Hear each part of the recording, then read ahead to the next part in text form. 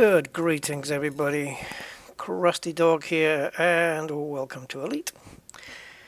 Right, before we get totally started, I have to sort a couple of things out. There we go. I've got more windows open than the exhibition room of a farting competition. So, and that's on all three monitors. Unbelievable. 1, 2, 3, 4.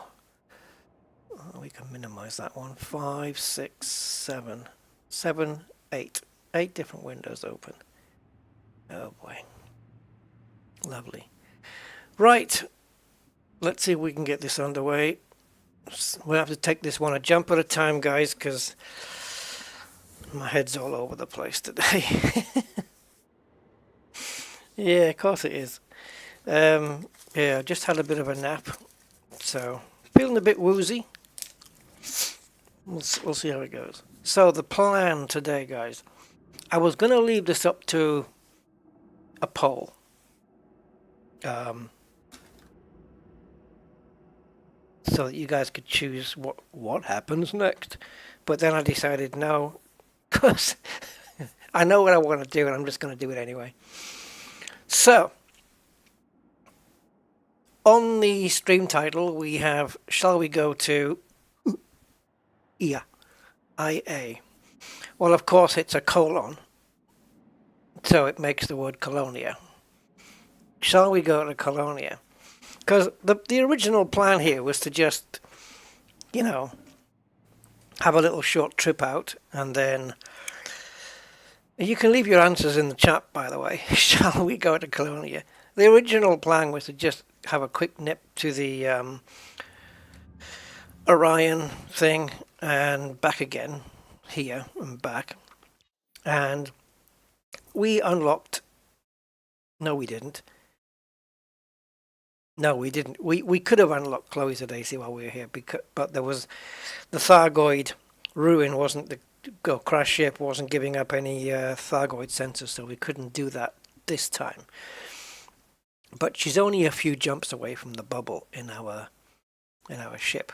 So before you guys have a think about this, Colonia is here. Alright, basically where that engineer is. Now, I haven't been here for a while. There's plenty to do here, plenty to see. And also, there is something I have that I want to see that I have not seen before. And I think it's only available here in this sector. So that's a little short hop, isn't it? Oh, wonderful. It might be this sector, but I believe it's this one, but we'll take a look. So the options for me were, don't bother going to Colonia, go back to the bubble, grab hold of a Type 9, and build it out as a non-engineered trader ship, and get your trading rank up. Lovely. Trade runs. Or do a speed run to the Colonia IA. So, I took a look at what that would entail, and we're going to go through with it. We're going to go through with it. Oh, is that right, Andy? Hey, we might meet up if I go there. So before I go any further, I'm going to say hi to everybody who said hi in the stream so far. So, Andy K, 07, welcome, sir. Commander Steve Zodiac, 07 Steve, good day to you. Norn Iron, hi Norn Iron, hi peeps. Loot is with us. G'day, Loot. Mr. Budman, the one and only. How are you doing, sir? Thomas Simeon, hi Thomas. How has my weekend been? Okay. What's been my highlight of the weekend so far? I watched the UFC 309 yesterday, so I'm not going to reveal any results in case anybody, just you never know. But that was okay. Yeah, I enjoy watching the UFC.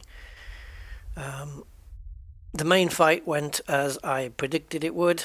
I mean, wasn't really. Did it really? Was it really going to go any other way? Really?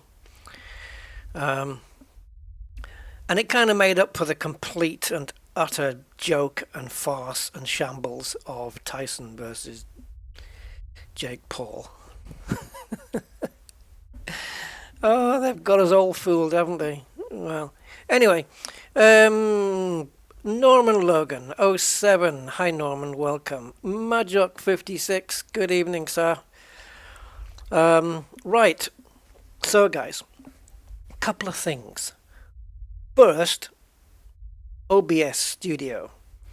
Why would I mention OBS Studio on a stream? Well, you know, you guys keep having to tell me, Rusty, we can't see the game, because I keep forgetting to switch the screens back. Well, I have a little plugin on OBS Studio that does a couple of things. It's called Advanced Scene Switcher, and it's pretty effing cool. And I have programmed it after a few tests to do certain things. The first one is to make sure that if I don't switch the screens back, it will. So basically what happens is, if we switch over to my browser, which is currently on Spanch, okay, so let's say I'm here, and I can type in here. And I get back to the game, and I forget to switch it over. So I'm going to move my little mousey back onto the middle monitor where the game is, which is what I would have to do in order to carry on playing. And what the plugin does is, it doesn't switch straight away, because I might be passing my mouse from my right-hand monitor to my left-hand monitor, like so. So nothing happens. But if I move my little mousey back onto the game screen for 3 seconds, it will auto switch the game back. And I didn't have to do a damn thing. So I can't forget anymore. And if I want to transition back, I can do that manually. And yeah, I can say, there you go, guys. And then I go, right, let's get back to the game. So I click back into the game to get focus, completely forget to do the window, and boom. I can't believe I did boom. I hate people who say boom on streams or videos. I was watching one the other day, and every time the guy it was a tutorial on Flight Sim, I think, and every time he showed something, he went boom. There you go. And I thought, oh, will you please stop booming? My subwoofer booms less than you do. So yeah, so that won't happen anymore.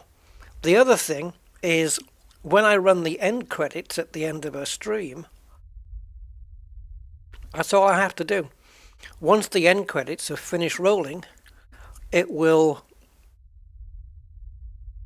it will stop the stream automatically, because it knows that the end credits take, I think it's 21 or 23 seconds to run. Actually, it's 21 seconds. It takes 21 seconds for the end credits to roll. It counts to 23 seconds, and it automatically turns off the stream and shuts everything down for me. So again, it's just quality of life stuff. So we're going to be using that today. So let's see how that goes. So, yeah. You know what's going to happen is I'm going to be showing you something off screen, like the browser, and I'm going to go, yeah, we're going to be here. And I'm going to do something. I'm going to put my mouse onto the game screen unintentionally. And you're going to say, Rusty, we can't see the browser. We're seeing the game. So I won't be able to win. But we need to be on this screen right now. Star Warrior, hey. The software, it's a plugin for OBS called Advanced Scene Switcher. It's very powerful. It's very frickin' cool. it's all commands like if this and that, then this, do this action. Kind of like if you were programming voice attack, those kind of things. Voice attack's very powerful like that. If then else, if this condition is met, then do this, or if this, and it's got so many freaking different functions. It's crazy. Definitely worth it. Yeah, so there's that. So I've been testing it out, and it's definitely worthwhile. So, because how many times have I said, oh guys, I'm sick of putting different screens on the stream, because I always forget to switch back, and sometimes you guys tell me straight away, sometimes I don't realize until way too freaking late. And the most you can miss now is 3 seconds. And I've allowed myself 3 seconds, so my mouse can go on my game screen. So it's here. I can put the mouse on the game screen and back again, and nothing happens. It has to be for 3 seconds. And then it knows, yes, he definitely wants to be on the game screen. Anyway, so guys, what we've got here is the Galaxy plotter and my ship build on the browser. So if we take a look, the source system, so we have to go back in the game now, so I'm going to move my mouse across to the game, and there we go. Isn't it lovely?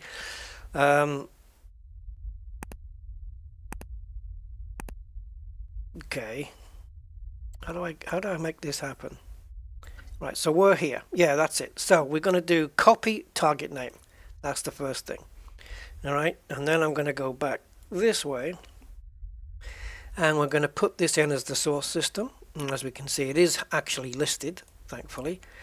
The destination system is the ear of Colonia. There we go. Now the ship build, if you don't know how to do this, you go to your ship. You have to make sure that you have it saved.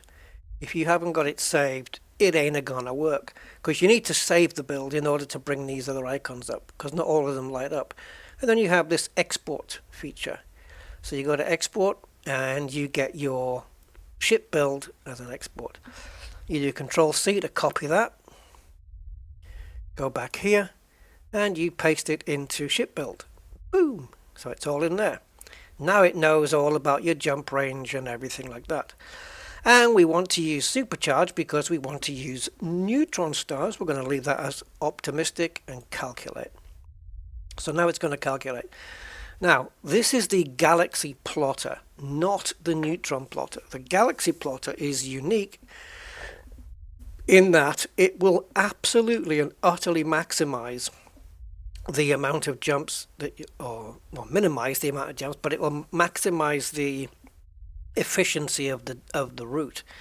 And it does that by calculating that you can take longer jumps than your normal bog standard jump range as your fuel drains down. So as the fuel comes down, maybe you've only got half a tank. I've got a 77 point something light year jump range, but if I've only got half a tank of fuel, I can jump 80 light years because I've got less weight. And it knows that, and it factors that in. And it says this next jump is 80 light years, but you've only got half a tank. And it will tell me when I need to refuel and when I don't refuel. So I have to be careful. Now look at this, guys. From where I am to Colonia in less than 100 jumps. Now, if we were doing a speed run, we know that we've already allowed, it's about, with the mandalay scooping at the rate it can scoop, and the fact that it can hold its temperature really well, we know we can get a jump done in around 35 seconds. But realistically, that's not going to be the case, is it? Because some systems were going to be jumping off and some systems are scooping off and some systems were not. But it's going to take longer for us because most of the run is going to be through the Neutron highway. And that's going to be here, as you can see. Yes, yes, yes, yes, yes, yes. This is the Neutron highway, right? This. So these are going to be our jumps, okay? And we have the yes in this column. This is when we refuel, okay? So we do not refuel here in any of these, and this allows us to get bigger jump ranges like this or this, right? Now, you can't fuel scoop off a Neutron star. You can only supercharge. So you might be thinking, well, if it's yes, there is a Neutron local star, and yes, you fuel scoop, what this means is that there is a Neutron star in this system, and there is another star that we can scoop off. How far away the other star is another matter. And then we refuel and we go back to 32 tons again. But look, we have to get down to 8 tons of fuel here. Then we refuel.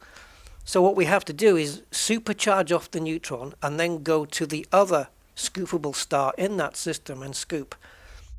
Now what's good about this is we have the Super Cruise overcharge, so we can get to that other star quite quickly. So what I don't know is how fast can we do a Neutron jump? How long does it take to jump in, supercharge, and jump out again? It depends on how good we get into the wavy thing. The blue wavy thing, right? It does depend. It's going to vary. And also in these systems, we have to go into the blue wavy thing, and then when we come out, then we've got to go and fuel scoop off a star, and they are going to be varying distances away. So it's not going to be 94 minutes, you know what I mean? I mean, it's not going to be anyway. Can it be done in 2 hours? Well, according to this, it can. So what if we took up 2 hours of the stream just doing a speed run to Colonia? But I think it might take a bit longer. I'm going to go for 2.5 hours maybe. I don't know whether that's something you guys want to witness. Just a speed run. So we won't be stopping off to smell the daisies or anything like that. It's just going to be, let's go there. Because let's face it, this is a well-worn path. When there's not going to be any brand new discoveries there, and yeah, so there's that. So this was the idea, to get to Colonia in 94 jumps. What's this? Fuel used. Yeah, so it tells you we'll be using 421 tons of fuel. So yeah, it's not going to be 35 seconds per jump though. It just isn't. I mean, if we jump into local stars, orange ones, or KGB foam stars, if we jump into those, sure, we can get a jump done very, very quickly. Some cases we don't even have to scoop at all. We can just jump in and jump out again. And the only delay for us is waiting for the FSD to cool down, basically. So, reasons for going to Colonia. Well, let's get back to the game. Again, I'm not going to transition over to the game. I'm going to let the plugin do it because that's what it's paid to do. So, Colonia is the destination, but 22,500 light years, 94 jumps. That's crazy, isn't it? That's really good. Oh, guys, my head's dizzy. Jesus. I hope that goes away. I hope that goes away. Yeah, I've got AD Copilot running. I'll leave it running for as long as it doesn't annoy me. I don't know how my head's going to hold up, guys. I'm a bit dizzy. I think it's just weird sleep. Anyway, I've been up since 6 this morning. So, yes, there's plenty to do around here. There's plenty of populated systems and missions and stuff like that, and things to see. Like this. But I'm on a mission to see something that even Rusty Dog Account hasn't seen before. And that's because it only exists in, as far as we know, only exists in one sector. And I think it's this one, the inner Perseus conflux. Now, when I did Rusty Goes East, we stopped off at Colonia first and then went all the way along. And I remember being over here somewhere, realizing that the anomaly that we want to see is up here. And I was kind of a bit brassed off that I hadn't seen it. So I want to see it. So if we go... I don't remember what it is now. So we have the inner Orion Perseus conflux. I don't know what the distance is from here to here. No idea. Now the other reason of going to Colonia, obviously, is to unlock engineers that are there, right? All of them. So before we set off, we need to figure out what do we take with us, where do we get it from. So we have to do that in the bubble, I think, first. So it's not just going to be, let's just jump to Colonia from here, unless everything you need to unlock the engineers is available at Colonia somewhere. I don't know. Is it? Can anyone tell me? Do I need to bring anything with me? Or is it all available here? Can you just be at Colonia and find everything you need to unlock the engineers here? I don't know. And if you guys tell me yes, I need it to be a positive, definite yes. Tegnaro, hi Tegnaro, and Commander Selim, and Frankie Jazz, hey guys.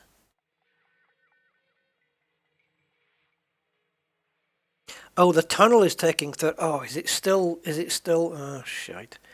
Yeah, so anyway, this is the plan. We might not get to Colonia today, to be fair.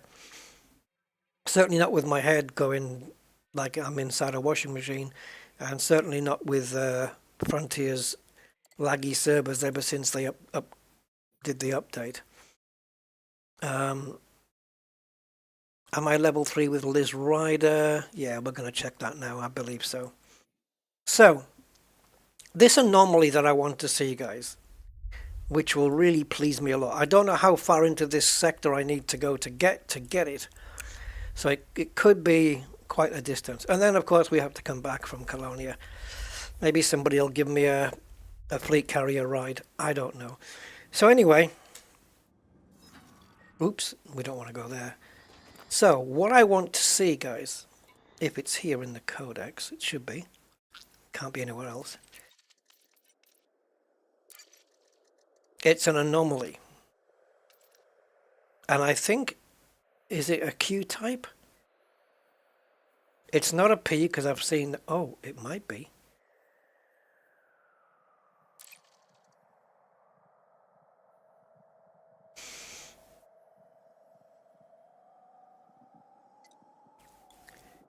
Show me where this is. The inner Orion spur. Oh, you're kidding. Okay, it's not that then. Oh, come on, Frontier. Taking us all the way back to page 1.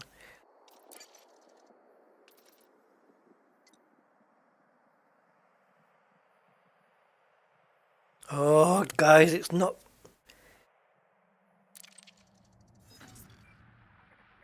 It's not... No, because these... When I last looked, it was only... It was only available, I guess is the word I'll have to use, in this one sector that I knew of. So what it is, it's an anomaly that has got lightning around it. It looks like this P-type, doesn't it? Characterized by intensely by... Yeah, it's this one. I'm assuming that this has been... on my Rusty Goes East build, in the codex, there was one, and it was in that sector near Colonia. So surely it should still be here. Or under reported, right? So why is this telling me that it's actually here in where the bubble is? What's going on with that? Setting course for Pru ESX, NC-M D7-192. We will reach our destination in 130 jumps. What's going on with that, guys? Is it because it's only telling me stuff within that sector? Yeah, it is. So I was never in this sector. So how did I know about it? Yeah, that's right. You need to be in that sector. Damn you. Damn you, Frontier. Damn you, Frontier. What if I go all the way to here? Get into this sector, jump into the codex and find out that it's not that at all. What must have happened is then I've seen it on a video. I've seen it on a video.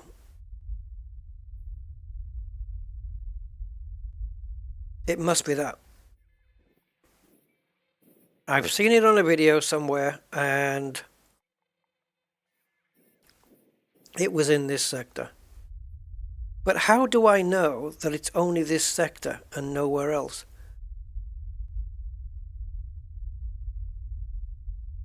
That's been in my head for ever since we did Rusty Goes East, which was quite a while ago. So how do I know that? Is there a list of anomalies on Inara or something?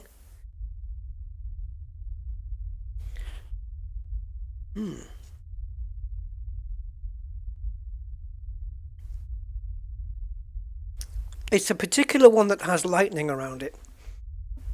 Anyway, so the other thing we need to look at, guys, is Odyssey Materials Helper. So I can't have any of these windows that I want to show you on my main screen, as you can understand, because if I do, it's going to show the game, not what I want to see. So let's go into OMH, which I can't believe I haven't got a window for.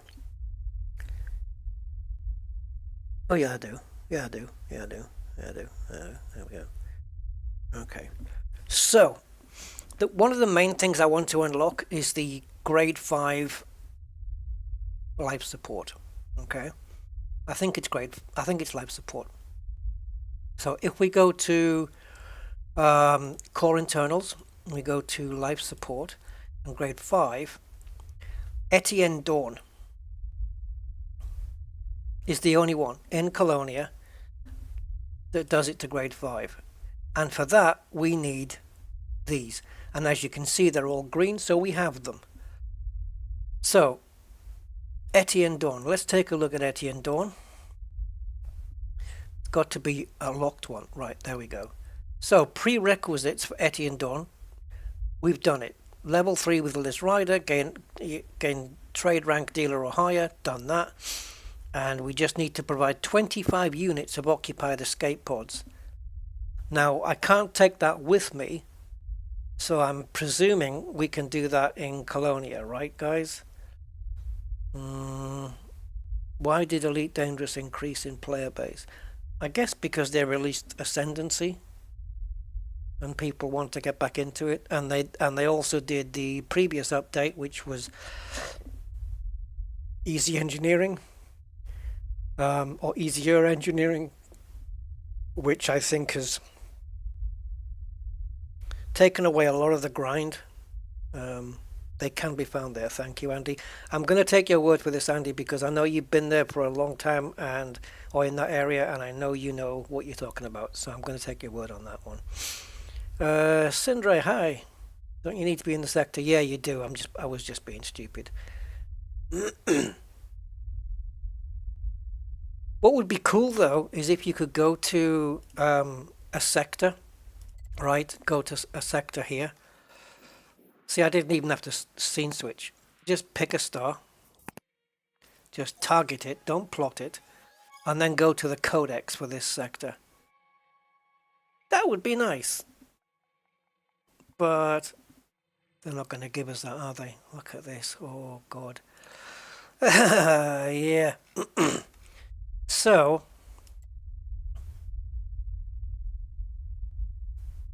So yeah, so there's that, and the other engineers is so we got Etty and Dawn, right? We just need to look for padlocks basically. Petra Olmanova is another one in Colonia, right? Let's just try and gracefully scroll this. So we've got these two done. Gain combat rank expert or higher. Reach level 3 with Todd McQuinn. Ticked and ticked. Provide 200 units of progenitor cells. Again, I'm presuming we can do this in Colonia. Oh, hold on guys, I'm having trouble with my chat window on OBS because it's being a pig.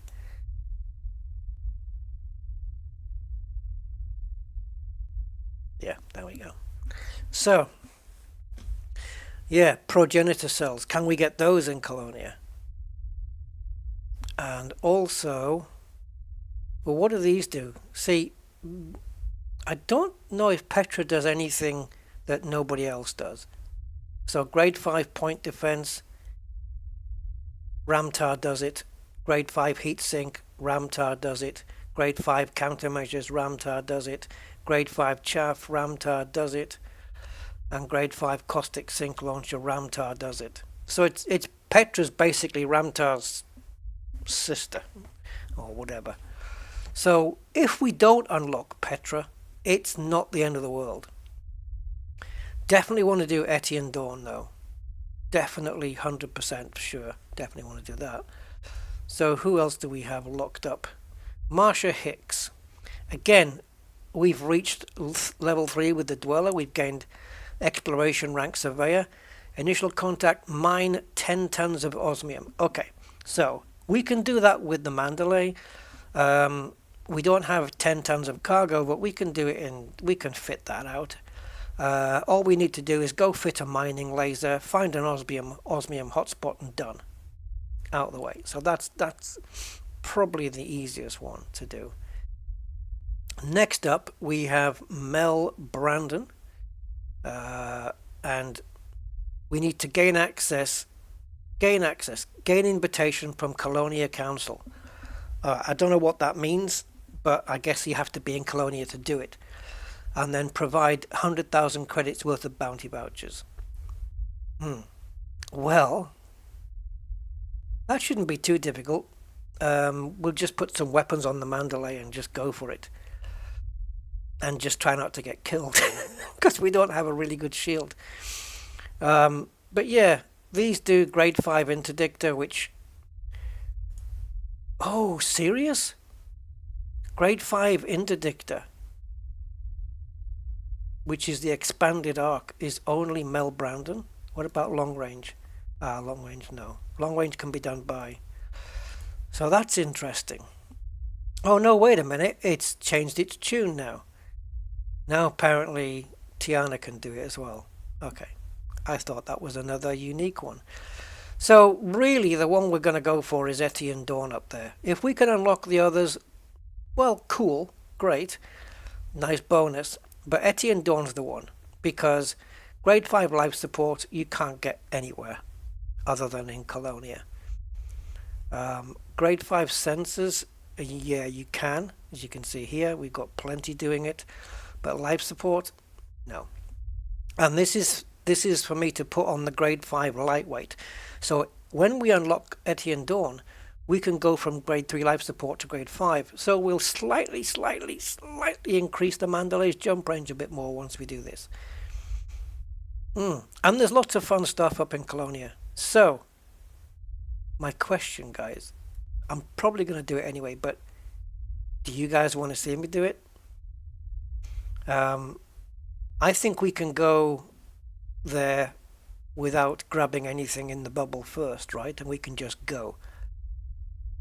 It doesn't look like we need to take anything with us. So yeah. All right. Let me get back to the game then. So yeah, I need to put this window actually back over onto this screen. Actually, no, I don't. It's on the correct screen already. It's materials helper that needs to go. Man, the materials helper screen is massive. I can minimize it though, I don't need it. OBS I can minimize as well, really. Alright. So, am I effed up? I've got one on the ship, Andy, yeah. Is this what you mean? Yeah, we've used a bit of ammo on it though, and we need to repair it, but maybe we can find a fleet carrier or something.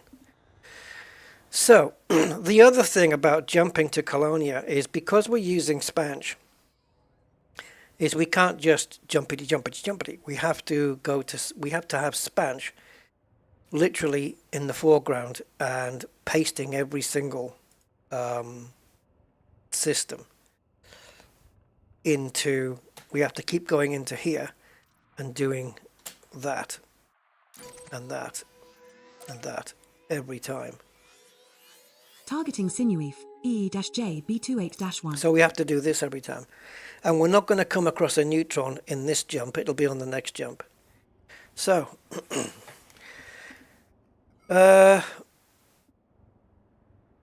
assuming I can get everything in Colonia that I need, we can even buy a ship there, which is what I did on the Rusty account. I bought a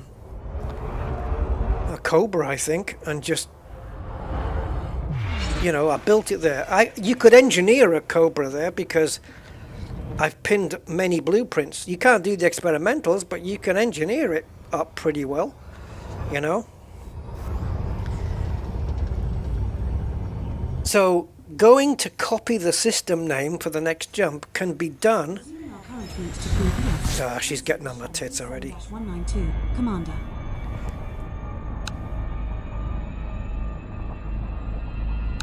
Commencing shutdown procedures. The virtual co-pilot service is terminating. Okay, so the copying of the next system name, you can do it during the jump, right? During the hypertunnel. There's plenty of time to do it during the hypertunnel. You can even do it while the FSD is cooling off. But anyway, let's go to Colonia. So no stopping to look at the scenery, guys. If you guys are good with that, we can just see how far we can get on this stream. And let's get Oliver Hardy all the way up there. I don't know what my trade... Oh yes, so I'm going to copy in the next system already. Done that. Thankfully Spanch gives you the copy function.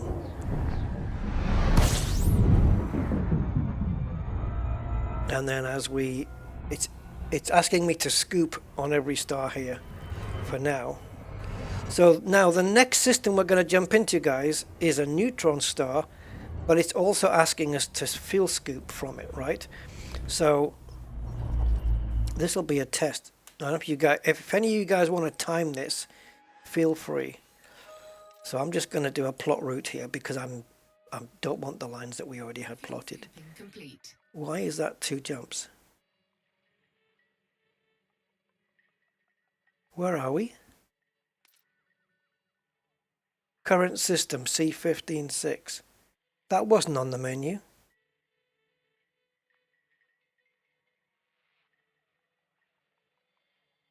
Okay. I don't know why I'm in this system, guys, but anyway, let's just do those 2 jumps.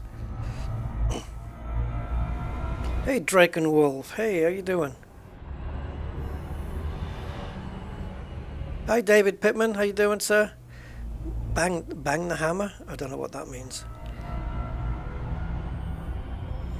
But whatever it is, you nailed it.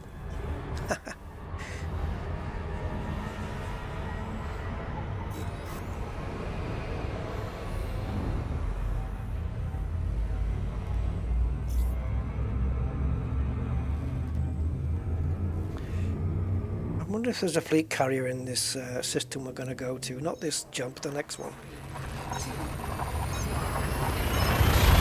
Now it's saying to refuel in this one, but we're not going to do that because we're able to refuel at the Neutron star. We're also able to refuel on the jump after it, so I'm not quite sure why it's asking me to fuel up, unless it needs that fuel. No, it doesn't. I'm gonna disobey its fueling requests for now. So this is the only letdown, guys, is... Oh, the honk? Yeah. Well, yeah, I have to remember to do that. It'd be nice if we had a system where it would auto honk every time you jumped in.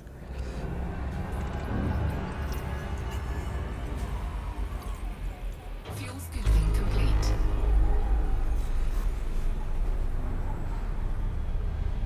So this is an... Oh, it's not a Neutron star. It says Neutron yes here. Maybe there's a Neutron star in the system. So this is going to be backwards then. On this one, we scoop and then we go supercharge. Okay.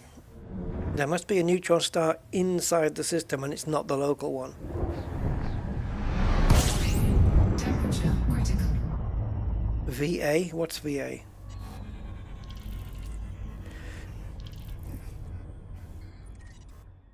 Aha. Right, so we're going to target that.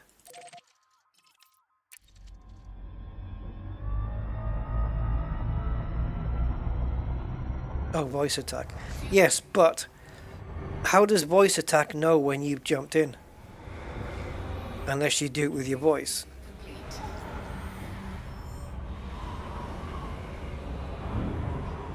Unless you're using one of those paid for voice packs. Oh, it's right here, look. This is what I hate, these fast ones. You know me, guys, I prefer to avoid these if I can, but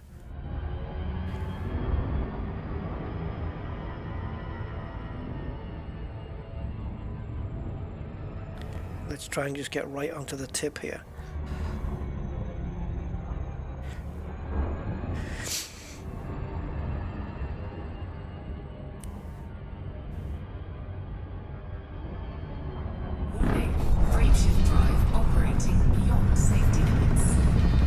Yes, this is what I need with my current head. Oh yeah, you can overcharge. Oh, I thought we were normally boosting there. Yeah, you can overcharge out of these things now. Hee hee. Right, but that kind of, we have to be careful not to do that because it's going to impinge on the jump range. 308. And the next jump's only 283, so we're not maximizing here. And I don't have it in my copybook yet. There it is. Paste it in now. So here's the thing, guys. Talking of real science and cosmology. No, you don't plot the route, Rusty. What are you doing? You just set the target. There you go. You don't plot the route on a neutron star after a neutron star jump. There we go. Right, so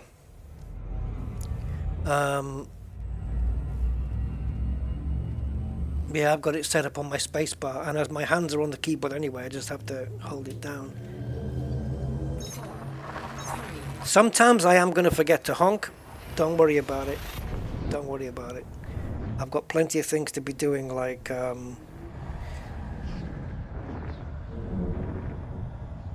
ticking off the next system.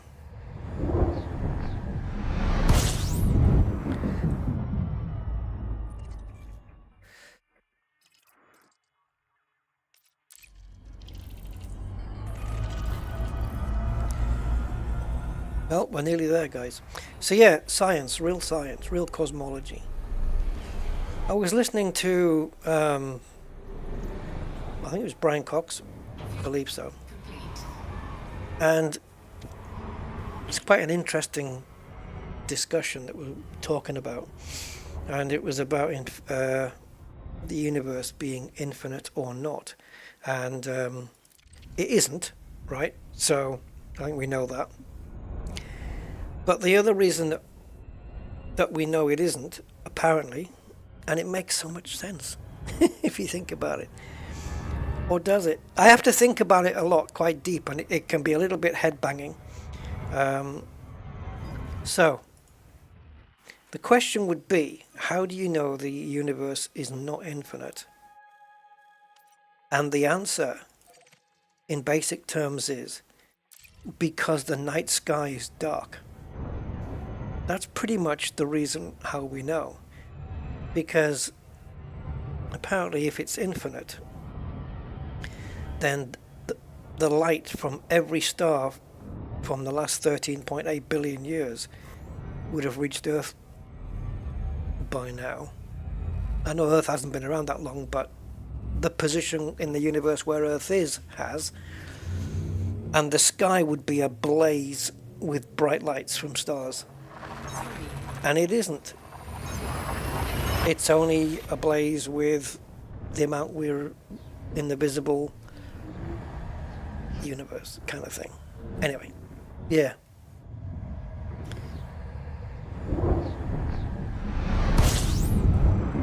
You see they've dropped the price of the Anaconda, have they?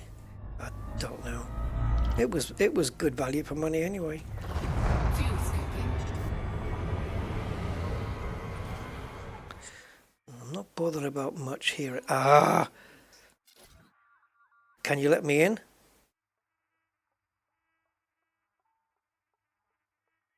Okay, we're not notorious. Let's go here, guys. Because I know we need to do the scoop. We'll do that now. But I want to just get my ship repaired fully.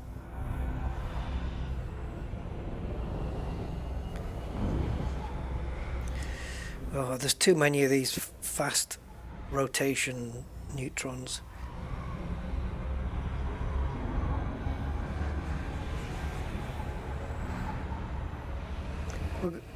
With the overcharge plus these, we're going to have no ship integrity left pretty soon. Drive operating beyond safety limits. Come on, baby. Come on, do it. Frameshift drive supercharged.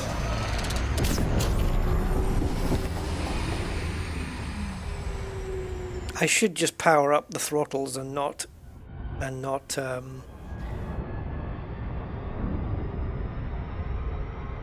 overcharge out. It's a habit I have, though.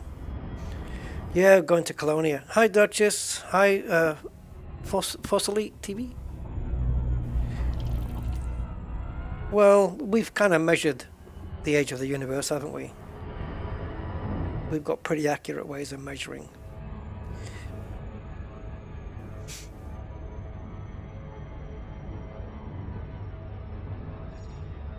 We're going to be off by a few million years maybe, but it's not going to make a difference in the grand scheme of things.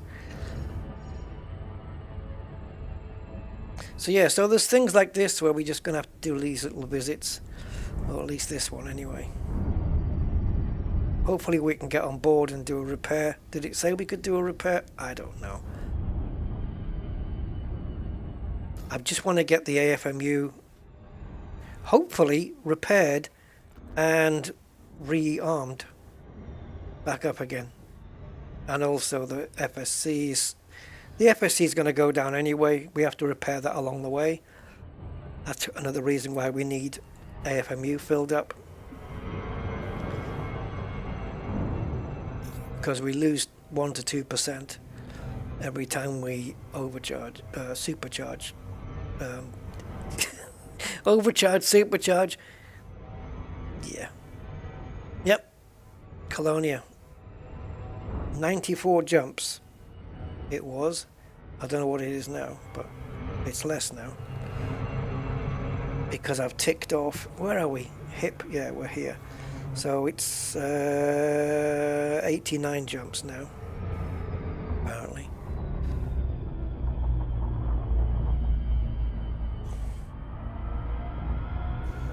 I was hoping that at this neutron star we'd have a little, or one of the neutron stars we'd have a little fleet carrier, and yeah, here we go.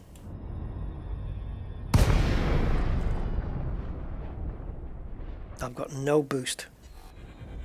Because it gets delayed. Look at this. I got no boost, guys. Right, you hear the engines just coming on? Now we've got it. That has to be a bug. Oh, you son of a bitch. I'm sorry, Commander. Permission has been denied. Oh, people. Why do you do this? Why do you do this? Yep, it's got everything we need. I'm not notorious.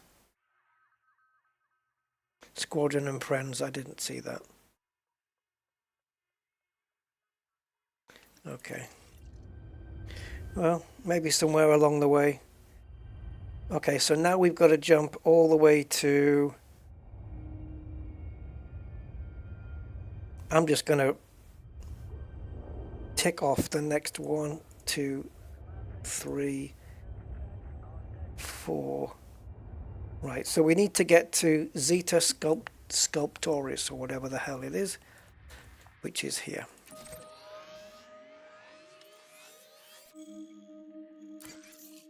And we're doing that with normal jumps because there's no neutrons along the way.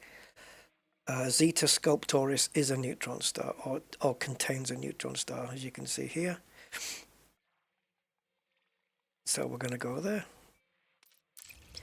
Now apparently there's one system where we do not scoop, and that is D12. Although I don't know why. Why is it saying do not refuel? Because the jump is 68 light years. We can do that with a full tank. Huh? Okay. Right, let's get the hell out of here.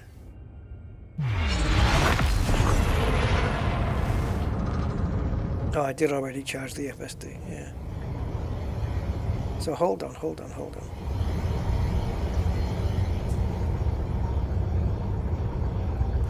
on, just let me think about this, guys, because I'm new to this.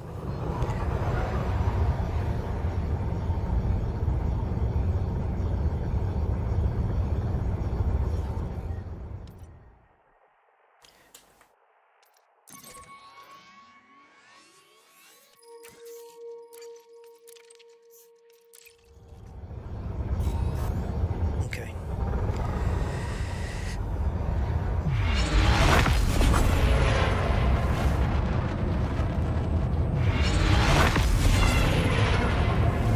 I just like the sound of that boost.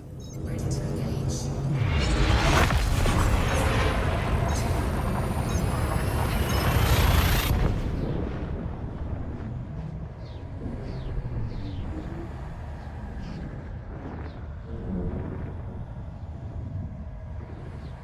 Started power play.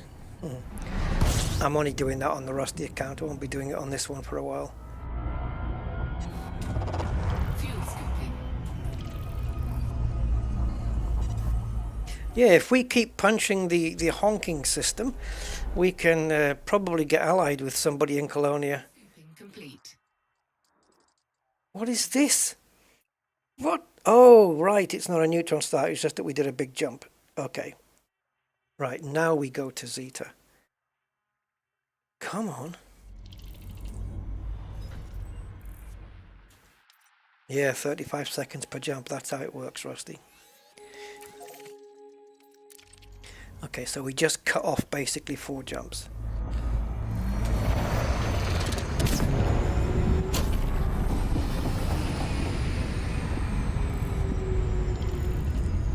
So we've got the maximum jump we're going to be doing here is 70. Oh, see, this is not correct.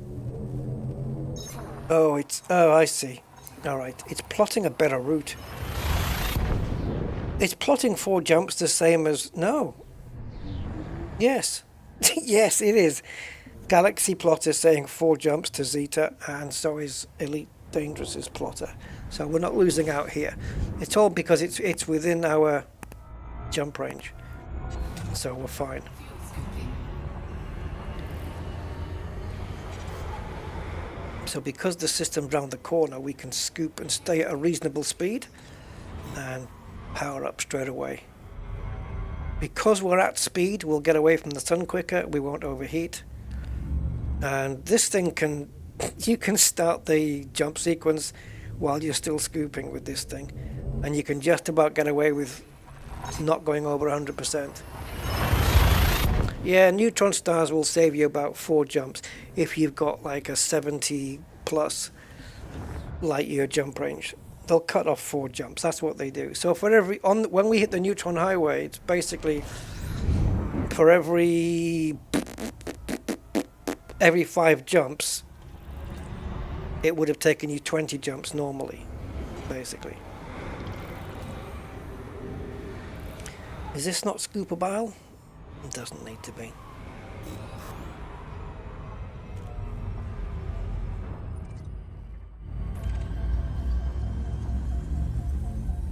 I'm looking for fleet carriers. There's probably going to be some on the way. 4, 3, 2. Because every time the FSD drops under, gets somewhere around 89, 84, 89%, it's going to start to malfunction a little bit.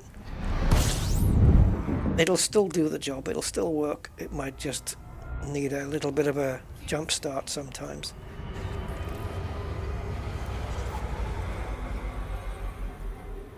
System scan complete.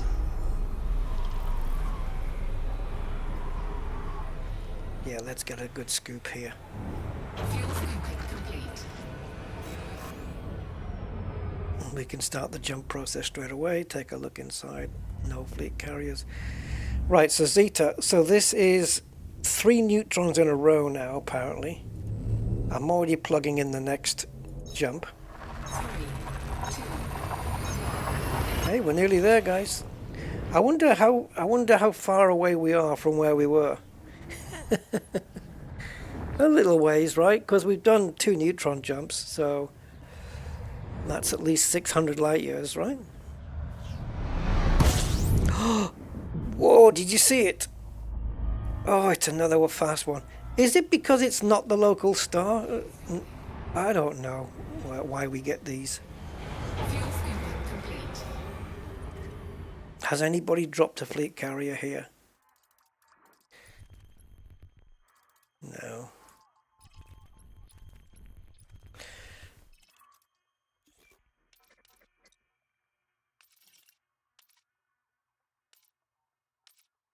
No.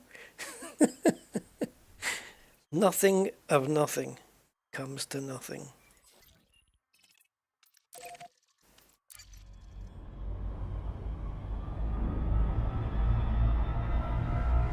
Right, because it's one of these, I just skim the top. It's just like brushing your hand over the top of Marge Simpson's hair, basically.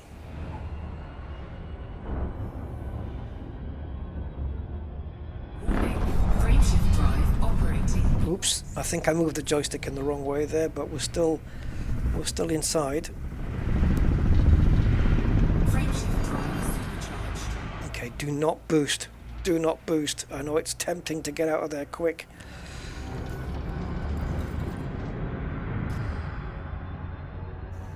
Okay. Huh? Oh, I haven't plugged it in yet. Let's plug it in.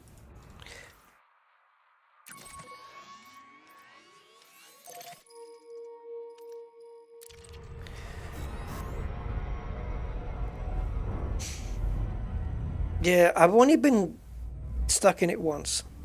And being stuck means jumping out of Super Cruise into normal space while you're inside the jet cone. And that's some scary shit, because you know you need luck on your side or your ship is about to get disassembled. Blog Twat and Sepilok. Welcome. Did I say hi to Freaky? System scan. Hi to everybody. I don't know how many. Oh, there's 50 people watching. Guys, Welcome to the stream, everybody. That's a lovely one. Oh, give us more of these. Are we scooping here? No, we're not. There's no local stars here that are scoopable. So while we're heading towards Marge Simpson's hair, let's take a quick look at the thing. Okay. Well, that's not right. Oh, I think I went in too fast. It's just the Neutron here and nothing else. I went in too quickly, guys. Did not dethrottle in time. Isn't that beautiful? Oh.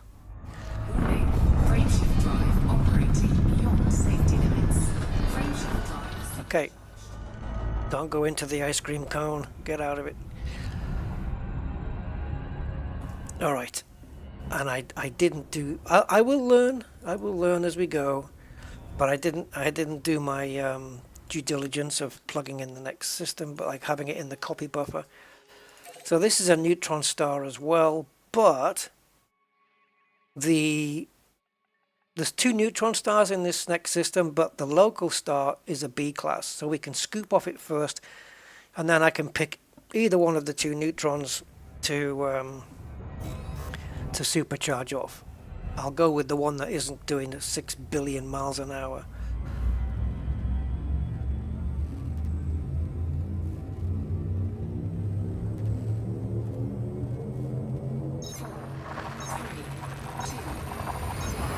Oh, okay. Oh, nice one's on top. Good. Oh, yeah, I watched a video the other day. Elite Dangerous YouTube video. I don't remember who the channel is, and even if I did, I wouldn't say who it was anyway. Oh, these deceptive videos, guys. What's going on?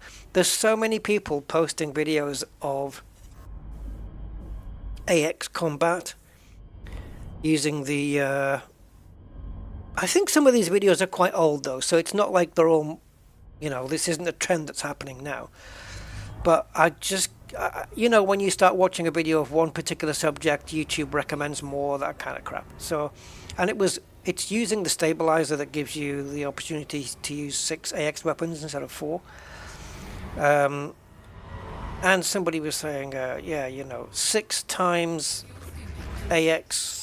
I don't know what weapons they had on. I think they had a mixture of multis and I don't know what, shard cannons, whatever it was. And it was taking down a Hydra. And I thought, oh, okay, let's take a look at that. So the video starts up. The Hydra's half dead. It's got basically maybe 1 petal left, and its hull is down to like 50%. I thought, dude, this is no good. You need to show the thing from the very start. I mean, how many... anyway. Right. Let's have a look in here, guys. Yes! Oh, please. Airbus A380. What a cool name. Come on. Come on. Let me in. Oh, lovely. Do you have repair and refuel and restock? You do. We're going here, guys. So we're going to go and see Airbus A380, which I've done 1 flight in.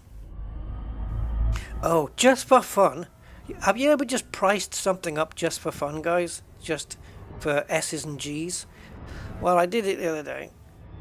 I spec'd up a PC that I would need to basically run Flight Sim 24 with most, if not all, settings on Ultra. And it doesn't involve a 4090.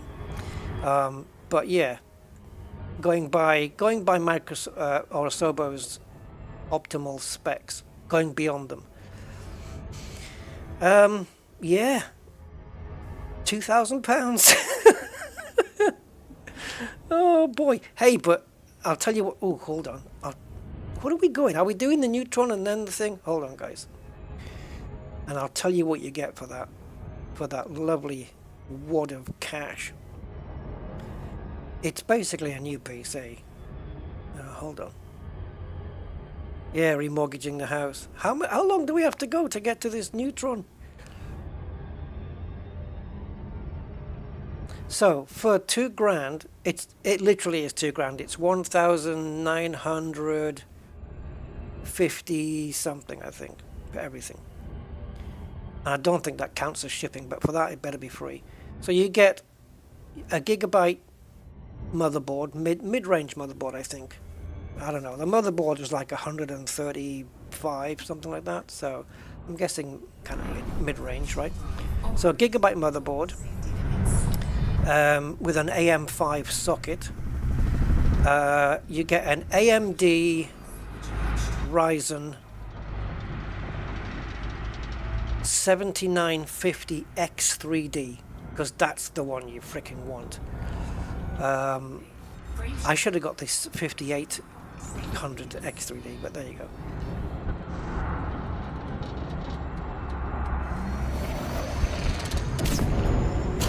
I couldn't get out otherwise. Right, so you get the motherboard, you get the AMD 7950 X3D, which is kick-ass. You get 64 gigs of DDR5 RAM at 6000, is it hertz, megahertz, whatever, that, and an Nvidia 4080 Super, which is half of the whole build price. That's £1,000 just for that frickin' thing. Well, 900 and something. Yeah. So, what's the current rate for a kidney? But that thing would ace Flight Sim with that chip and that, because apparently, right? If you have a currently, forget Flight Sim 24. Currently, if you have the 5800 X3D, then you've got some cache on top of your threads, right? And that means that Flight Sim likes that, and it runs it better than the chip I have, which is the 5900X. Because with the 5900X, hold on, let me get out of this. With the 5900X, you don't get the virtual cache, blah, blah, blah.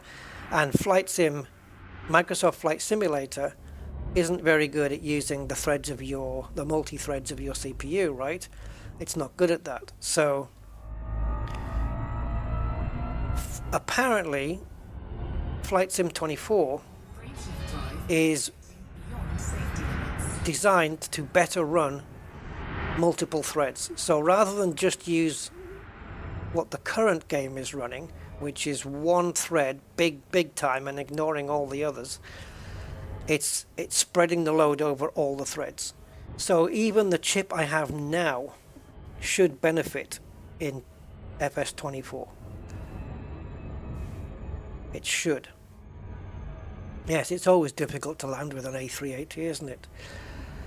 Yeah, so that. Now, if you have the X3D chip, cool. But the 7950 X3D is where to go right now. I think it's king of the hill, isn't it? That one. Is there a 9 series? Is there a 9? So, no, it doesn't matter. Anyway, yeah, never mind. So,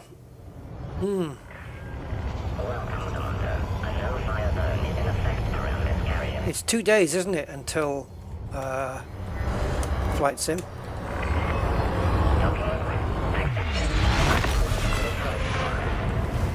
So we'll be grabbing it. We'll be grabbing it on Tuesday. But I think it gets released on around 4 p.m. my time, and then there's the download.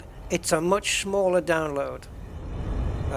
Flight Sim, Microsoft Flight Simulator was 140 gig, but this one, because most of what you see in the sim now is driven from the cloud, which means you need a faster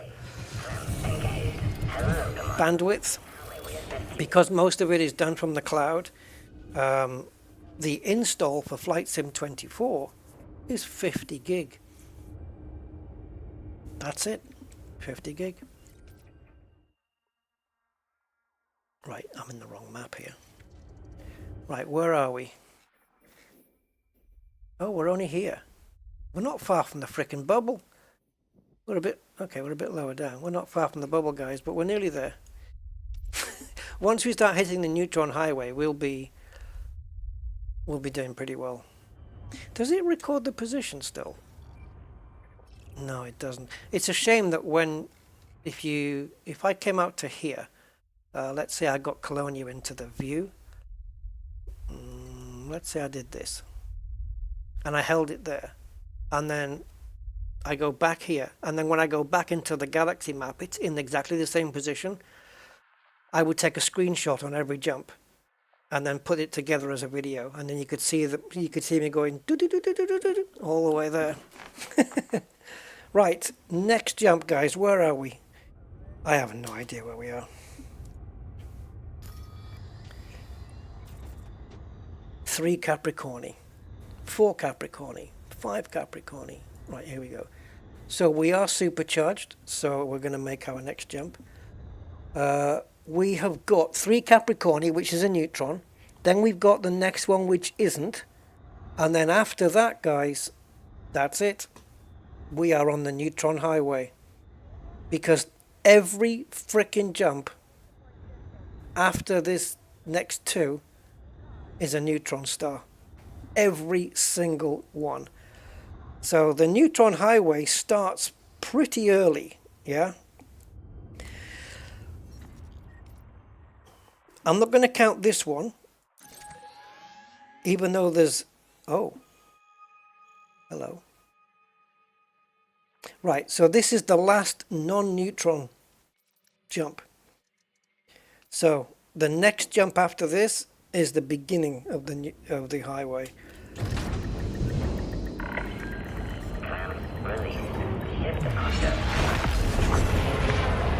Oh, get out of my face. We don't want to be anywhere near that in normal space.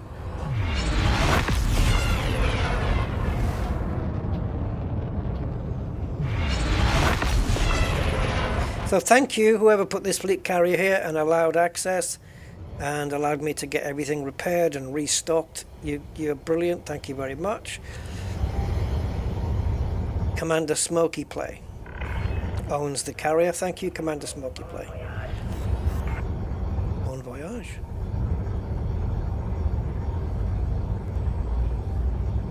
Oh, a 9950. Oh, that's gonna be freaking monster.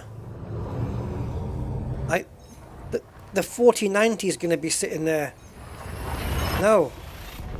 A 9950 is probably going to be sitting waiting for a 4090 to catch up.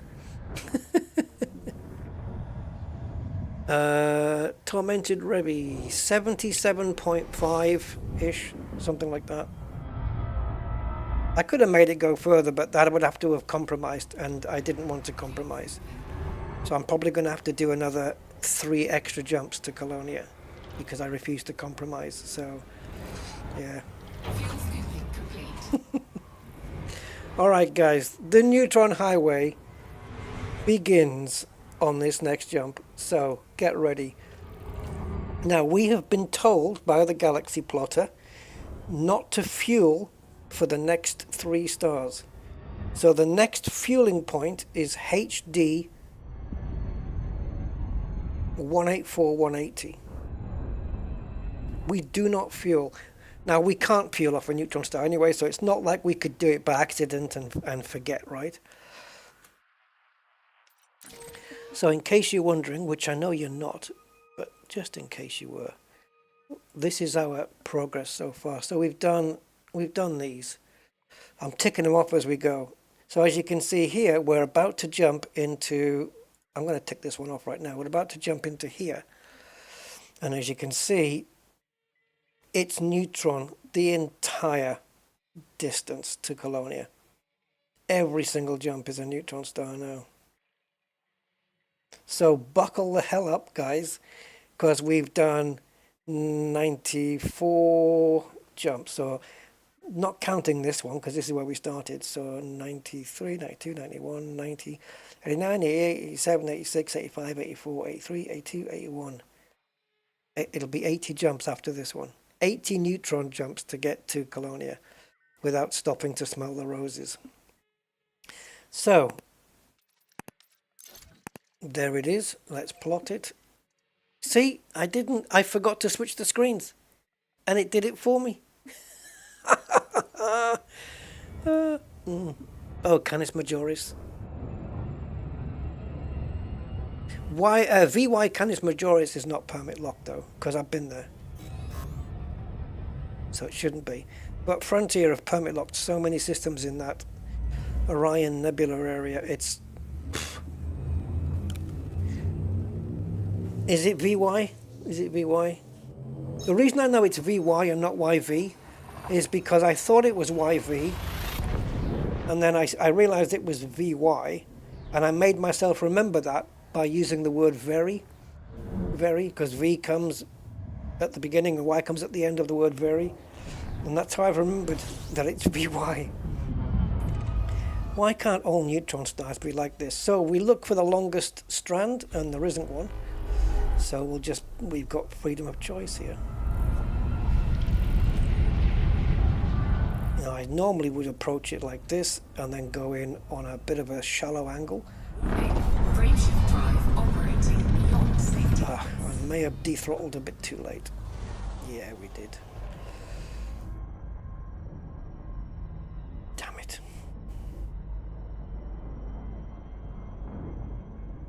Okay, I've lost it. Where's the shadows? There. Normally, sometimes I work off the shadows on the cockpit to figure out where it is.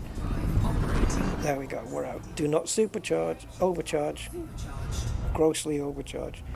Right, get the next sector in, Rusty. You should have done that during the hypertunnel.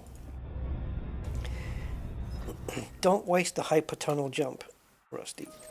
Paste in the next jump for it. It's just a little bit faster.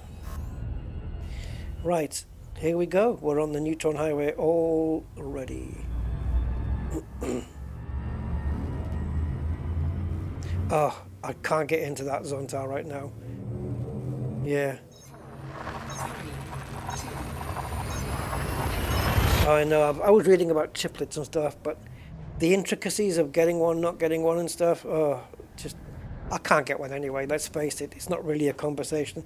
I was window shopping just to see what it would cost to do a nice, good, up-to-date PC rebuild, and it was 2,000 quid. So yeah, it was just window shopping. So I'm not going for it anyway. By the time I'm ready for another PC, it'll probably be the new 9950 or whatever, and by that time there'll be reasons not to buy that one. You know how it goes. But I'm pretty sure there's going to be a lot of people with that 7950 X3D that are going to be blazing with Flight Sim. But I'm hoping I'm going to get better run from it on my hardware with 24 than with MSFS because it's supposed to handle CPU threads better.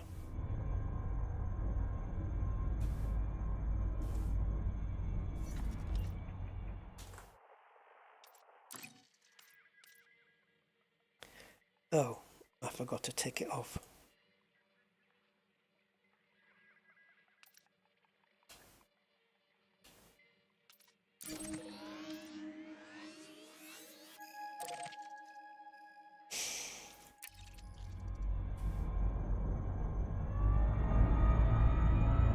Yes, but it's not just £480, is it? It's a motherboard change, it's a RAM change, and then you're going to get throttled on the graphics card, so you've got to do a graphics card change. It's way more than just buying a new processor.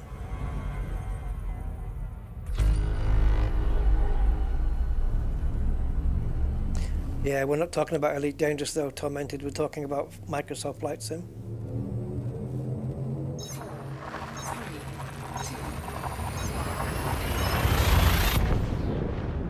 On the system I spec'd, I'm pretty sure I could run the new and the old Flight Sim on Ultra. Everything ultra'd out. Right, so this is clearly the longest stream here. So again, I didn't do the copy of the system. Where are we? It's 10:20. Right, so we need to fuel in the next jump. Because currently we have a 78.9 jump range, so we're going to get 300% of that now on here. So multiply that number by 3, and that's going to be our, well, multiply it by 3 and add it to the current jump range, basically. So 78 times 3, add it to the 78 we already have, and we get 115. Not bad. Right, so we are fueling off this next system. Is it a Neutron local or not? It isn't. It's got 2 Neutron stars and a big local. Okay, good, good, good. That means we can fuel scoop first and then go for the Neutron. In some cases it's going to be the other way around. It's going to be scooping up the Neutron. Or is it? Yeah, we do get that, don't we? Yeah, of course we do. No, actually the system specs, I don't quite meet the optimal system specs, but I meet the recommended ones. Not the optimal, like, you know, the play everything, because the optimal ones that they're talking about is for you to ultra all the settings in 4K. I don't need to do that. I can ultra everything in, well, not everything. With my 3080 I should be able to ultra some stuff in 2K, because I run in 2K.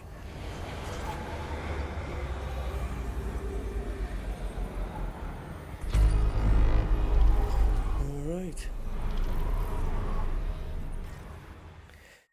I'm interested here. What's here? Fuel scooping complete. Right, so B is the closest one, so let's set a target for that, because we're going to have to scoop up it. 27 light seconds. They don't hang up. They're not very far away, are they? So I'm wondering if this is going to be another one of those little fast buggers. I'm trying not to use overcharge here. I really am. Well, most of Flight Sim 24 is going to be streamed anyway. It's going to be off the cloud, so we're completely at the mercy of bandwidth. Oh, I'm tempted to go to the other one.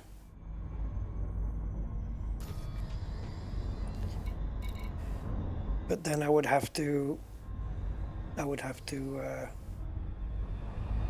overcharge. These fast ones make me dizzy.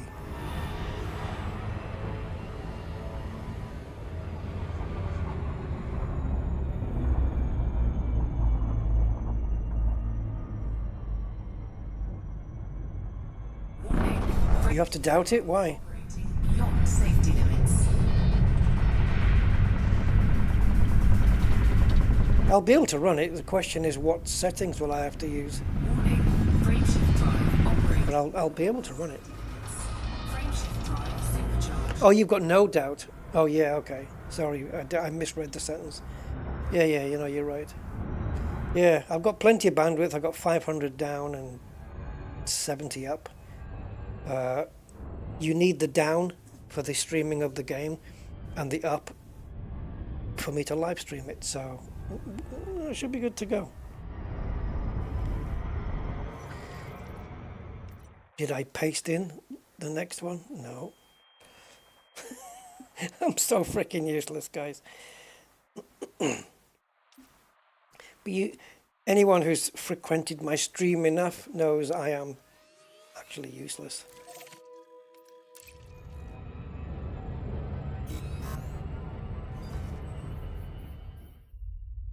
No, we're pulling away, guys.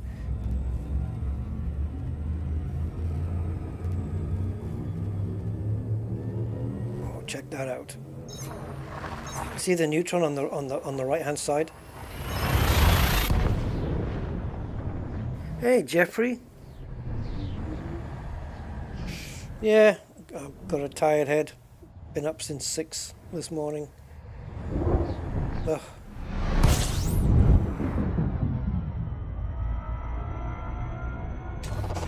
Fuel scooping complete. What, already? That was quick. Right, pay attention, Rusty. Should we have fuel scooped? It doesn't really matter. Where are we?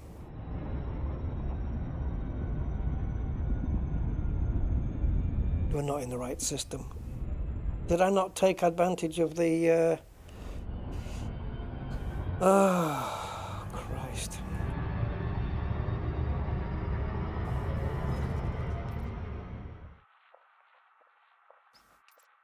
No, I'm having to do more jumps now because I did a route instead of a target. So now we've lost the benefit of the Neutron. Oh, get the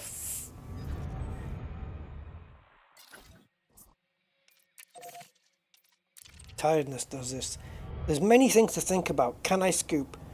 Should I not scoop? Is it scoopable straight in, or do I have to go to somewhere? Have I copy pasted the next system in? Have I ticked off the system I've just been to? There's so many freaking things to think about. And on top of that, I'm chatting away. So yeah, we're going to get these done without the Neutron star. So we're breaking away off the Neutron for now. And I've already got the next system programmed in.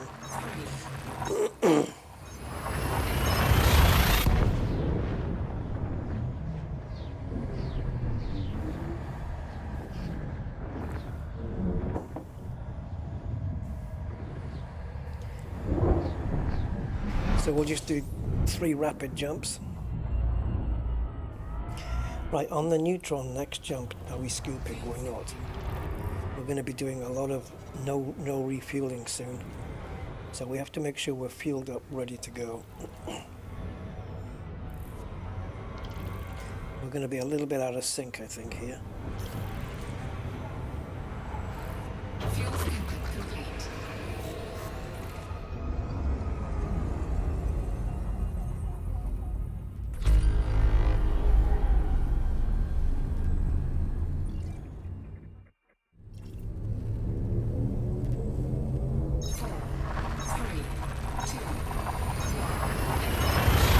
So we need to get to D1311. That's our destination, which should be after this one, I think. Not sure. It's either after... Yeah, it is. It's the next jump. Now, we're not allowed to fuel in there, so we're going to have to do it here. I think. Were we allowed to fuel in the last system? Yes. Right, so it's expecting me to be fueled up. And I am.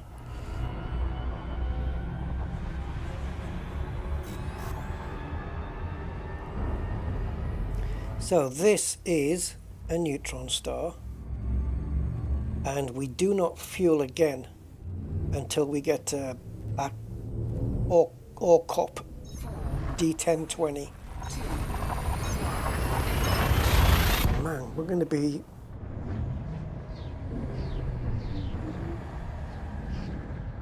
6 jumps without fueling. That's about the maximum that this ship's going to be able to manage. Okay then.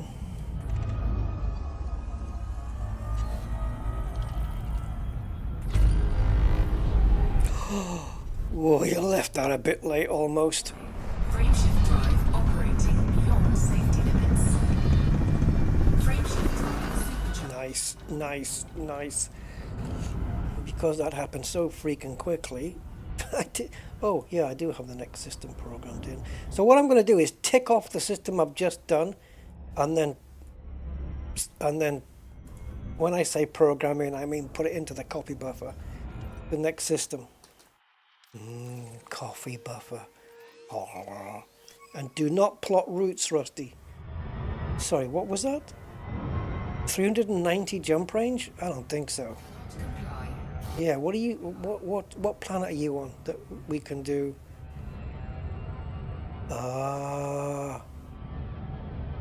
Hold on. We are in D1311. The next jump is that one. The next jump is this one. Yeah, what bus did I just get off? Jesus. Right, okay, this one. Right, there we go. So we're about to jump into D30, and that means I can copy the next system in already.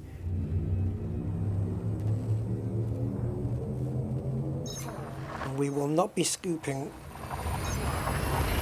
until we're basically going to run out. Yeah, Colonia, yeah, it's the punctuation mark, the colon, with IA after it. Just a little bit of intrigue I wanted to add.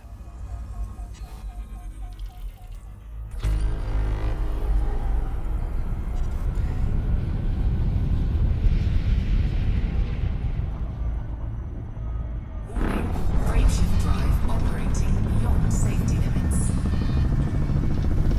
Frameshift drive supercharged. Okay, we know the next system's programmed in, so we do that. Plot it, and then tick it off. No, actually don't. Plot it, start the jump, then tick it off, and copy the next system in. I need to get into a rhythm on how to do this. And every time, what we don't do is fuel, which we can't anyway, but even if we could. So these are not big jumps coming up. 170, then 219, then 158, then 290. We're not going to be hitting any 300 light year jumps for quite a while. And then there's 304 light year jump in about, I would say, 25 jumps time.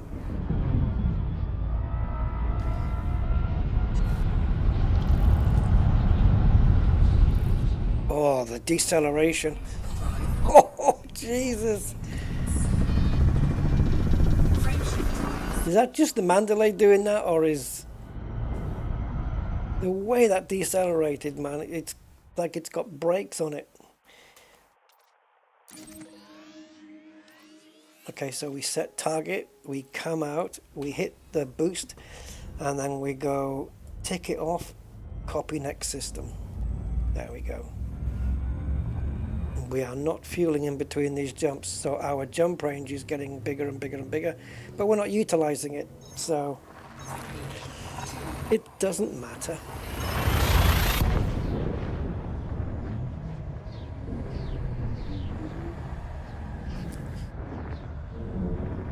Every jump is a neutron. You know what this means though? We are going to have to take a break at some point after every 10 of these to repair the frameshift drive. Otherwise we're going to start malfunctioning. Oh, this is a nice scoopy one. So we're just going to come in, narrow, shallow angle, as if I'm landing a plane on a runway. Shallow angle to get in. And then as soon as we touch, dethrottle and try and push down into the thing. There we go, and now we can power up. So this is, yeah, it is basically jumping and scooping, guys. That's what we're looking at. But it's just for this speed run purpose. Okay, so this is the last jump. I don't even know where I'm going. Is it the last jump or am I dreaming? Because I'm a jump in front on my... Yeah, it's not this one. On my galaxy plotter, I'm a jump in front of where I am. So we're going to 47 right now. So then it's one more jump after this without fueling, and then we have to fuel. I don't know why. I mean, I haven't fueled in the last few jumps. And look at my fuel tank. Now, I'm not saying we could have done this with a 16-ton fuel tank and got 80 light-year jump range, but we could have. This thing's using up fuel really quite efficiently. Let's see how much fuel it uses for the next jump. Beyond safety limits. Frameshift supercharged. Oops, didn't quite. I'll do the D-scan now because if I don't, I won't have time. Okay, so the next jump programmed in. We come out. We go to tick and copy. Now hold on a minute.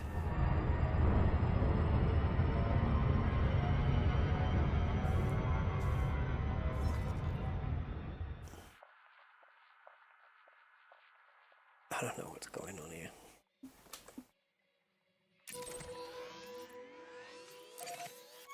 Thank you. What happened last time? Right, so that's how much fuel we're using, guys. It's not much. But we're not maximizing our jump range either. It's only 315. So that's keeping the fuel down a little, isn't it? My FSD, I don't know yet. We've got a chance to see it? 92%. We're okay for now.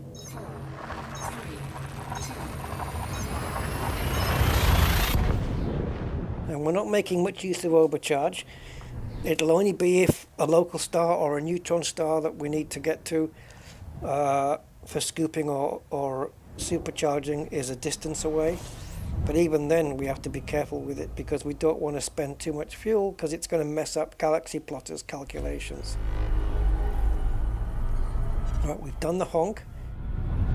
So now we jump in to the stream. Oh! The sky turned black again too quickly. Damn you to hell. So let's go into it. Warning, frameshift drive operating beyond safety limits.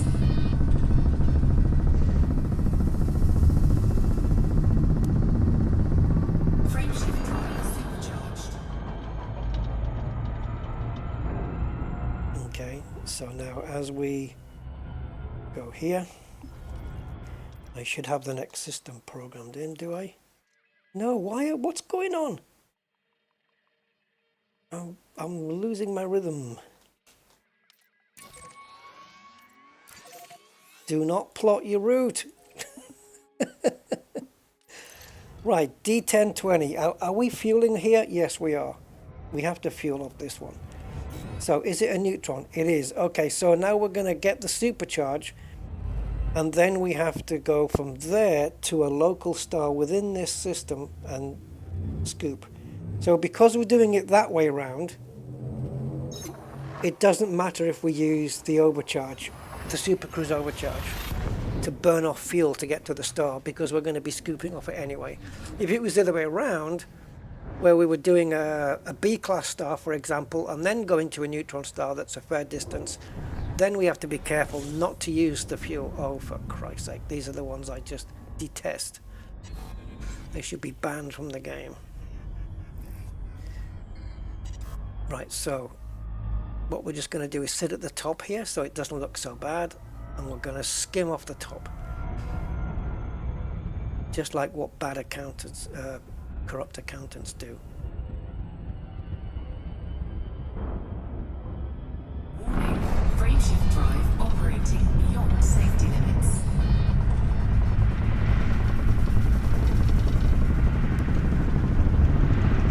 Frameshift drive supercharged. Hateful.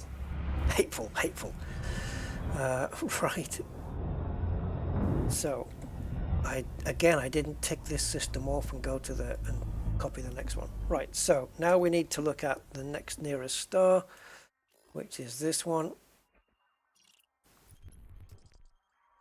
Be nice to find a black hole at some point as well. So we're going to set target 73 light seconds. That's freaking awesome, but it's right there basically.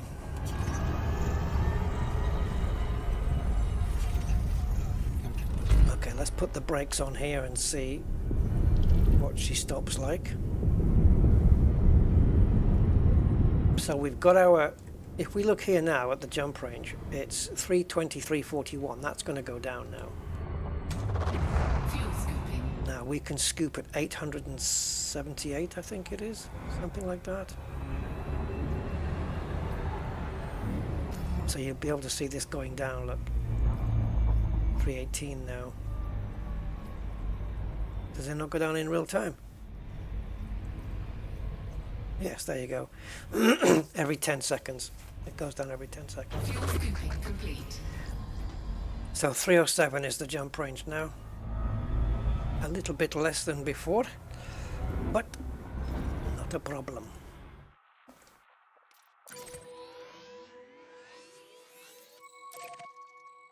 Because the jump is only 241.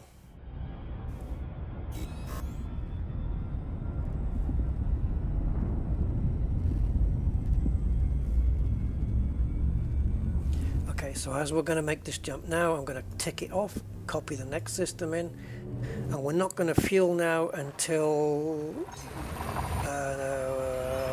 1, 2, 3, 1, 2, 3, 4, 5. So yeah, 5 no fuel jumps and then a fuel jump. And it's going to be like that every time. We're going to do 5 jumps without fueling and then fuel, 5 jumps without fueling and then fuel, and it's going to be basically like that all the time.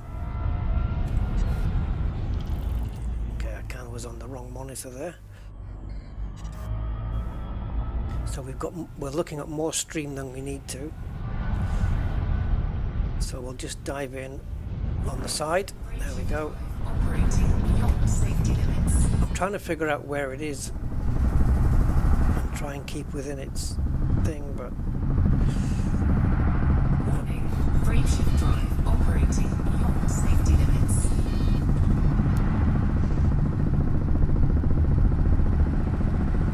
we're 2 on the edge. You can hear the engines are roaring, but it's Drive operating beyond safety limits. we need to get further in. It's just going too fast. There we go.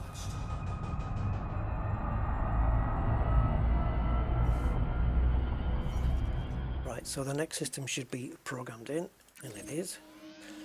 So we set the target, we come out, hit the jump button, tick it off, copy the next system in. Well, my scroll bar on the Galaxy plotter is almost halfway down, guys. Almost. That's the good news. The bad news is I don't need to scroll it for another 20 jumps. Oh, dearie me. Right, align with target. That I can do. 4, 3, 2. Oh, I wonder if there's any... yeah, using the GEC to see if there's any cool... Like there's a planetary feature 1,400 light years away called the Velvet Pearl. But we can't. We can't be stopping off on those places, guys, because... Yeah, we just can't. Let me see now. Yeah, we'll go here. So we're going to head towards it head on, straight on like this. And as we get to it, we want to start entering it. There we go. Oh, we need to slow down a lot before that. I can't see any purple on the screen. It's not good. There we go. We got it. I like to constantly see the purple on the screen so I know I'm inside the scoop. You can do that just by entering the scoop a bit further down, but you've got to be careful with the boundaries as well, right? Okay, so we're going to hit that. We'll take a look where we are in terms of the bubble pretty soon. Let me just plot this up here. Can I say that again? I don't even know what it was. Hi Curtis, I don't even know what I said.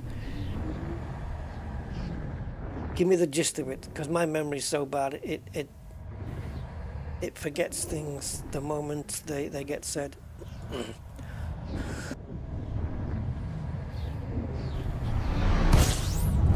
I don't know why this plugin seems to be putting my Elite Dangerous stream on both my preview screen and my live screen. I thought I took that off.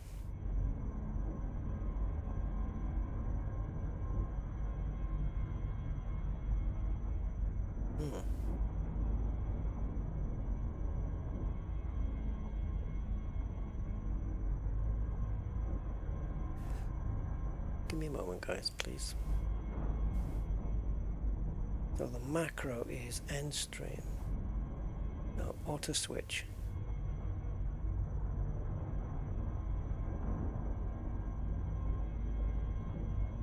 Switch program scene to live stream.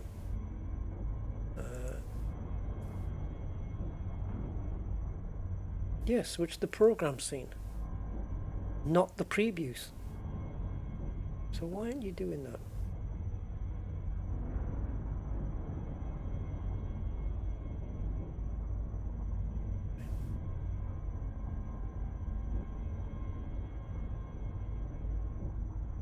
Alright, strange OBS. Anyway, I just don't want to have two preview screens because it's kind of a waste of resources.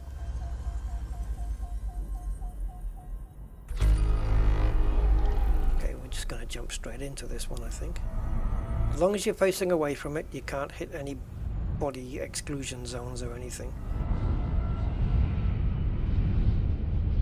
Warning, frameshift drive operating beyond safety. Man, it's hard to keep it inside with this ship. That was a quick supercharge though, frickin' hell. That was freaking quick. Yeah, I'll take that. Straight in and straight supercharged in, what was that, a second? We weren't in there for long.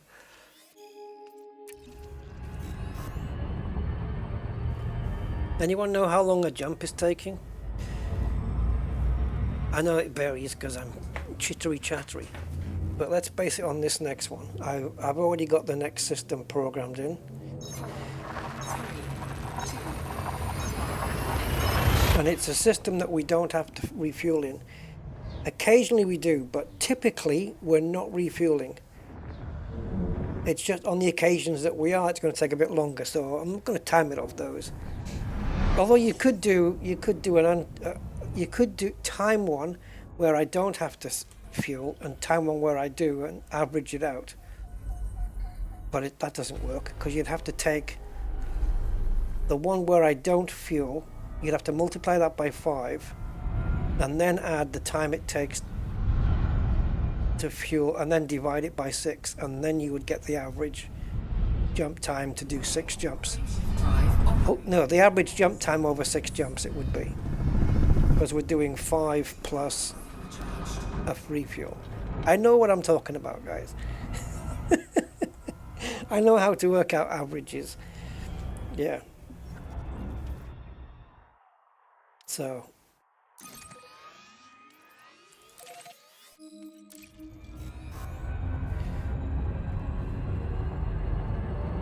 we're jumping to D33. So again, this is a non-fuel stop. And we have plenty of fuel.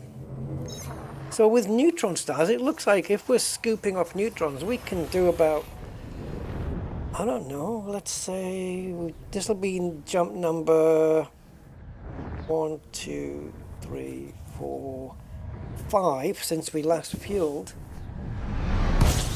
So what we can do, what, 8 neutron jumps? We can do more neutron jumps on a full tank than we can normal. I think normal we can get about 6 jumps done before we need to scoop. This is what we want, nice and slow. Hey baby, there you go, nice.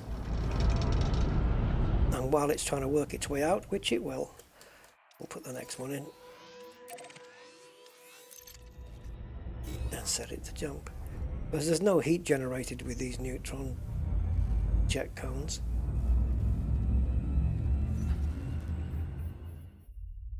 Wow, hey, we're quite away from the bubble.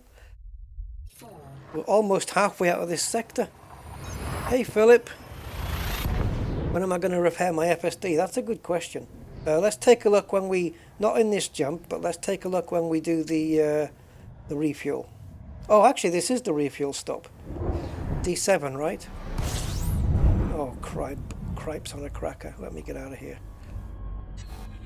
Let's take a look at it.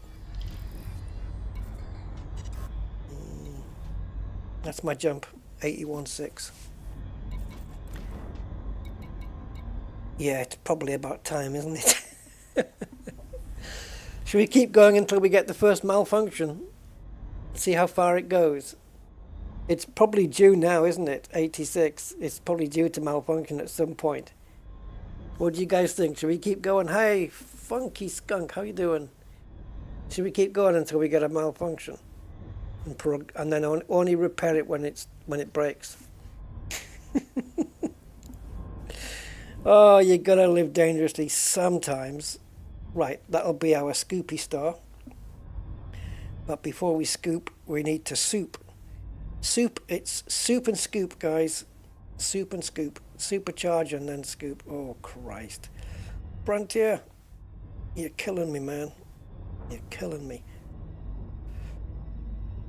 Right, the head of the plasma here. Let's go.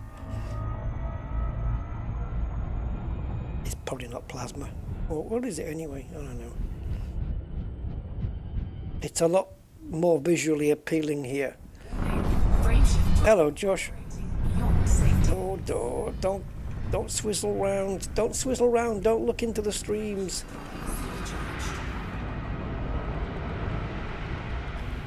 Oh. Yes, yes, get me out of it. Get me out of it. Okay, now, if you don't mind, I'd like to have a look around and find where that star is. In fact, it'll be here. Oh, crumbs, we gotta go around it. Okay, trying to avoid it here. We have to scoop off this thing.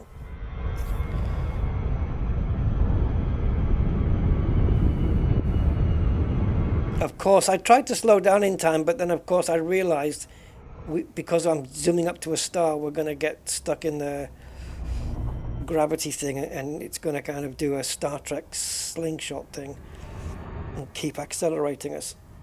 But there we go. Look at this scoop rate though. 878. There's your maximum scoop rate. So, our next jump is 5 more now, where we're not going to be fueling. We can break away now because we're nearly full.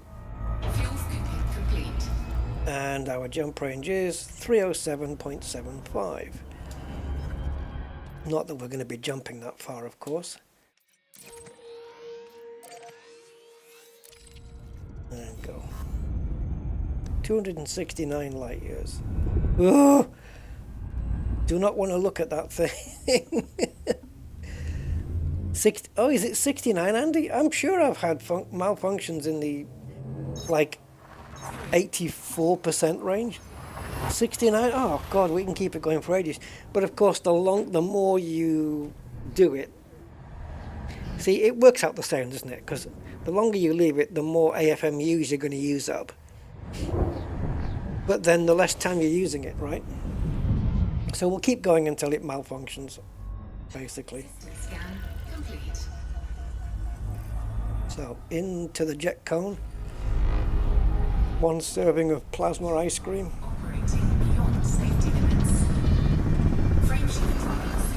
Lovely. Initiate the jump. Oops. Oh, we haven't programmed in the next one yet. So, programming in, do that. Realize I've messed up again. What's new? So do I need to tick the next one off then? Yeah, I do. I have to tick 2 off.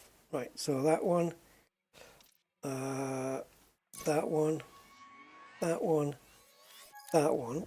Initiate the jump and then tick off that system and copy the next one in. There we go. We're sorted again.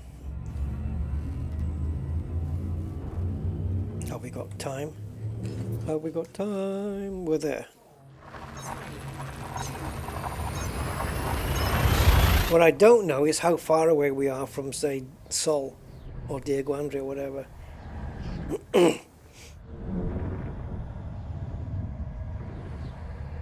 Should we have a look?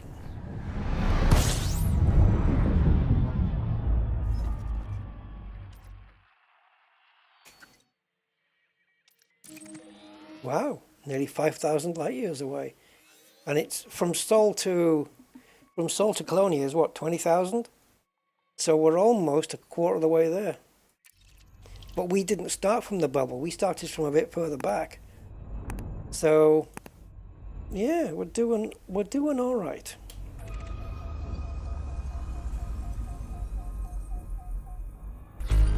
we're not feeling here. So let's get deep into this cone here. Warning, frameshift drive operating beyond safety limits. I think I messed up a little bit on that one, but I got away with it. Yeah, I slowed down and then I accelerated again for no reason. So program it in, set it as a target, hit the jump button, tick it off on the galaxy plotter, copy the next system in, and aim. Yeah, we're going to start seeing, there's the galactic core, which is looking a lot smoother than it used to. We're going to start seeing these stars getting a bit more, you know, we're going to start seeing a lot more stars in the night sky.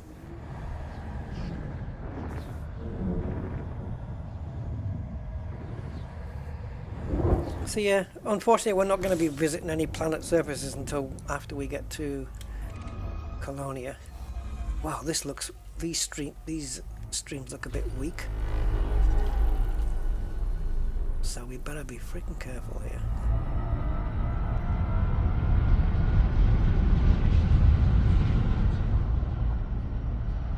Warning, frameshift drive operating. Oops, did we go in too quickly? I actually don't know which way to steer it. We're okay. Take a look at the sysmap in here a minute. Okay. I'm just wondering if we've passed any black holes along the way.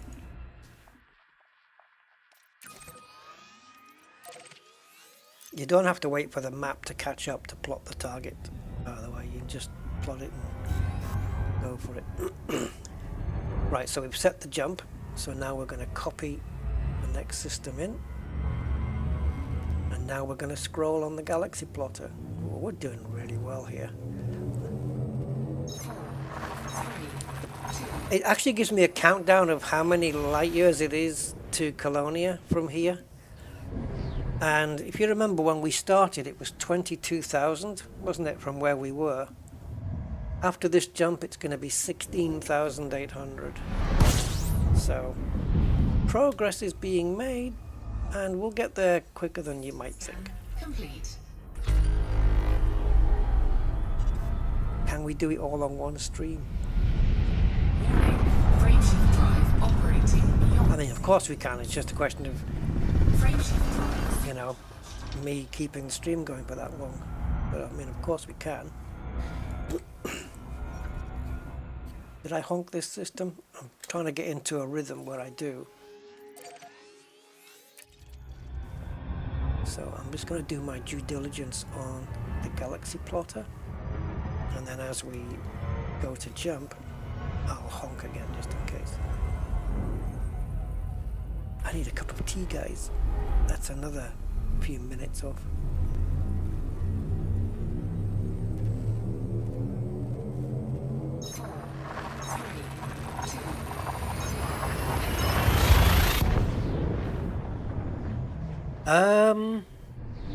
That was Oliver Hardy, Andy.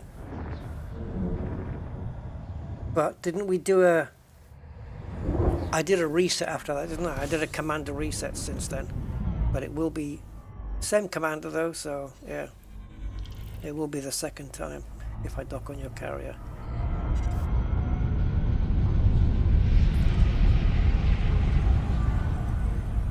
Sit on the smoke. There we go. Drive operating beyond safety limits. Right, now we know we honked it this time. Frameshift drive supercharged.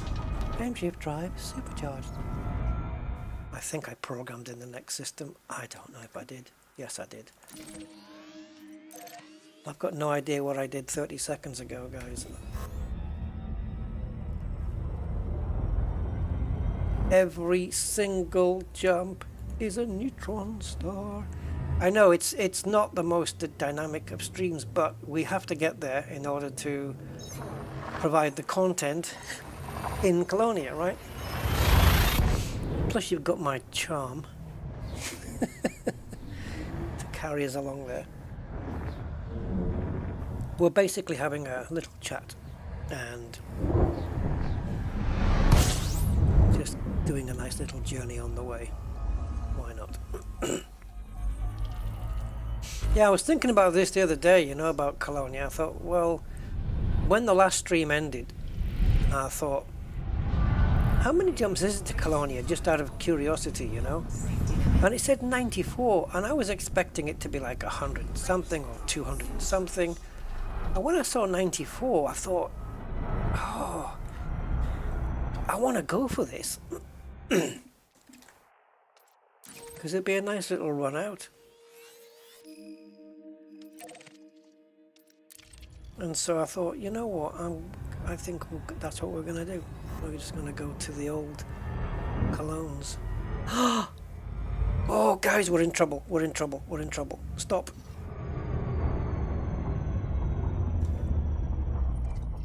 Ah, it's going to save the day, but we're in a little bit of trouble here because I was supposed to fuel 2 jumps ago. Now, where are we? What system are we in? Current system D1010. Oh no, no, we're not missing. Whew, guys, sugar and spice. I nearly missed this. We have to fuel here. It's a good thing I noticed. Yes, we have to fuel here on this system. Because I thought if we'd missed it by 1 jump and we're able to fuel, then we're going to have to fuel up but not fill the tank. Just nearly fill it. But yeah, oh, we got away with that one, guys. Jesus Christ. It would be cool if fleet carriers could use Neutron. I was thinking about that earlier, actually, as well. If you jumped a Neutron, but then you'd have to, I don't know how it would work. Because you can't get it into a jet cone, can you? Can you imagine 300% of that? It would be what? 500. So you got 3 of those. So it'd be you'd have 2,000 light year jump range, basically. That would be nice, wouldn't it? 2,000 light years. Using a Neutron highway, you could get to Colonia in 10 jumps. Fuel scooping. Right, let's fill up the tank here, guys, because we now need to jump to, where are we? 1010. So we're going to jump to here. That's our next port of call, which is below us. Okay. And there is the Neutron over there. We're not scooping at the maximum rate here by any means.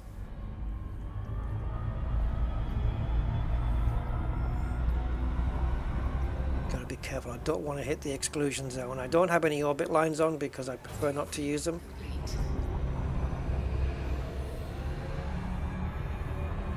Okay, we're good to go. And as we're jumping, we've got the next one already programmed in. So we're not scooping now until D13.2 at the end of our system name. D13.2. Then we scoop again, like we did last summer. Oh, let's scoop again. So we got what, one?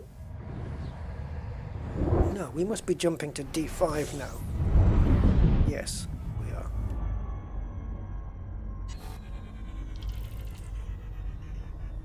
Yeah, we're good. Right, so we honk as we approach the stream. System scan complete. Warning. Oh, I think I dethrottled a bit late there.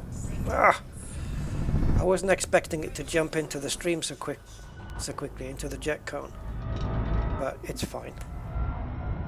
Okay, next jump. Oh, come on. Oh, I tell you what TV series I've been watching. I binged watched the first 6 episodes because it was so bloody good. Day of the Jackal. If you guys have been watching that, it's really cool. Eddie Redmayne. Yeah. Right, so we're jumping into D10, so we're gonna get the next one.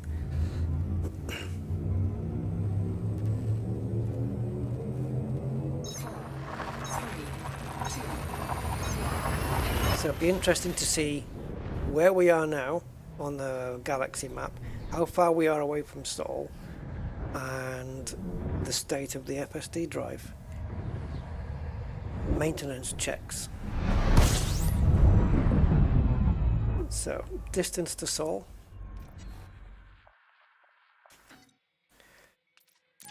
6,000.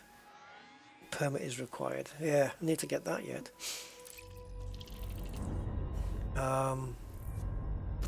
FSD drive down to 80%. It's dying. And position on the map is there. We started down here, didn't we? Yeah, Shenbei. We started around here. We've done all of this. So if we do that distance again, we'll be here. And then again, we'll be on the verge of Colonia. So, I don't know, just under a third of the distance to Colonia already? Can we say?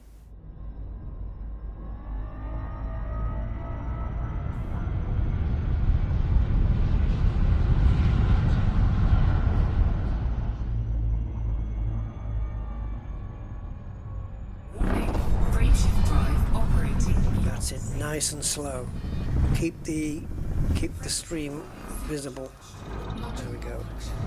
There you go. We have our first malfunction at 80%, 79%. We're gonna keep pushing. So yeah, it looks like 79 is our first one.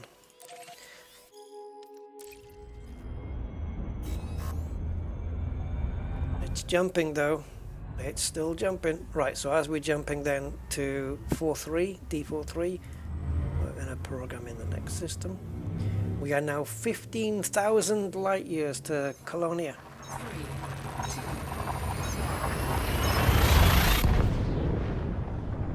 Started it, so we've covered 7,000 light years, guys, and we've got double the distance to go. So yeah, we're about a third. Yeah.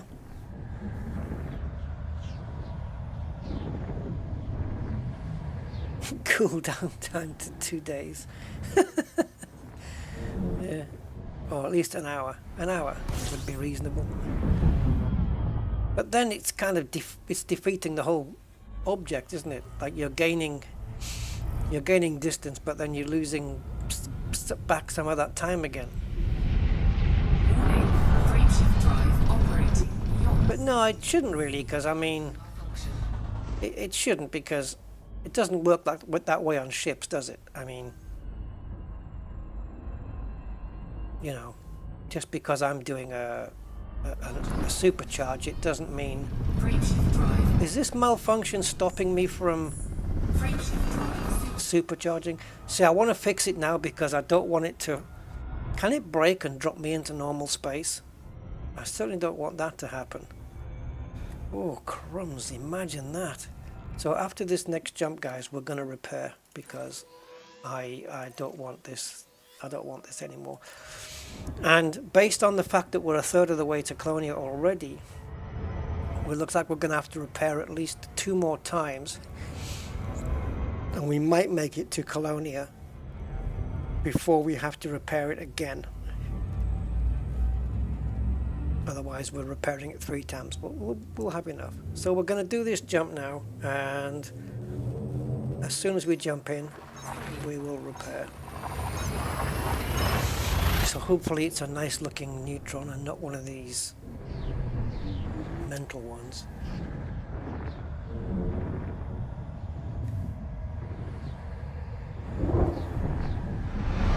How do I get rid of that bandwidth thing at the bottom of the screen?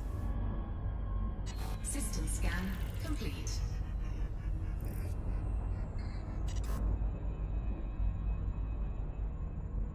What was it to put that on? There we go. Alright, so before we go in here, we need to come out of Super Cruise, so we need to drop. We do need to drop, don't we?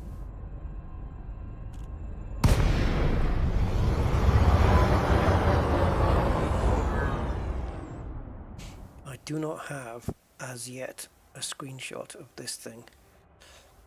It looks white. There's so much brightness coming off the neutron star by the looks of it.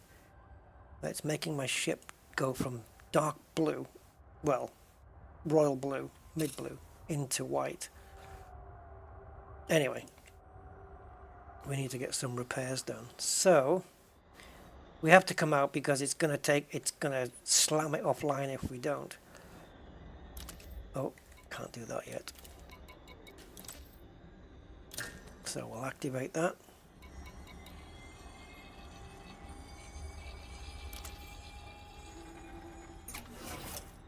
And repair. Let's see how many units this uses up to go from 79 all the way up. Right, and while it's doing all of that, hey, we're nearly into the next sector, which is the inner scrotum coal sack. No, the inner scutum centaurus arm, which is the same sector that Colonia is in. Yay. Look at all these little nebulas along the way. There's loads of them.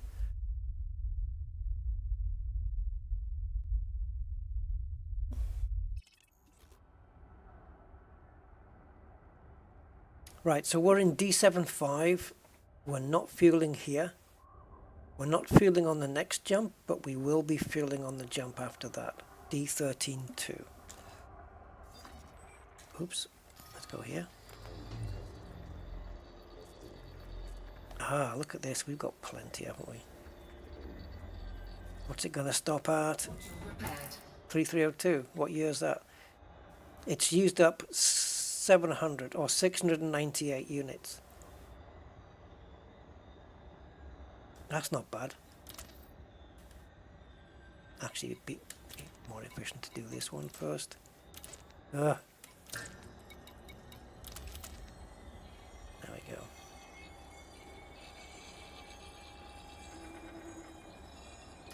And now the scary bit. Charging towards the star.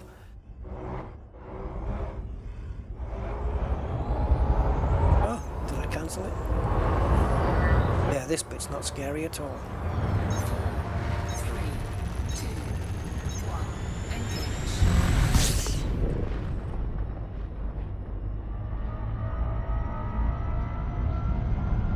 Alright, here we go. Warning, frameshift drive Oh, beyond safety limits. keep it in. Frameshift That's what she said. There we go, lovely. And I think we have the next system ready to go. Oh, well, we did.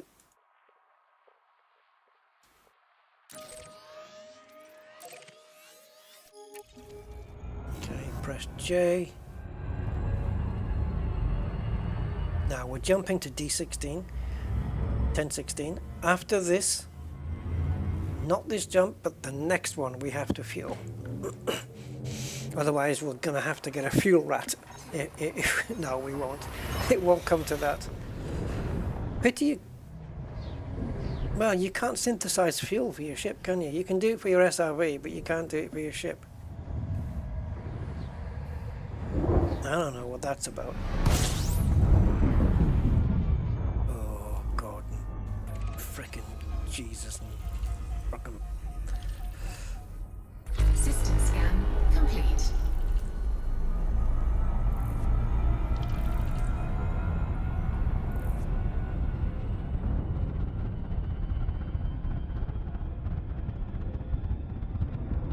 Warning, frameshift drive operating beyond safety limits.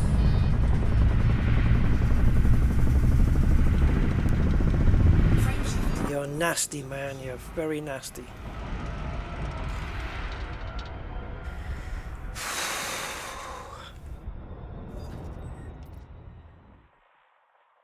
Right, we're fueling here, guys. We're fueling. And you can see here whether there's a black hole or not. But the neutron star is the local. And then we have to go and scoop after. So it's soup, then scoop on this one. as opposed to scooping and souping. It can be either way around, really. Supercharge first and then a scoop, or scooping first and then a supercharge. In this case, supercharging first. Look at the fuel we got left. Literally got 8 tons of fuel left from our 32-ton tank. That can't be right. It says 806. How can that be right? 8 would signify we've got a 32-ton tank, so 8 would be a quarter. That's not a quarter. It might be a quarter before we did that jump, but that's not 8 tons of fuel left in there. No frickin' way. Jump range 82 now, so we're going to be supercharging based on 82, but we're not going to be jumping based on that because we have to fuel scoop, and that's going to drop it back down again. But it'll be interesting to see what the jump range is about to become. Drive operating beyond safety limits. Frameshift drive supercharged. What do we get? 330. Whoa. Whoa, baby. I'll take that. Alright, so the next one is... Well, actually, I don't know. Let's just go to the nearest one. So that's going to be... How are we for planet... Oh, look at this. No foot fallings and no thingies, what do you call them? Probings. Probings and foot fallings.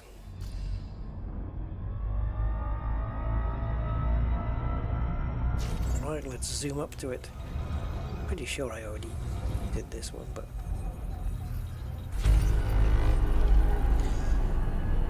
going to come into range quite quickly. We need to avoid the grav well. I didn't do it. I didn't reduce before the gravity well, so we're just going to pull away and do a little skid around it. Is that going to be enough? Or trying to...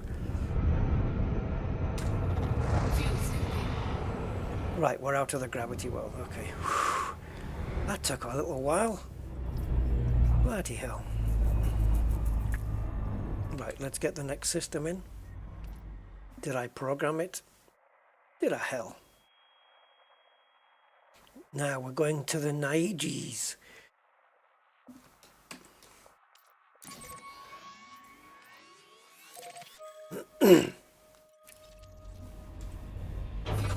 Complete. I'll tell you what, we were here not so long ago. Oops. Yeah, no, that's what I want it to be. What did I say whoops for? Right, here we go. In there.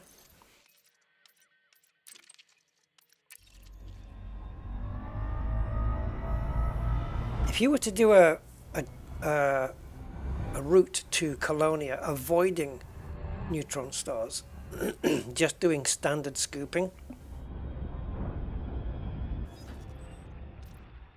and you were in a race, I would definitely say that the Mandalay would outpace its rivals.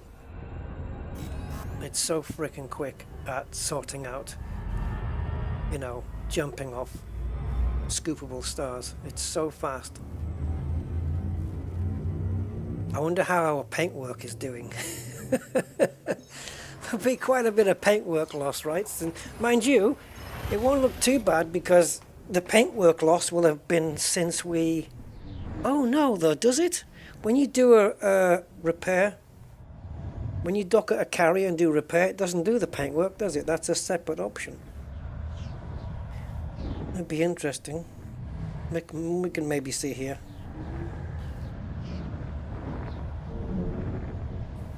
And to be fair, the warp tunnels have been not too bad in terms of having to wait. They haven't been too bad at all. Wow, how's that for a shot? Jeez. Talk about misty.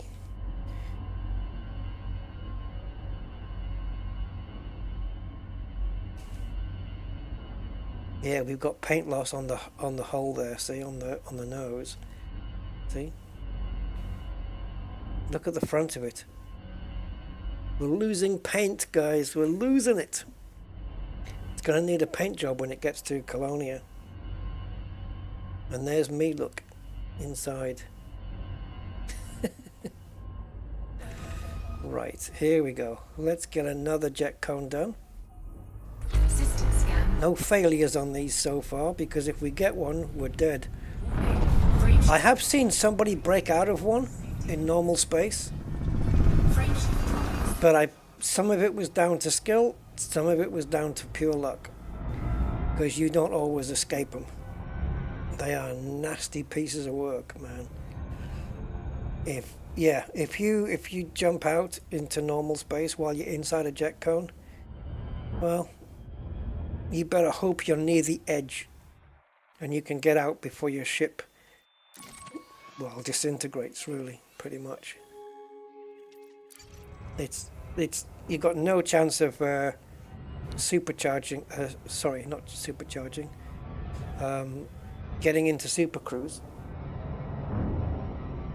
And then just, I don't know, can you?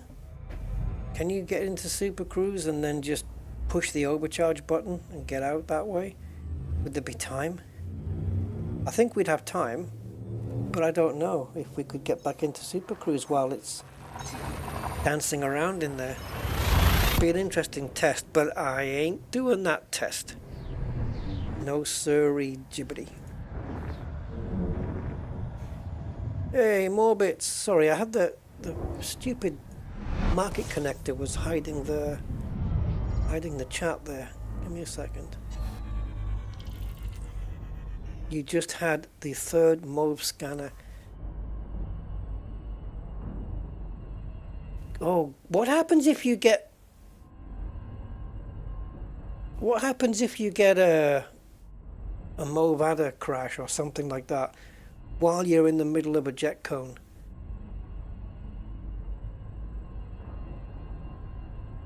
Are you screwed?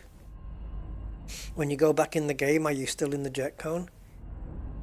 How's my evening been? Chilled. We're just doing, it's a bit of a chill stream, this one. We're just doing a speed run. Well, a semi-speed run, let's call it, up to Colonia. We started from a bit further back from the bubble. We weren't actually in the bubble at the time. We were a bit south of it, if you want to call it that.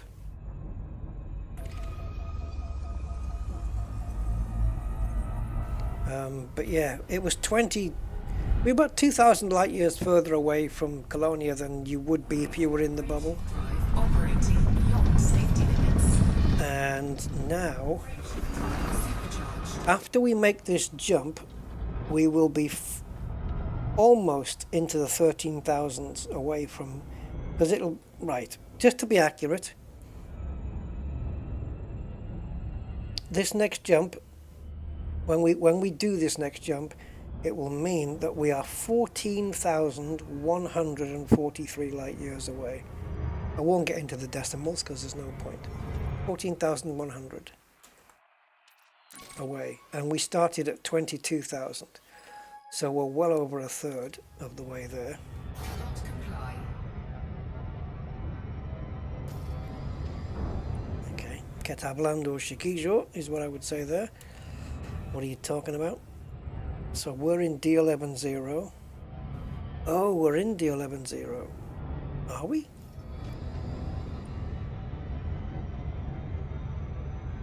No. Oh, okay, what's going on here? Okay, I think I know what it is. Could it be that we need to go here? Yes.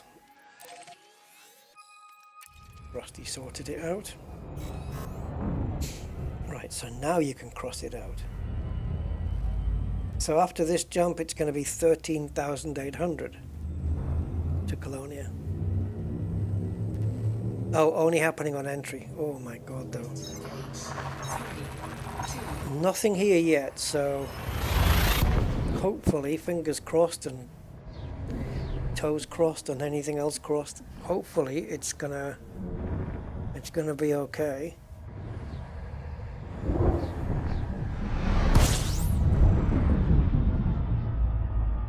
It's gonna be okay. Oh God, now which Oasis song is that? Never mind. Right.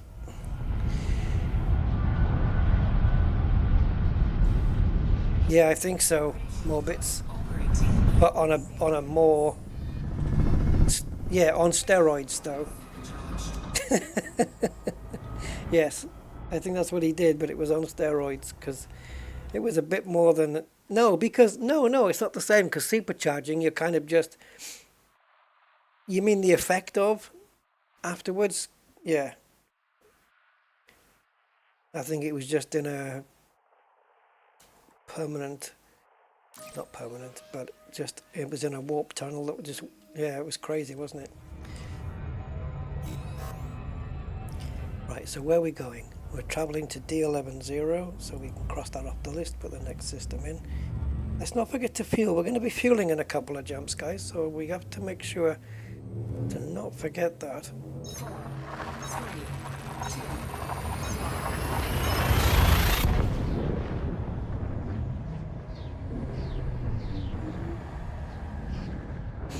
I still want my cup of tea, guys, so I think when we do the next fuel scoop, I'm just going to quickly make a tea. It won't take more than a couple of minutes for me because I've got a fast boil kettle which can handle a single cup, so it does it in about, it boils the water in about 55 seconds, which ain't too bad. I timed it, yes. How many people have timed how long their kettle takes with a certain amount of water in it? I made sure when I bought my kettle that it had both the fast boil feature and the single cup feature, so I could just quickly make a cup for me. Oh, check that view out. Look at that. This thing's spiraling towards us. Thing is, a photograph won't do it justice because you can't see the spiral effect. So we're going to head straight into the jet cone, and there we go, straight out again. Safety limits. Frameshift drive supercharged. It is supercharged. Oh, why?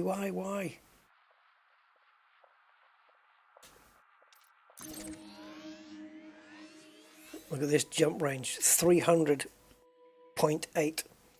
We haven't done one of those for a while, with a 3 in front.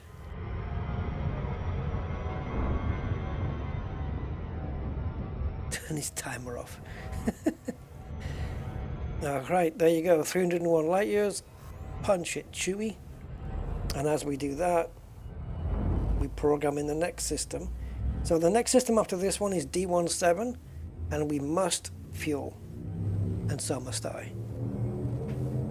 ABC Warrior.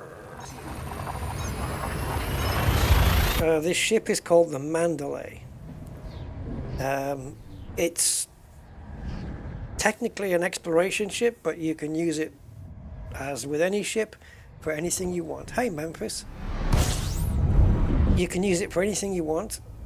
It makes a pretty decent combat ship. And because of its internals, it probably does pretty well at trading as well. Ooh, notable stellar, guys. But look how far away. We can't do it.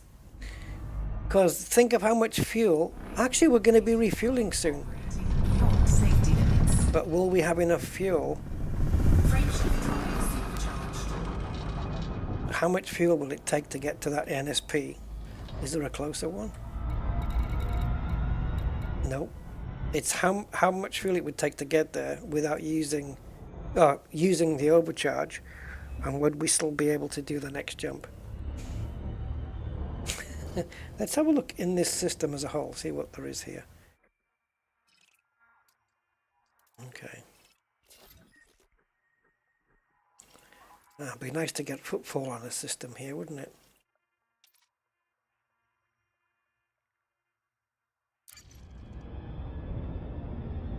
We have to be disciplined. Oh, the ship's amazing. The ship's amazing. You're not seeing it? Those two engines on the outside, they fold down, vertical.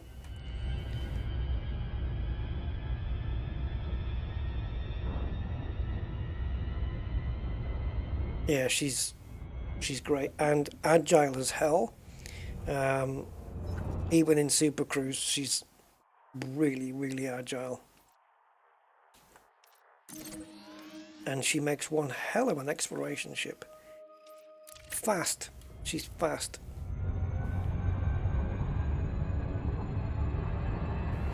Right, now the stars are filling up the sky, guys. Right, this is our fuel point. So it's Neutron first, so it's soup and then scoop here. There we go. And I can actually scroll down my galaxy plotter. Can we see the end yet? No, not yet, not yet. Not yet. So this is... Now this is 47. Wait a minute. Does that mean there's 46 left? Or 47 left? Let's have a look. Okay. So, when we land here, as soon as this pops out, we now have 47 jumps to Colonia. 47. And we started with 94. Now, what happens when you double 47? You get to 94, don't you? So, technically, jump-wise, we're halfway. Distance-wise, we're not. So, let that sink in. 47 jumps from 94. Operating beyond safety limits. Oh, I don't like this. Complete. Frameshift drive supercharged. Ugh. God, it just feels frickin' dangerous.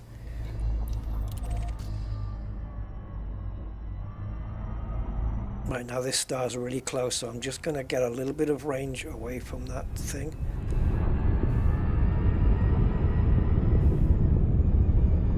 Oh, we have a sun flare there. Should we go for it?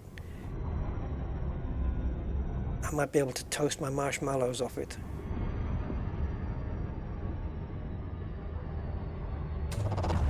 And that's not a euphemism. I've got a flare on my windscreen, guys. It looks like somebody's leg. Oh, it's going away now.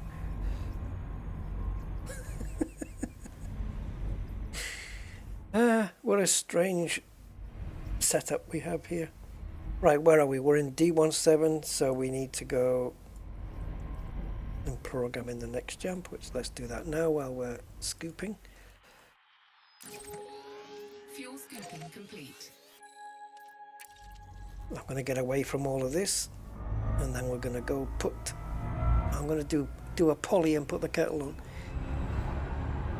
Going to Colonia used to take days and weeks. And is that the Monty Python sketch?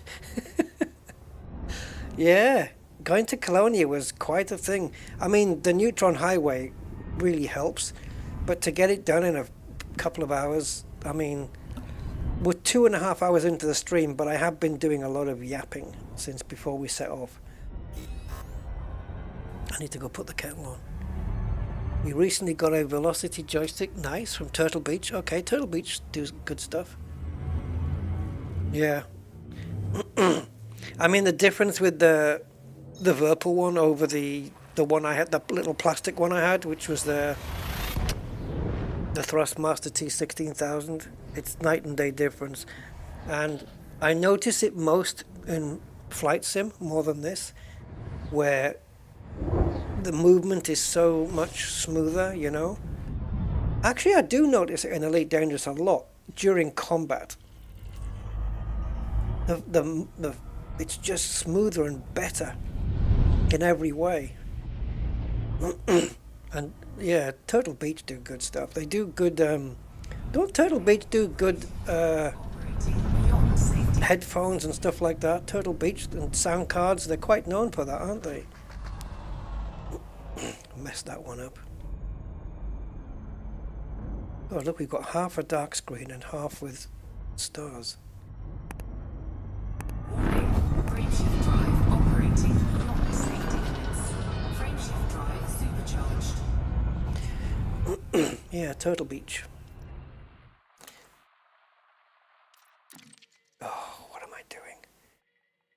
keeping up. When can I have my cup of tea, guys?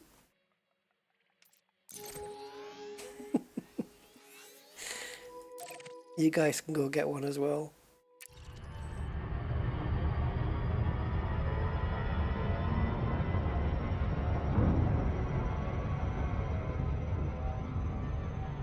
How far are we from the sector wall?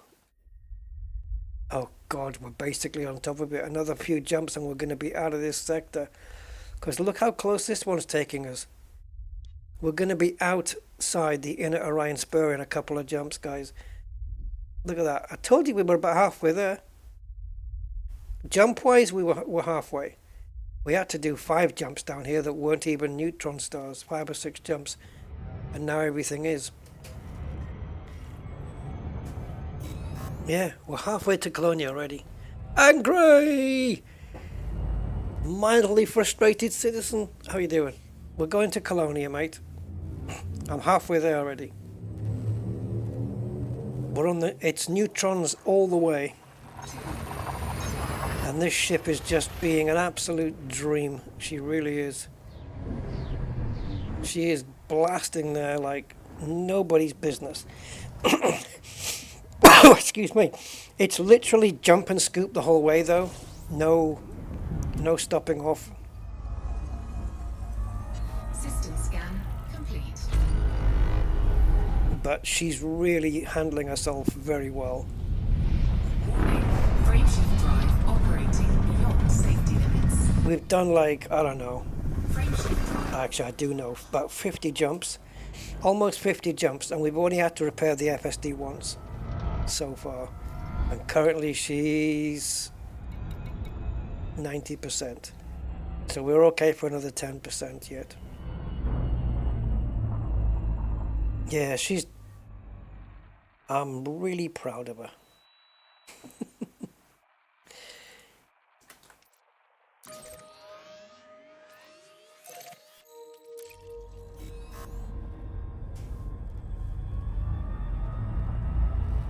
There's some, what's going on here? Is there some tiling issue? Or we've got just like, yeah, nothing to see here, and then like loads of stars. What's going on? Are we on the fringe of the galactic core? So yeah, I think on this next jump after this one, guys, we're going to be in this sector of space of the Milky Way where Colonia resides.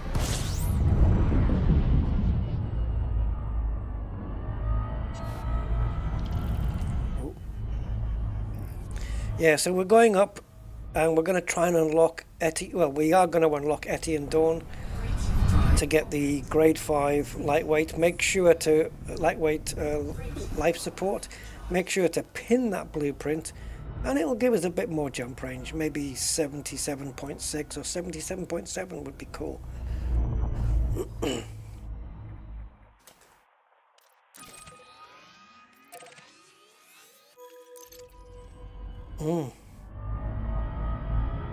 The other engineers, we don't need to unlock them because we can get all the engineering done in the bubble, but it would be cool to do it anyway if we can. So we're going to do those. We'll have to involve a bit of mining. Mr. Gray Holland has entered the building. Hi, Gray. How you doing? I have a letter for Jax. Jax. I know Jax, but I don't know Jax. Remind me. It rings a bell, but my memory's that bad, man. Jax. Oh, Jax. Yeah, Jax is the name of the... Okay. I know. Jax is the name of the station in Colonia. Yeah, you'll have to snail mail it, I'm afraid. Or give it to the Neutron Highway Postal Service. Warning. Frameshift drive operating beyond safety limits. Oh, God, I thought I went the right way. I'm trying to keep up with the... you know when we get chucked out a little bit? I'm trying to keep an eye on the direction we're going in to try and counter it. And it makes me think I am doing it, but it chucks me out. Operating beyond safety limits. Okay, so that's D1319 done. So now we need to go to this one.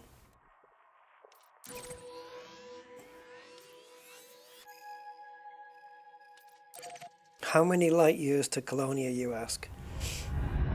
Well, when we jump into here, we'll be under 12,000.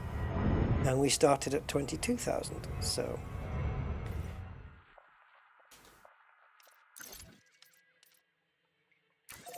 It's weird, isn't it? Because jump-wise, we're more than halfway. Distance-wise, we're not. I think what's counting for me is the jumps, though. It's how many jumps you have to do. Here we go, now entering the inner Scutum Centaurus arm. We have traversed almost an entire sector. And there's a nebula up there, look, in the front.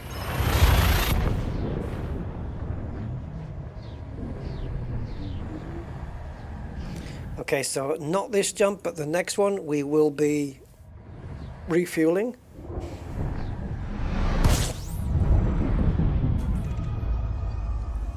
Just honking every system on the way.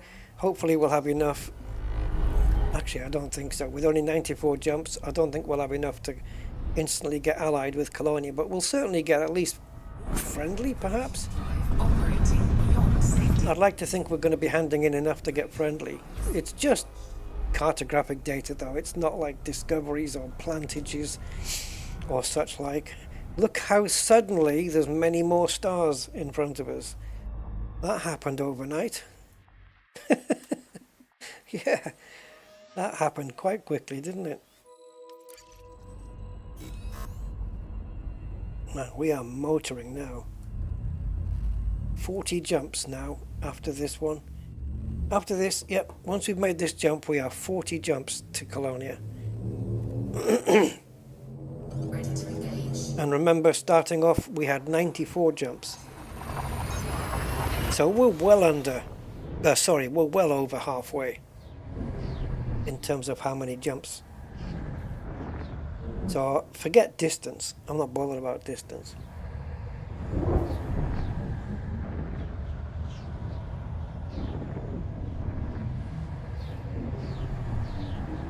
So yeah, we're doing pretty well here, time-wise. Whoa, Jesus, that is a nasty one. Oh, God. Ugh. I'm going to see if I can do my best to... Normally I would avoid these and just do the normal scoopy scoops, but let's try and do it from here. It's when I need to just skim the top, because once we get inside it, it's nasty to look at. So I'm going to have to close my eyes on this one. Frameshift drive operating beyond safety. Closing your eyes while in a jet cone is not advisable. Oh, Jesus. Frameshift drive operating. And I don't need to be looking down here in this flicking window either. Oh, that would help on the scooping, actually. I could see where things are going. That's an interesting thought. Using the bottom window as an aid to direction to keep inside the scoop. That's an interesting thought.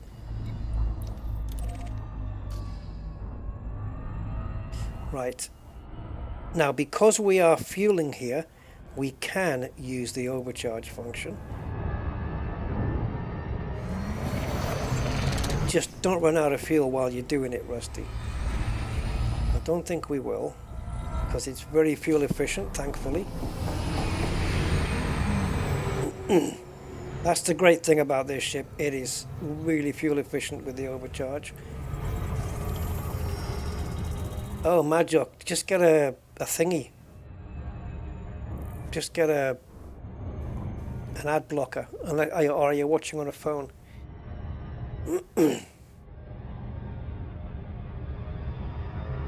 Ads help, though. Ads help my channel, but there's no option to turn them off. I mean, you can, but then I'm demonetizing every stream I make. wrong. Why would I do that?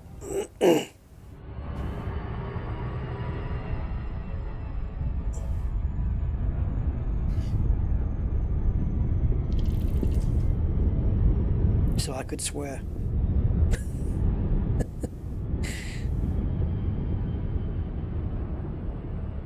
Yeah, ads are annoying everywhere, man.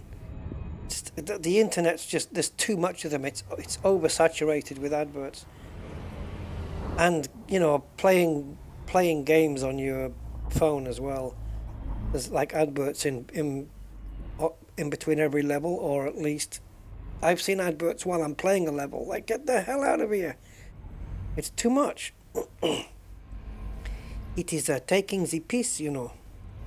Right, so next time we do a Neutron scoop, we'll have a look down in this view window here and see if it helps us stay in. It might help a little bit, I don't know.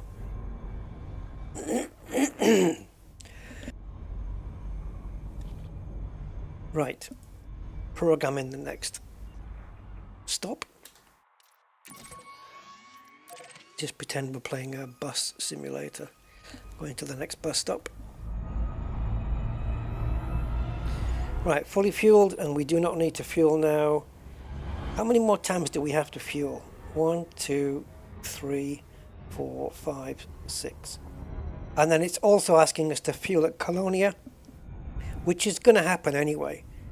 So yeah, 6 more refuels after now, and we are there. Is it though? Is it 6? 1, 2, 3. 1, 2, 3. Oh, for crying out! 1, 2, 3, 4, 5. Yeah, six more refuels, and the 6th one is only like 4 jumps away from Colonia anyway. So basically, we can say by the time we've done the 5th refuel, we're almost there. We're within shouting distance, literally.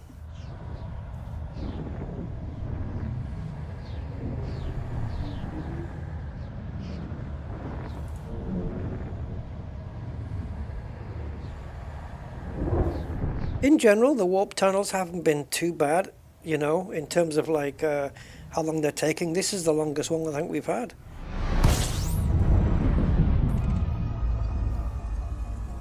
Right, let's have a little look here. If I just go down into the view window here, this is gonna, I have to change how I approach this now because it's gonna look a bit weird for me. But these are easy to do because look how much jet cone we've got remaining.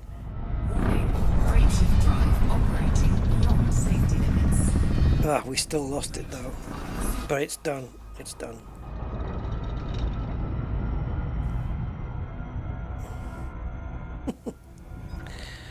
Looks kind of nice, the little extra viewport window we've got. But the ASP has got something similar to, I mean, it doesn't have that window, but it's got the cockpit that sticks out at the front. So you kind of do have that similar view, surely, in the ASP.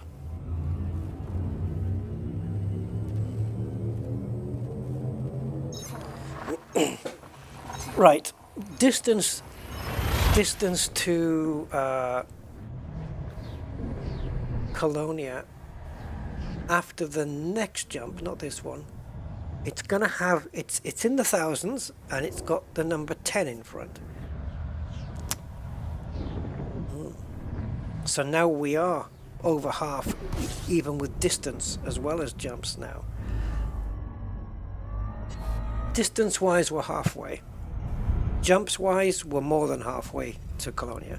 I know it's weird, it is, but thanks to Neutron stars, this is what we get. Oh, come on. How are we doing? 85. We're okay for a few more jumps.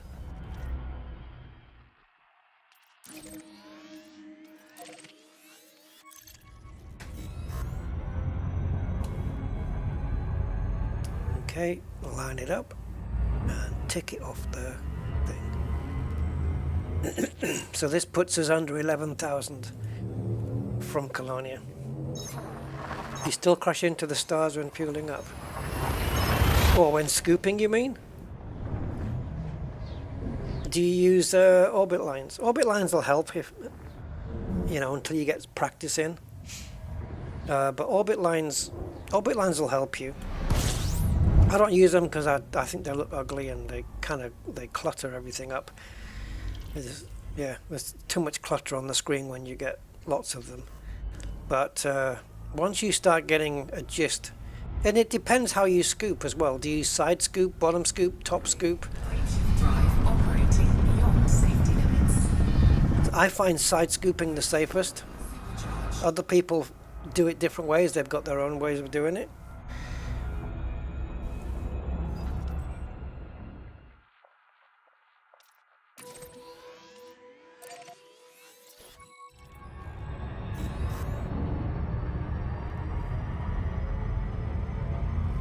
But we're gonna do a fuel scoop in a couple of jumps. So if I can throw any tips your way.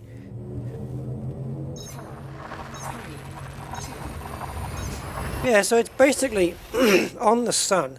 You just look at the glow from the sun, and also you have to. It helps if you know what your maximum scoop rate is. That helps you from not crashing into the star.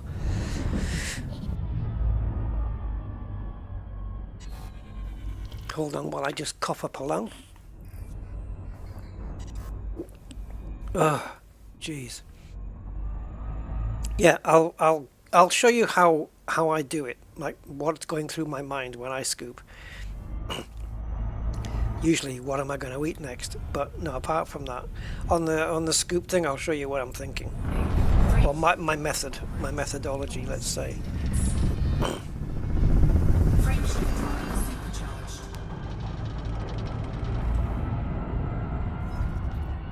So, is this our fuelie system? D298? No. No, it is not.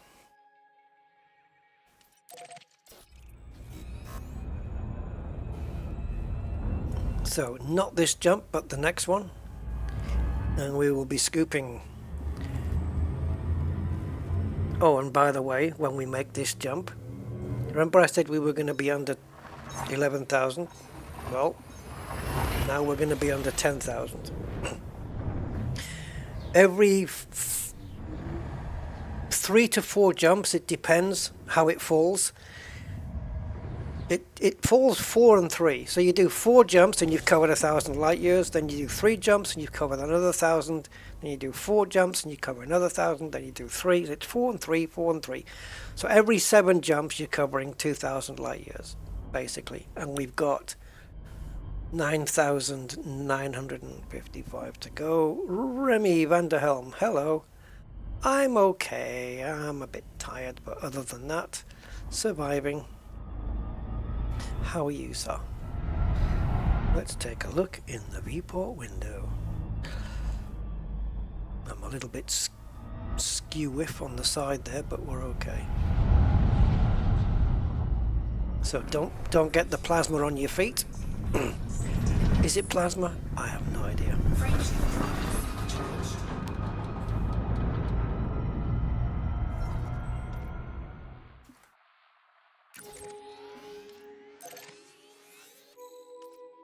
Alright, so we are definitely 100% scooping here, and the sky looks so much more now, doesn't it?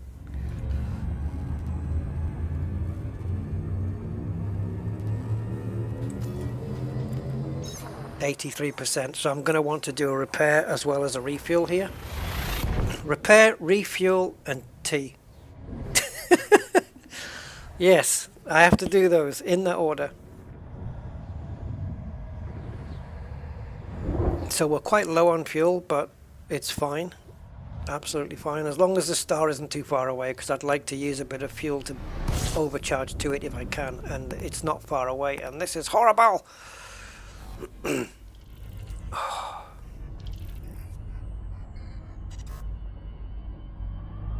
going to move this ship a little bit further up here so it's moving out of the range a little. And we're just going to drop it down to here. Ugh, I hate these. I'm coping with them, but I frickin' hate them. Warning. Frameshift drive operating beyond safety limits. Now, because I can see it here, I can just keep it held here. Come on, baby. I know we're on the tip. Drive operating Oh, I have to pitch it down a little bit more to make sure I'm still supercharging of it. It's taking a bit longer this way. Warning. Frameshift drive. Ah, I think we're jumping in and out of it. I'm going to have to push it down, unfortunately.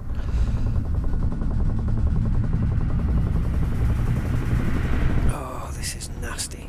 Frameshift drive operating beyond safety limits. Eyes closed. Let me know when we're out. Oh, oh, that was nasty. Right, so scooping. My scoop rate is 878. That's my maximum. I know that for a fact, so I take that into account. So I approach it from the side like this always, and you see that glow coming off it? You see where the glow ends? Oh, it's taken away from us now. But there's a place where the glow ends and it goes to black. Stay there to begin with. And as you approach closer, take a note of your fuel scoop rate. If it hits 878, then just jump out a little bit like that and just hold it. Once you've reached your maximum, just hold it there. You don't need to do anything else. If you're staying in place, you can do this, but I wouldn't. There's no need to. Just stay there. Now this ship can hit the maximum jump, the maximum fuel rate, the fuel flow rate, and stay cool. Some ships, they're not that good at doing that. So if you know what your if you know what your maximum fuel flow rate is, you might want to just stay underneath it a little bit, as long as you don't go beyond it, which means you're getting too frickin' close. You should be fine. So if your maximum scoop rate is 343, go to 270. Just leave it there. Just leave it at 270, and you might have to wait a couple of seconds longer, but while it's scooping at 270, you could edge the ship in a bit closer if you wanted to, and the moment it hits that maximum fuel flow rate, don't go any further. Just leave it there. You'll be fine.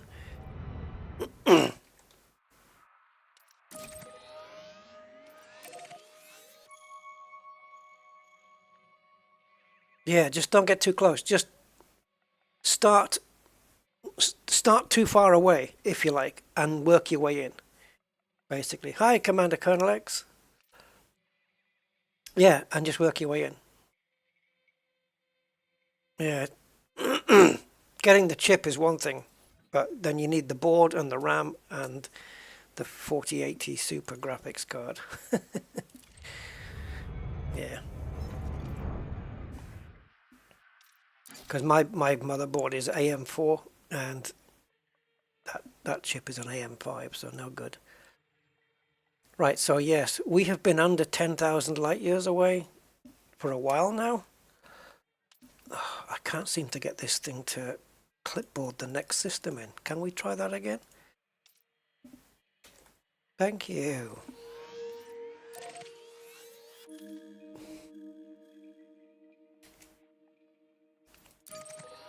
Sol is 12,000 away.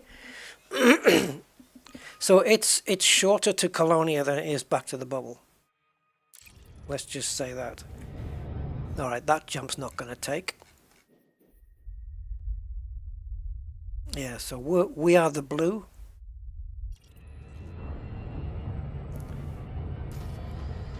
Right, we're in D668. Okay, so I'm getting a little bit ahead of myself here.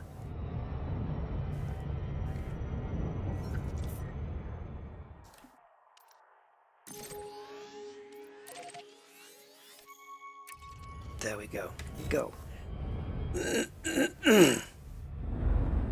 Man, my throat's giving me some crap today. Right, tea time. I need tea. You've never left the bubble. There's some cool stuff out here.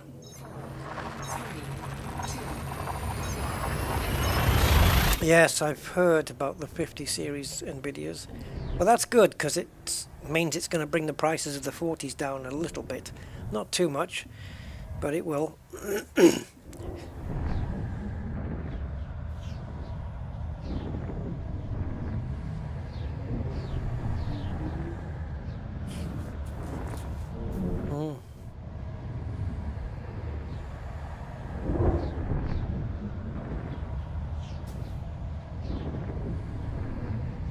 Yeah, maybe somebody will buy a 50 series and then I can buy their 40 series off them. That'll be cool, wouldn't it? Do it that way. So if any of you guys go out and buy a Nvidia 50 whatever it is, and you've got a powerful 40 series that you want to sell afterwards, come see Rusty. Make me an offer. Make me an offer I can't refuse. Beyond safety limits. Take you for a ride out in my car as well, and a cup of tea. Seriously, I want a 40 series card now. Although this one's holding up really frickin' well. They do hold up very well though. It was the same when I had the 1080 Ti and the 2080 Super, and they were getting a little bit dated for their time, but they were still holding up with the games I was playing. Yep, really well. And the 3080 is the same. It struggles a little bit in Flight Sim now and again to keep 30 frames, which is where 30 is plenty in Flight Sim. It depends though. It depends. Sometimes I'm sitting in Flight Sim with 60 frames per second. And then like 40, 45 something inside the Phoenix cockpit, which is not bad. But it can dip down. Especially if you're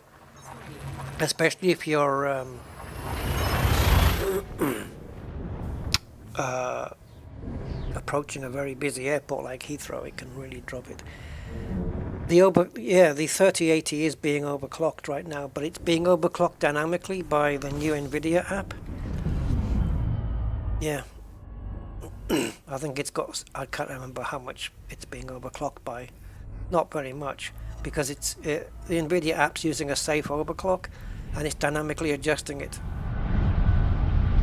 I don't think it makes too much of a difference, to be honest, because my graphics card, when I'm running Flight Sim, my graphics card is basically sitting around doing nothing. It's basically only working half of its power in Flight Sim, because it's sitting there waiting for the CPU, because the CPU is not, all the threads on the CPU aren't being used. So the graphics card's sitting there at 50% usage, 53 to be accurate. So the 3080 is way easy gonna work with Flight Sim, the current Flight Sim, and the new one. Plenty enough. I mean, not if I want to run it on Ultra with 4K, but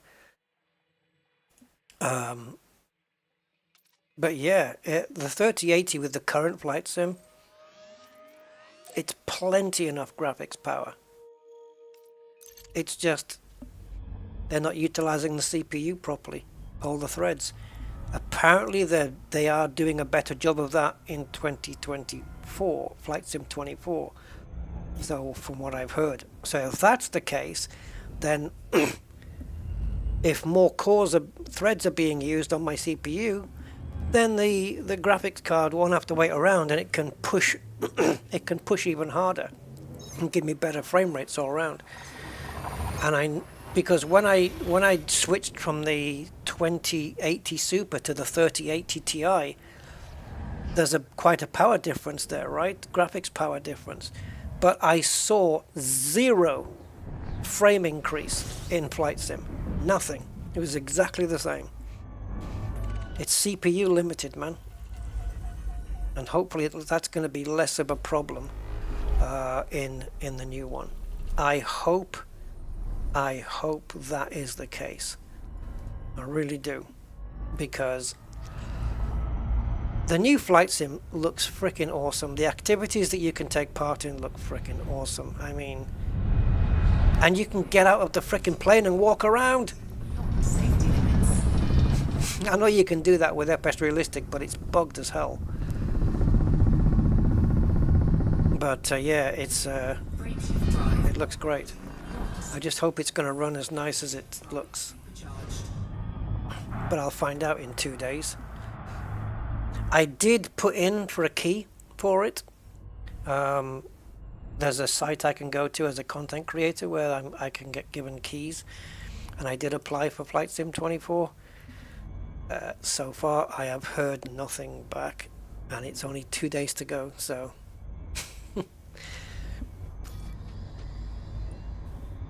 it would have been nice to get that actually. But if they give me a key after I bought it, I don't know what the ramifications are for donating it or raffling it off, or not raffling it, what do you call it? Yeah, doing a competition and just letting somebody win it. I don't know what the ramifications are, because that key that I'm given would be assigned to me, but if I've already bought the frickin' thing, can I transfer? I don't know. I don't know, and I don't know what version it would be either, because I know that I'm going for the premium deluxe version. I know that. And that's 130 spondulics in local currency. Hello, Mihao.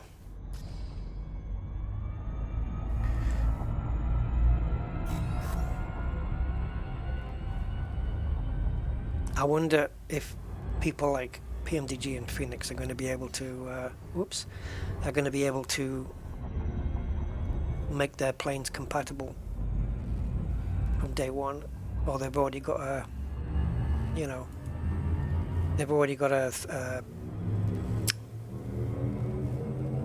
version ready to go.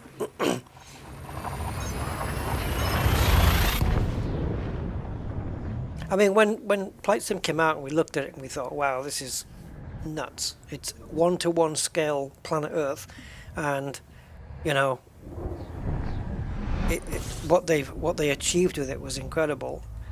And then it was just a question of waiting for, let's get some study level aircraft into this thing and really let it rip, and we got that, and it's amazing.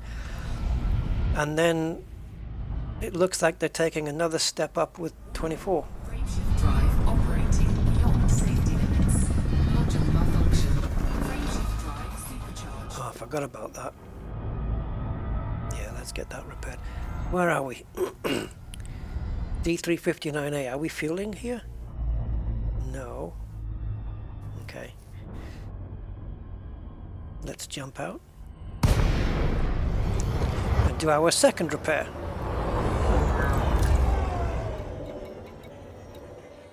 %, again. So yeah, it seems when it drops below 80%, you start getting issues. And I do not want any issues. It's going to freak me out if it's going to say malfunctioned while I'm jetcon supercharging. Oh, no thanks. Not interested in having that come up on the screen.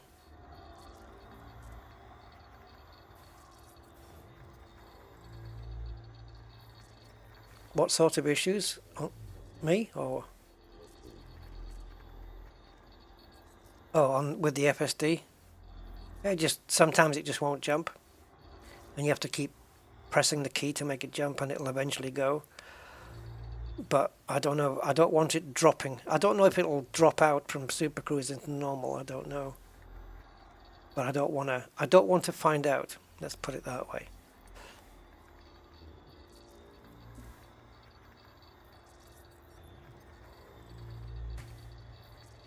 Funny, you can't go to external camera while you're on one of those side panels. You have to be on the cockpit screen to do that.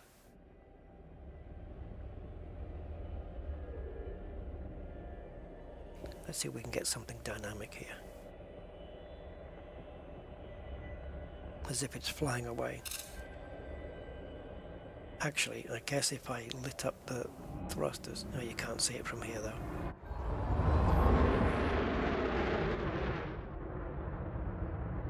How cool is it?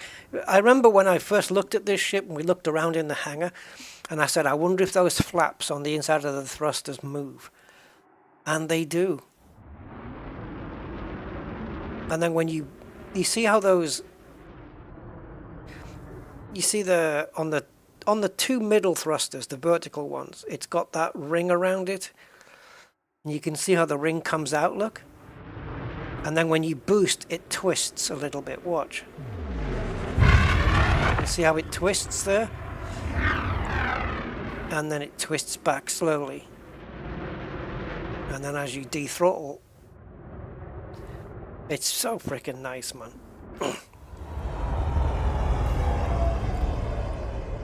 We are repaired. Let's get it back online. And let's take this offline because it's using up 12% of our power plant, so we can do without that. It'll keep the heat down, and we're ready to go. So we are overcharged, supercharged. There we are. Right, so next system. Where are we now? D359. So we make this jump, guys, and then we are 30 jumps away from Colonia. 30, that's it. 30. 2/3 of the way there. 3 hours and 10 minutes into the stream. And I haven't had a cup of tea yet. This is ridiculous. Do you know what? I'm going to have one. Give me 2 minutes, guys. 2 minutes and I'll be right back, honestly.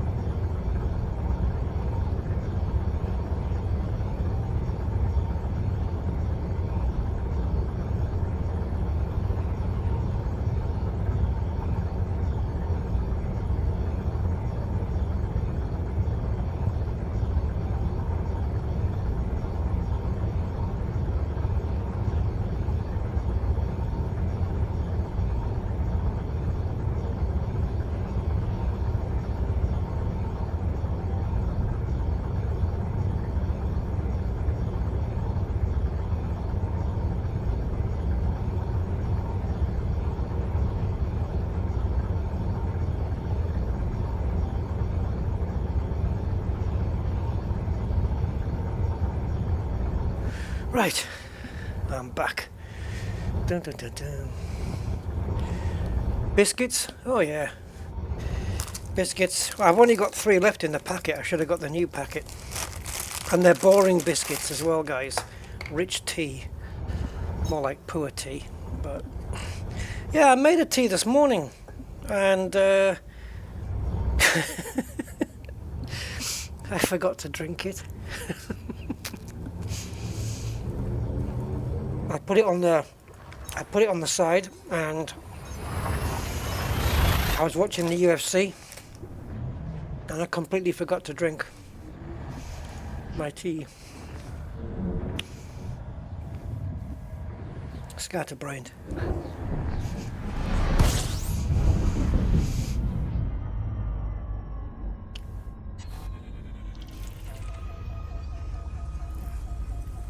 Like the teachers would say at school, you'd forget your head if it wasn't screwed on.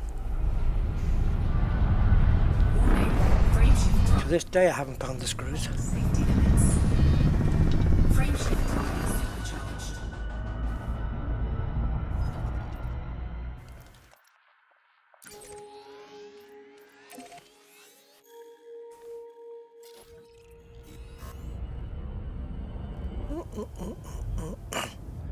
Right, we're jumping into 255, is that right? It is. Right, we are fueling here, guys. We're fueling. 3,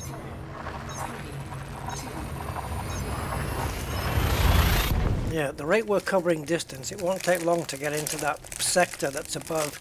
I know it's definitely above Colonia, and I'm going to be disappointed if we go there. And it turns out to be an anomaly that was in the bubble anyway. Oh, this is nasty, isn't it? Right, let's go to the short one here. K-type star. Ooh. Is that the... Like, there's millions of them. But it's the first K-type star we've come across since we've landed in this sector. So there's something. Warning. Frameshift. Oh, wait a minute, though. Oh, wait a moment. Warning. Frameshift drive. No, okay. Let me think about this. I want to get this scooping done first.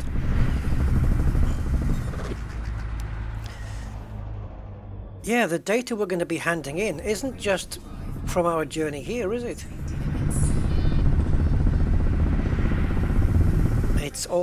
It's also from any plant scanning that we've done from before, because we didn't get to hand it into the fleet carrier, did we?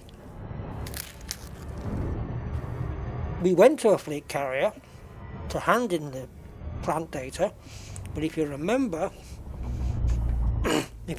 it was closed. Oh, sorry, William. The 2 dots is a colon, and if you add the word colon to IA, you get Colonia. Brits in the tea. Hey, man, it's a stable diet. You know, I'm not drinking normal tea that Brits drink, though. You know, the tea and the milk and no, I'm not doing that. Mine is organic white tea. It's quite nice. It's nice when it's really hot. When it's lukewarm, it's not. No. The only tea I can drink lukewarm and cold is mint tea. But you never mint to let that go cold. Oh, don't overcharge. You need to fuel here, Rust. Do not forget to fuel here. Are we still in 255? Yeah, we need to fuel here, guys. Holy crap, man. It should just be here. It should just be there. There it is. Right, we've got basically no fuel left, and we do not need to... Oh, that might not be a star.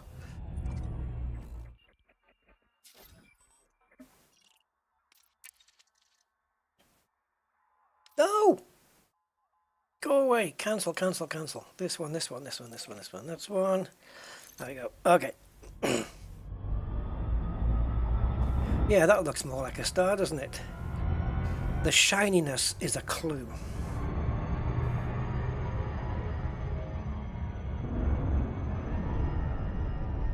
Right, let's go in for the scoop. Focus on the where the glow ends.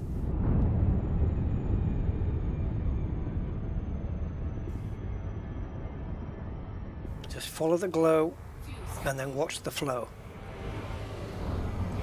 I'm not going to let it get to the maximum flow rate yet until I'm happy, and then we can just bring it in if we want to.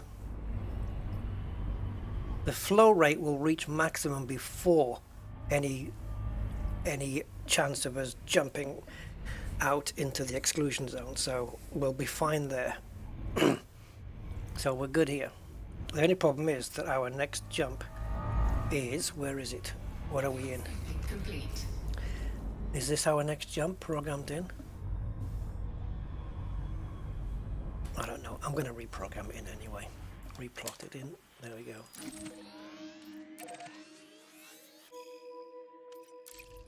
Yeah, no, it wasn't, because I was wanting to aim for it while we were scooping.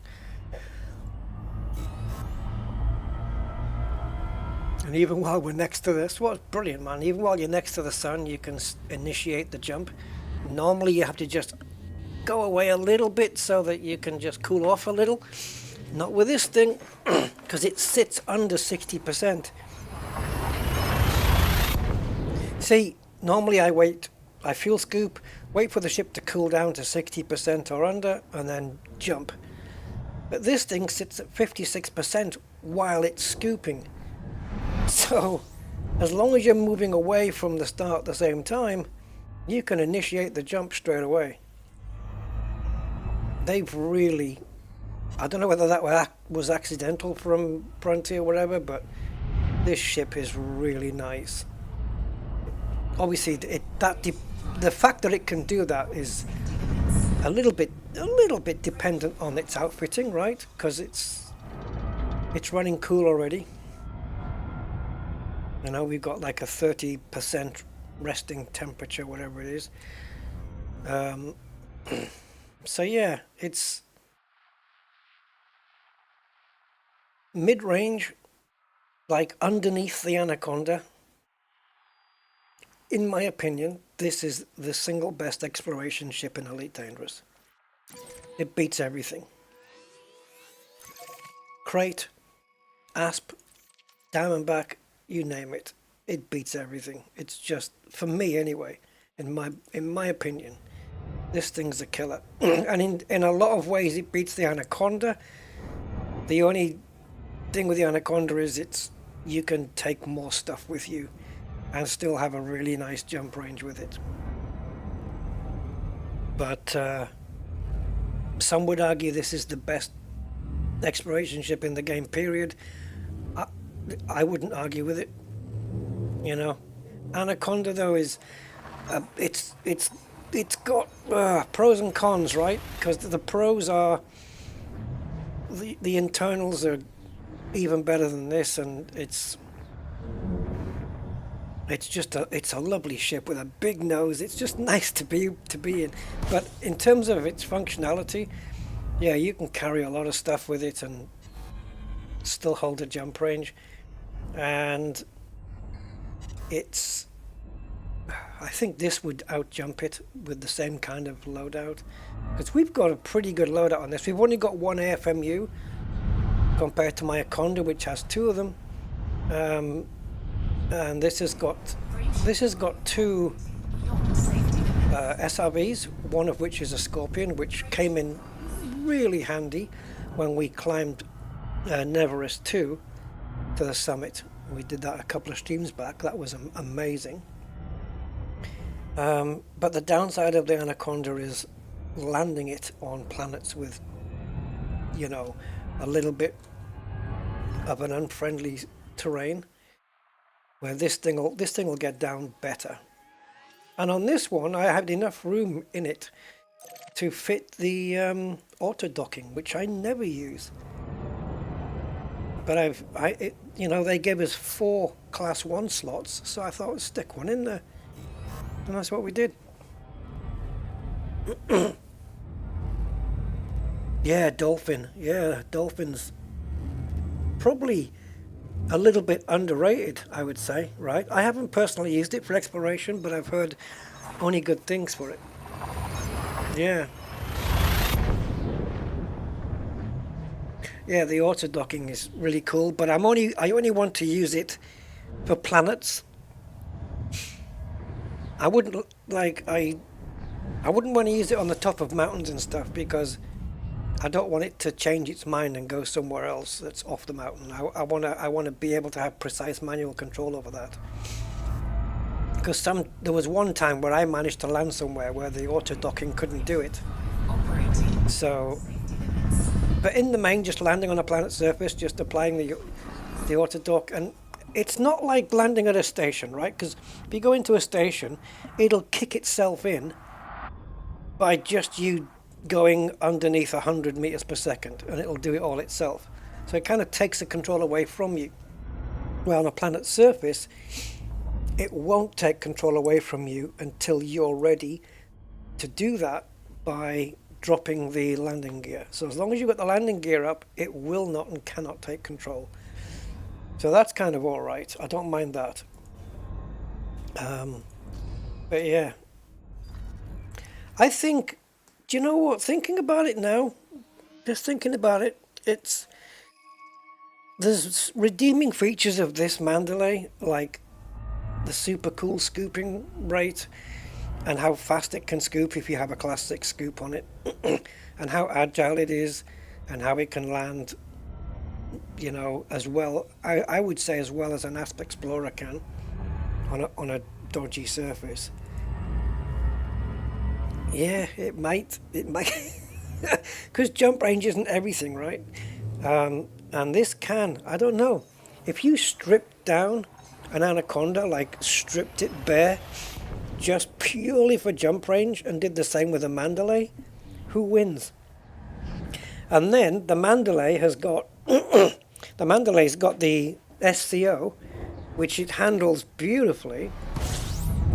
It can handle it, you know, it's smooth, where the Anaconda would be all over the place trying to steer it.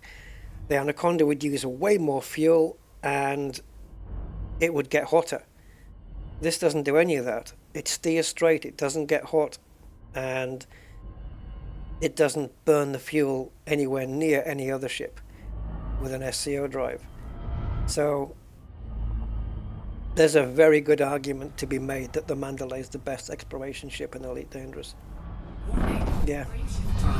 The advantage of the Anaconda is just internals, I would say. The Anaconda's a beast of a ship, it really is. But if I'm going on an exploration trip, whether it be a short one or long distance, Beagle Point, I would trust this ship. Just like, you know, it just does it. It just does everything. But then you could trust a Sidewinder, so what the hell argument is that, really? You know? Right, where are we? We're on E28. I'm getting way ahead of myself here, because the next one is 66. We're not far, guys. Yeah. I think I'm basically just saying that the Mandalay is top shelf exploration ship. It's a decent combat ship too, but it's better at doing exploration than it is at combat.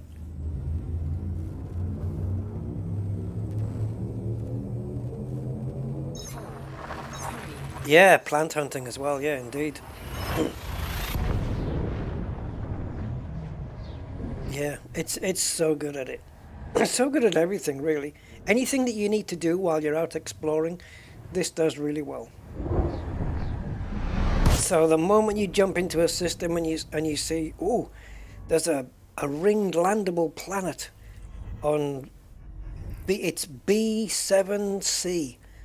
Oh God, it's 150,000 light seconds away. Oh yeah, no problem. Super cruise overcharge, boom, you're there in no time. And you've barely used up any fuel. There's no overheating issues. We have 3 ships that were designed to run around the SCO, right? You've got the Python 2, you've got the Type 8, which does it better than the Python 2, and you've got the Mandalay, which beats both of them. Pretty much. the mandalay is more efficient with the SCO, way more than the other two ships put together. I would say they're very good. Yeah, just really, really good. Right, we have probably the biggest jump we've done coming up right now, and we have to fuel after it as well. 304 light years, guys, coming up now. Almost 305. I think it's 304.26. So yeah, not 86 as I thought. Yep, 304.26. Galaxy plotter is exactly right to the 100th.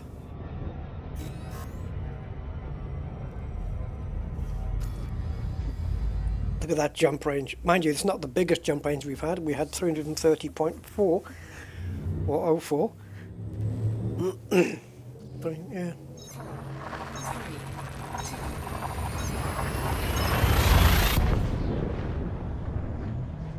Yeah, the Elite Dangerous experience on Xbox is very different now to what it is on the PC. I think there's so many things that you can't do with the Xbox version now. It's such a shame. And actually, I know Odyssey's not there, but I don't know, out of the other content, I don't know what else isn't there. Like, do the consoles get the mandalay?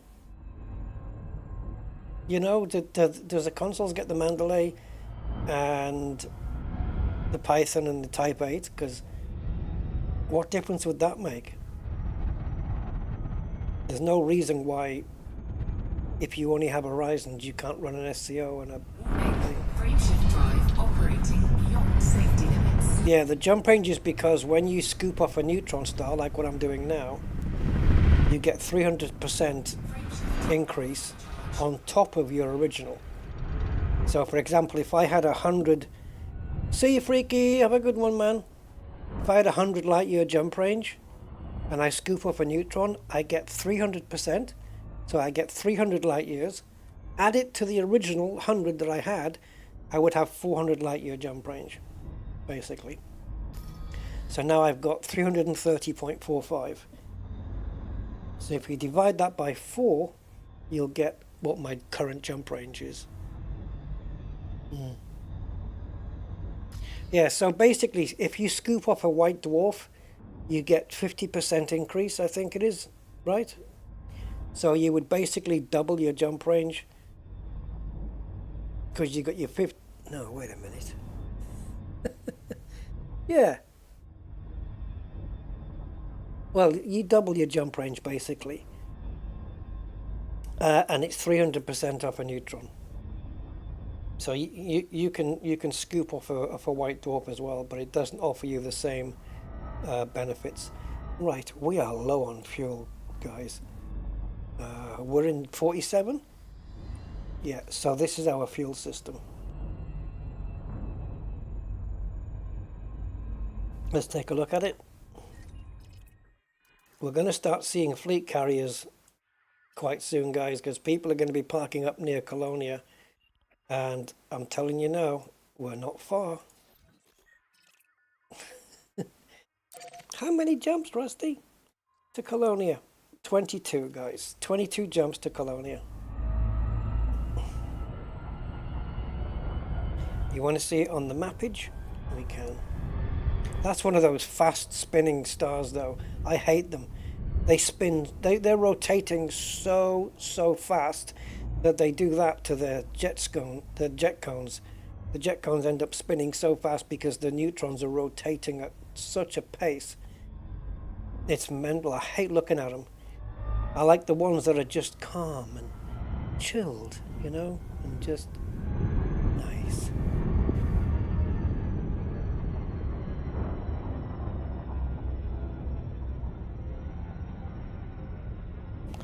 Yeah, I mean, Super Cruise is unrealistic anyway, because Super Cruise can put you 1,000 times the speed of light. Super Cruise Overcharge can just go to 4 times that speed.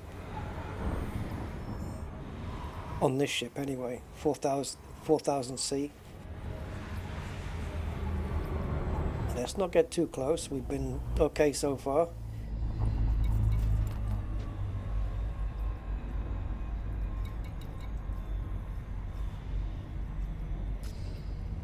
So where are we, guys?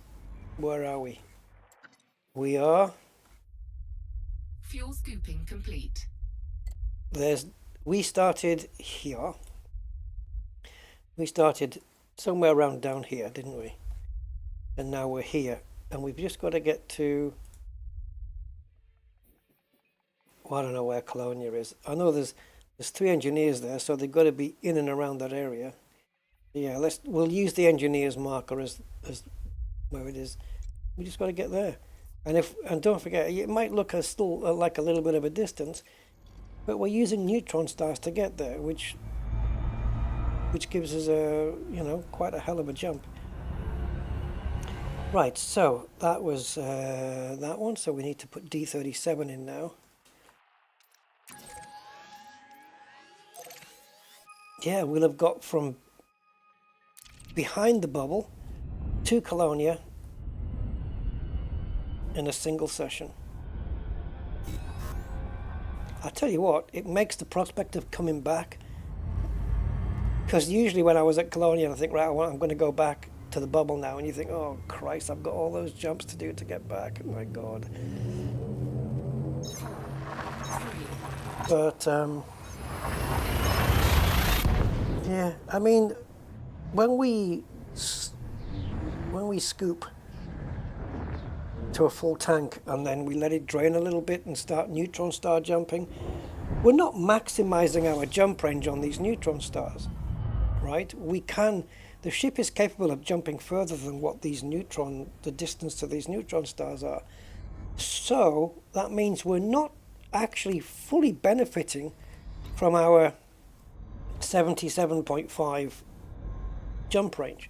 We're not benefiting from it. If we had 75 instead of 77, I reckon we'd still be doing the same amount of jumps, because we're not really benefiting from having the 77. If you take 75 and multiply that by 4, you get 300 light years, and that's on a full tank. When you let that drop, you're probably adding a jump, maybe 2 jumps. I don't know, maybe a jump, I would say. If it's a neutron jump, it's probably going to be about the same. So the difference between 77 light years and taking this ship to 80 light years jump range, you're not going to notice it, not even on something like this. It's nice to brag about it and say, yeah, I've got 80 light years. But for me to get 80 light years out of this, which I can, I just sacrificed the fuel tank down to 16 tons, and I've got 81 light years. Done. But it would mean I would have to stop off and refuel more times. Instead of every, 5 no fuels and then 1 refuel, I'd have to do like 2 or 3 jumps and then refuel instead of 5. So there's that. It's not worth it. I'd rather I'd rather refuel every 6 jumps than every 3. It's faster. It's faster to do it this way. Even though my jump range is lower, it's still quicker. Am I making sense? I hope so.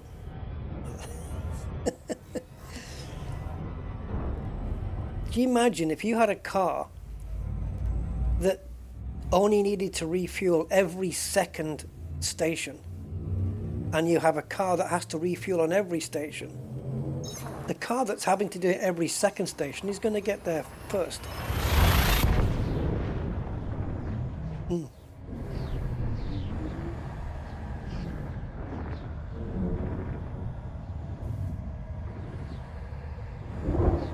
Oh, colonization all the way. I don't think they'll do it all the way, but it'd be nice to have a few stop-offs, right? Where you could get that. That would be cool.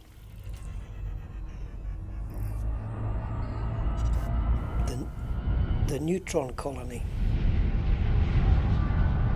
Warning, frameshift drive operating. Yeah, I'm surprised. What surprised me most about this was Supercharged. how soon we stepped onto the Neutron highway. So for me, the Neutron highway begins when you have a neutron star, and every jump after that, every jump is a neutron star until it isn't, and that's the length of the highway. We jumped on that very early after we left kind of the area where the bubble is. We jumped onto that I'll tell you where we jumped onto that. We did 3 neutron stars in a row.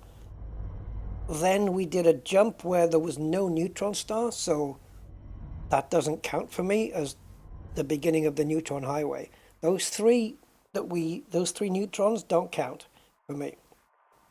The system where we started the neutron highway was this one. Look at this. And we're not even done yet. 15,300 light years away was when we started the neutron stars. And every jump we've been into after that has been a neutron star.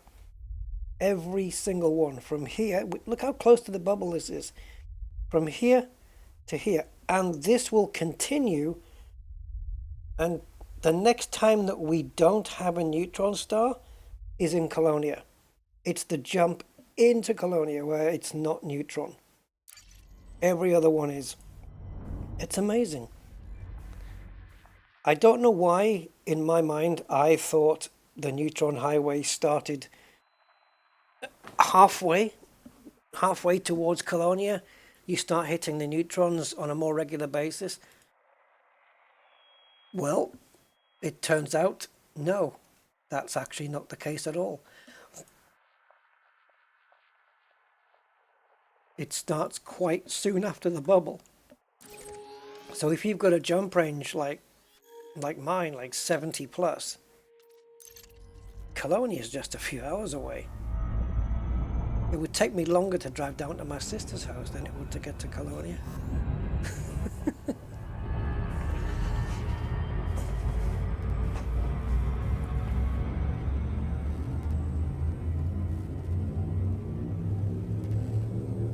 Oh, you could do it, yeah. I mean, they should let players,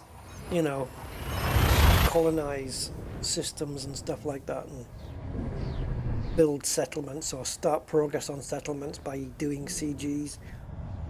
It would take many, many, many, many years, but you'd see a lot of settlements building up on the way to Colonia and other places.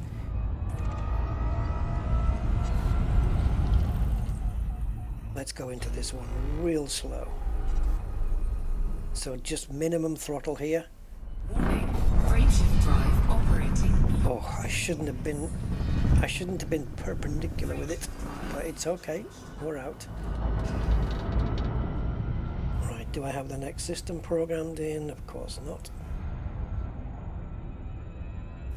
I do now.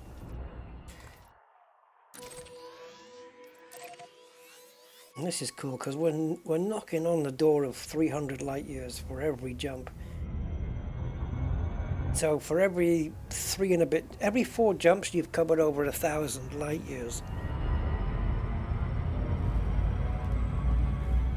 And it's 20,000 from the bubble.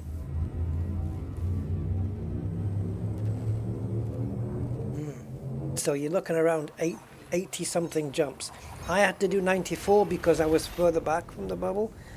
But in this ship, we're looking around 80 jumps. We'll find out. Once we get to Colonia, we can do a spanch plot from Colonia to Diego Andri. I'll bet it's 82, 83 or something like that. And as long as you're happy with not stopping off and doing bioscanning, because we would have been days, weeks otherwise if we'd done that. If you're happy to not do that and just go straight home or go straight to Colonia, like I'm doing now,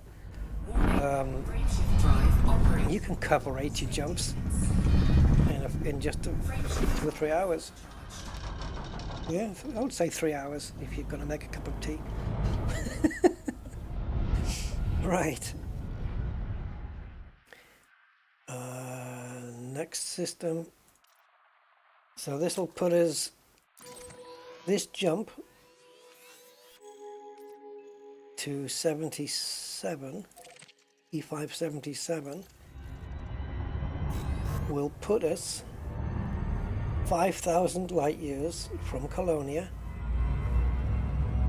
with 18 jumps remaining. And the stars in the sky have just fleshed out like lovely.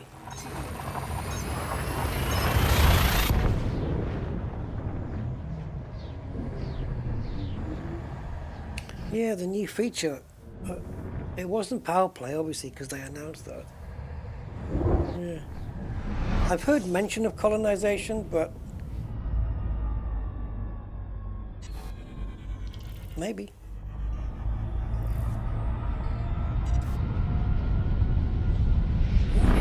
Frameshift drive operating beyond safety limits. It would certainly be interesting. Frameshift drive supercharged. Do you guys ever wonder how long they're going to keep the Elite Dangerous servers up for? The only reason I ask is, you know, after they've finished like developing for it, because the only reason I ask is there was a case, I have to feel here guys, next jump. There was a case where they just shut down the game servers for The Crew, the game The Crew. I know they brought out some sequels since then. I think The Crew 3, is The Crew 3 the last one, or was there another one, just a new one just after that? So they decided to shut down the game servers for The Crew, so you can't really play it.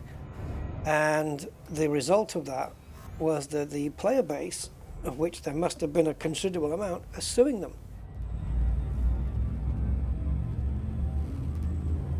Oh, it is a new feature. Okay, so Obsidian Ant was right then, of course. He's got the hotline.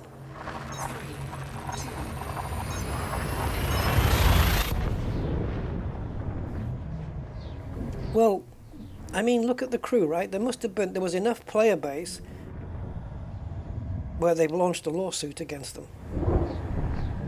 So, A, there's a player base, and B, there's a player base that's pissed off enough that they've decided to launch a lawsuit against them for shutting the game servers down. I mean, I don't know how it stands legally, like what obligation the company is under for having their servers up for. You know, is the terms of agreement on the game such that the company is only, under the terms, they're only liable to have the game running for a certain amount of time? Has anyone read the Elite Dangerous terms and agreements? Like, does it say we know that there was an initial 10-year support plan, and you know, what are we agreeing to here? That 10 years you can take the servers off? I don't know. It doesn't look like it. It looks like they're still pushing this game, so yeah, terms of service. Those are the things that people don't read. We're going to have to go into this, guys. I have to shut my eyes and just go for it. Where's the shadows? Follow the shadows.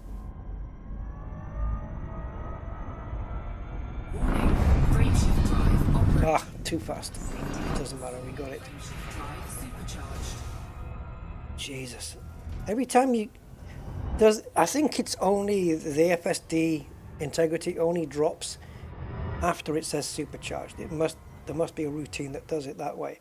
Like it doesn't mean that if I kept popping in and out, and not successfully supercharging, that it wouldn't drop the integrity down anymore. Right, we don't want to run this out too much because, oh, buggeration. What do we got here? Cool. We need to fuel.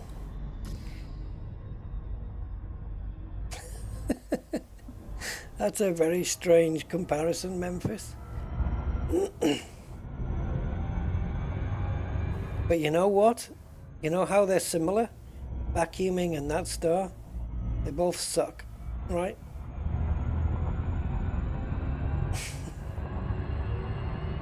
I always remember that joke of the guy taking the vacuum cleaner back to the shop saying, you know, this sucks.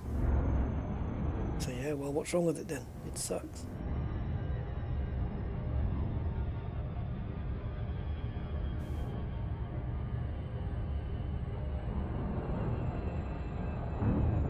Elite Dangerous 2. You horrible! Yes, you are.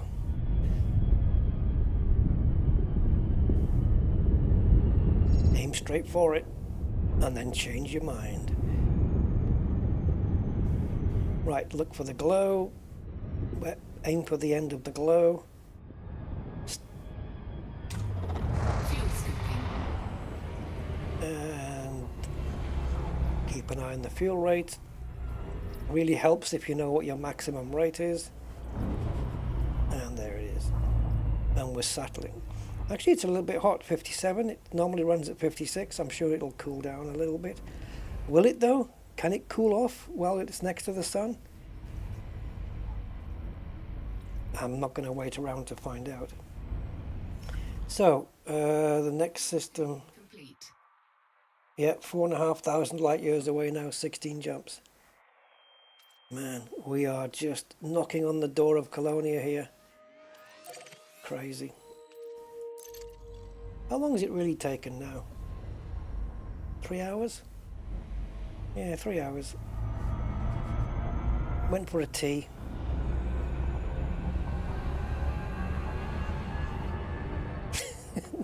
As if that made a difference.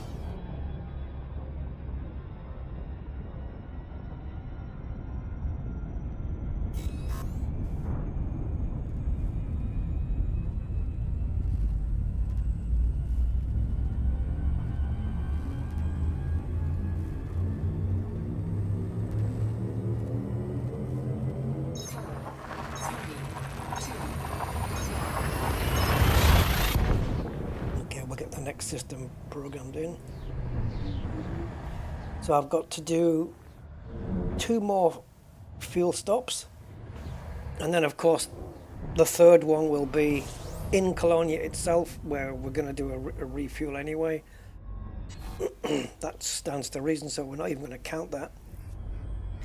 So yeah, 2 more fuel stops, guys, and then we'll have enough fuel to get to Colonia on the after the second fuel stop. Warning. Brake shift drive operating beyond safety. Oh, it's so hard to control. This is like what it's like trying to control an Anaconda with a SCO drive fitted to it. It's like going through a jet cone, isn't it? Yeah, quite similar. Warning. Brake shift drive operating. Oh, I went in too fast again, but it doesn't matter because the good thing is it's got memory. It remembers how much you scooped last time, and it just tops up. So that's kind of cool. All right.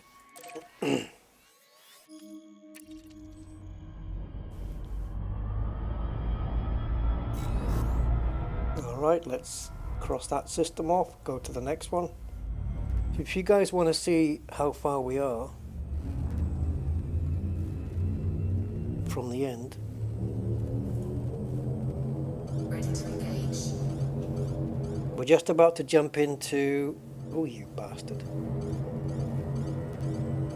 No! No, no, no, no, no, you bastards! Ah! Oh! I hate you can click on it and it brings up a page and then it loses the route. Dude, you're fucking kidding me, man. No, look, listen. To the people who program this, Gareth, listen to me, man. HTML, okay? When you click on a link in HTML, you can tell it to open in the same page or open in a new tab, new page.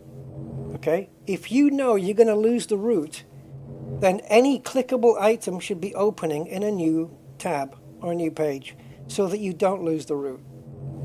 ¿Tú comprende? You can email, dude, I have to tell him this because that's ridiculous. it opened it in the same page, knowing we were going to lose that route. Doesn't matter, it doesn't make any difference. But all my lovely ticks have gone. Anyway, right. It should plot the same route, but it doesn't matter if it doesn't. Yeah. Oh, Angry, I don't know if you heard, I mentioned it earlier. That, oh yeah, no, I mentioned it on Discord. Yeah, just the thing about that, if I have anything on the screen that isn't the game, and I forget to switch the screens back, I've got OBS now, automatically doing it for me. That's ridiculous, isn't it? I mean, if you know that opening a page, like it's not going to remember the route if you lose the page, then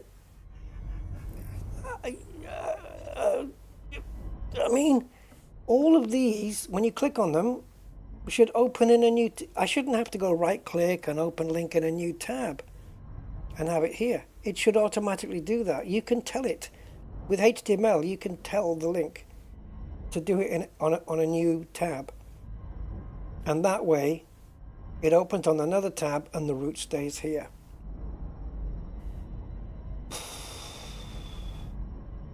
Anyway, where are we? We're here, I think. It's the same, it's exactly the same route. I can tell just by looking at it. Right, so I've got that in there, because that's where we are now. And then I'm going to click here on the copy tab, on the copy icon to copy it in, the next one. And then I'm going to move my mouse onto the game screen, count to 3, and... yeah, that's crazy. Yeah. Oh, I don't want it on a spreadsheet though, really. But yeah, that doesn't help the problem though. It should be able to be... it should be able to stay on screen. Oh, wait a minute. I bet we haven't super duper charged, have we?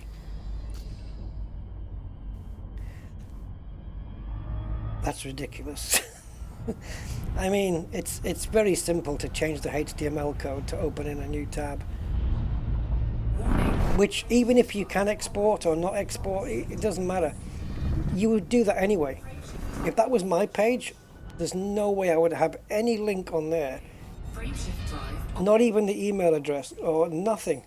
I would have nothing opening in that same tab if I knew that it was gonna lose the information. No way would I do that. And I'd like to think that I would be smart enough to realize not to do that.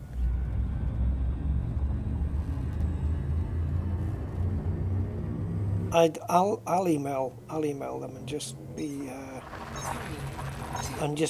very polite and just say, dude, look. No, I won't.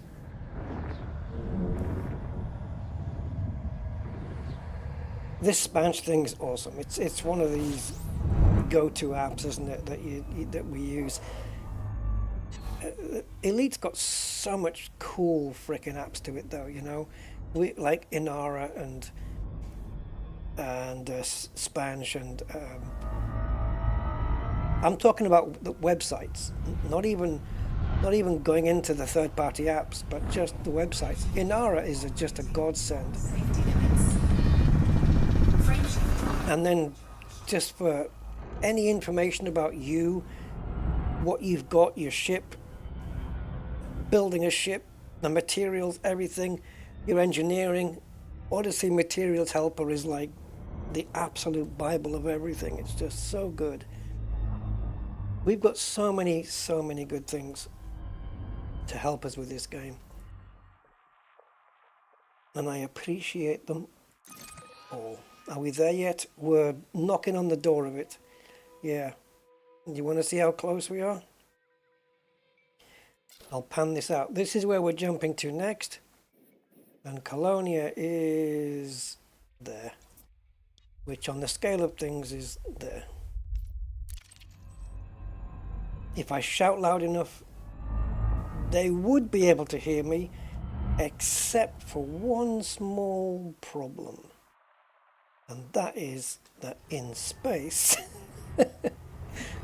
you guys gonna finish the sentence for me? In space, no one can hear you scream.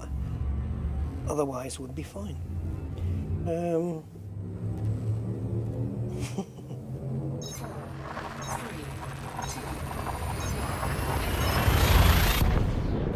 Yeah, all I've lost is all my blue ticks, basically. That's all. Right, you know, like I said that we had 2 more fuel stops to make? Well, in 2 jumps we'll be coming up to the penultimate fuel stop. And this isn't bad. Which one do I go to? It doesn't matter. This isn't bad considering that we started... Where were we? Just north of the Witch Head Nebula? Roughly-ish? Kinda? I'm not sure. I've got the initial system already, so we'll have a look.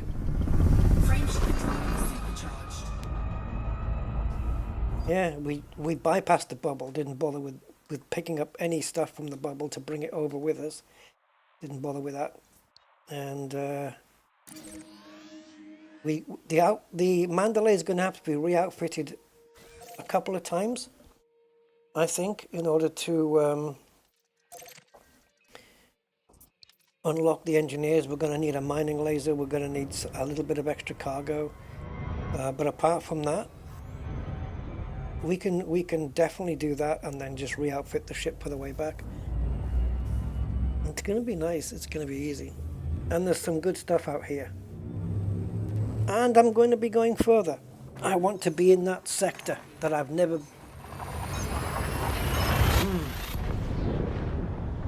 Have I never been into it before? It's quite possible that I've never been into that sector. The one that's to the left and above of Colonia. No, because when I did my westernmost point run, I didn't come anywhere near that. And every time I go to Colonia, I end up going to the Great Annihilator, which is to the east, northeast, kinda. I don't think I've ever been up there. I have, but wait a minute though. When I came back from Beagle Point on Distant Worlds 2, did I not come down this way? The sector I'm talking about is this one.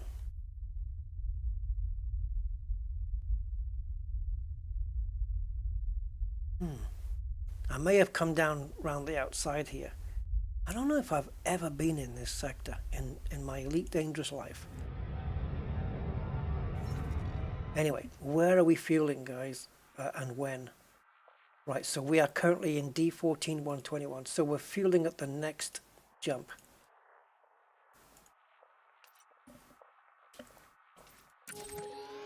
Yeah, I definitely want to be in that sector because I'm pretty sure that is the sector where that anomaly is. But I'm going to be clever about it.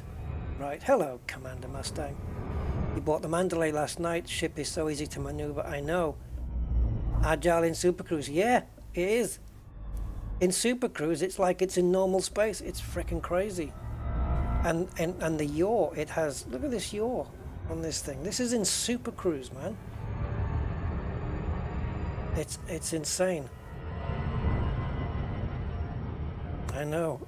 The flight dynamics on this are just off the charts. Right, 470 we're feeling here.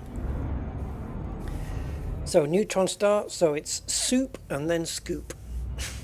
Supercharge and then scoopercharge. Yeah, I'm doing okay, Commander Mustang, thank you.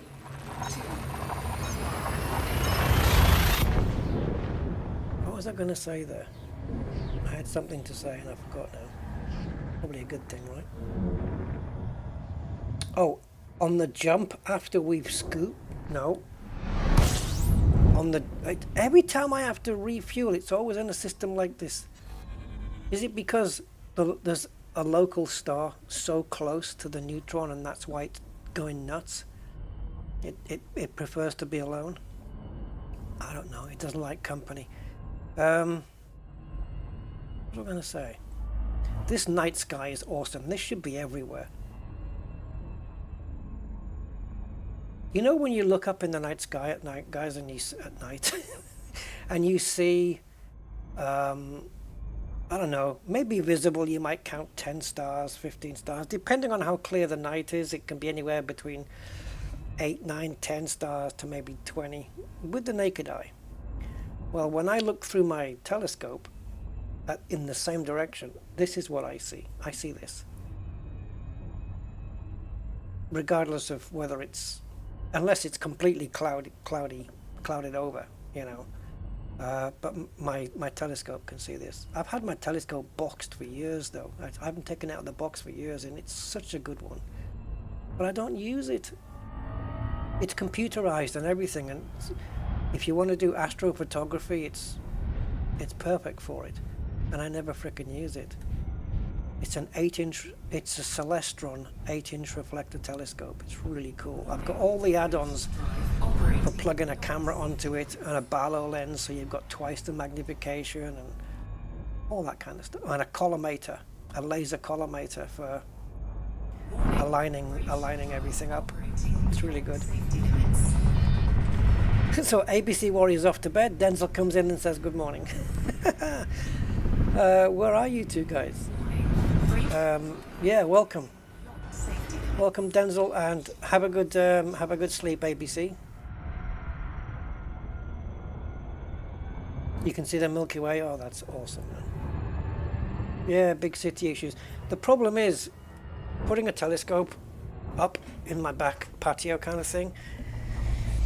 You've got light pollution, right, from people's house lights or street lights. It's light pollution, and it gets into the telescope. You need to be in a field in pitch frickin' black, which is why I've got that battery pack you carry with you that's got like a red light on it. You can't use like a white torch light. It has to be red so it doesn't affect the telescope. And yeah, it's a really nice telescope. It's big. It's probably about my height when it's all built up, and the tripod weighs a freaking ton. But yeah, it's computerized. So if you align it with, say, a couple of stars like Altair and Vega, you line it up with those.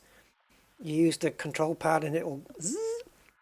Once you do that, and it has an alignment, then you can attach your DSLR camera to it, and you can focus it on, say, Saturn or Jupiter, whatever. And as the Earth rotates, my telescope counter-rotates to counteract the rotation of the Earth, so that the image the camera's looking at always stays sharp. It doesn't move with the rotation of the Earth. Because if you've ever got a camera and just pointed it up at the sky and left the shutter open for 2 minutes, you get like star trails, and that's because of the rotation of the Earth, right? But if you did that with my telescope, you don't get that. You get pinpoint stars because it counter-rotates with the rotation of the Earth. But it can only do that when it knows where it is, and it knows where it is based on the star. Well, I don't know what they call it, the alignment procedure you have to do. I think you can use 2 stars. You've got 2-star alignment and 3-star alignment. It's like GPS, and it knows, and the telescope knows which way to rotate to counter the Earth rotation, because just by where the stars are, it knows where on Earth you are. It's very clever. It's very cool. I bought it quite a while ago, and I wouldn't even remember how to set the thing up now, but it's very, very nice. Yeah, it's a Celestron NGT C8, I think, something like that. It's NGT, and then I think it's C8. Yeah, it's really nice. I have had a couple of thoughts of selling it just because I don't use it, but oh, I bought so much equipment with it as well though. Stop doing that.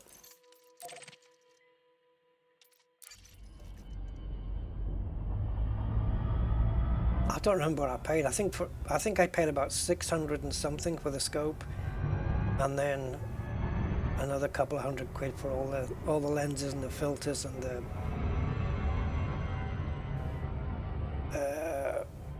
yeah, there's something else. And you can even get a filter you can put on the front where it allows you to point the telescope at the sun.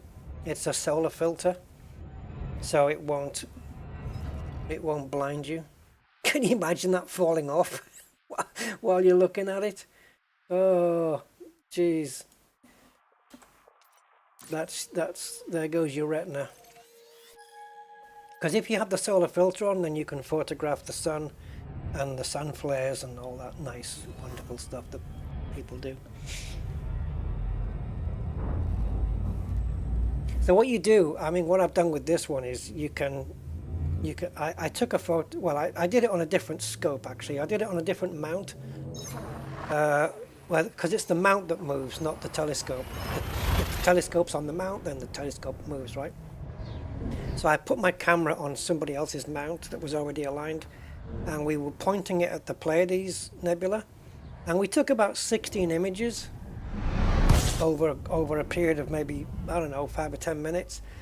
And then there's a program called Image Stacker where you stack the photos one on top of the other, and it filters out all the crap, and it stacks all the images and gets the best bits from all the images, stacks them all, creates one image, and the result is frickin' amazing. I took the Pleiades Nebula, which looks, the photograph is amazing.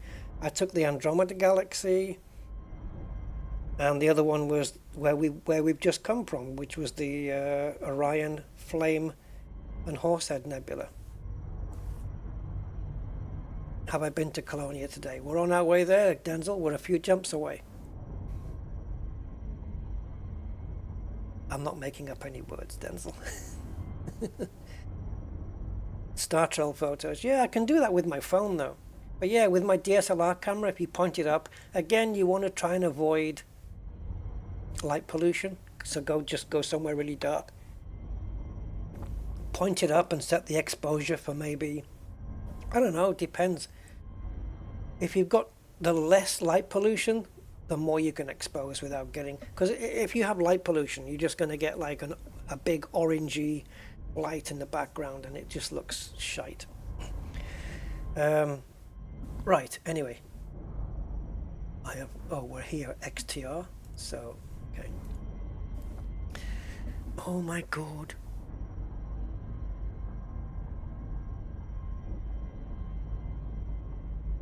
Oh my god, we should have fueled.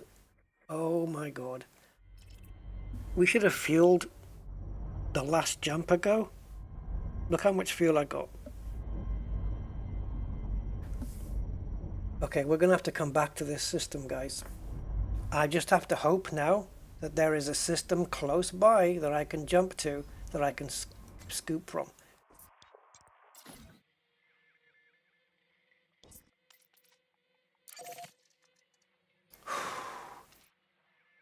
We have to jump here and then come back. So, Neutron, there's no point in me scooping.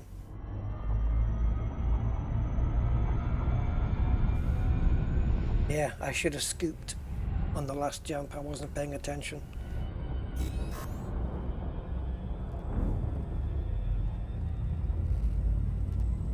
Thankfully, we have a scoopable star within range.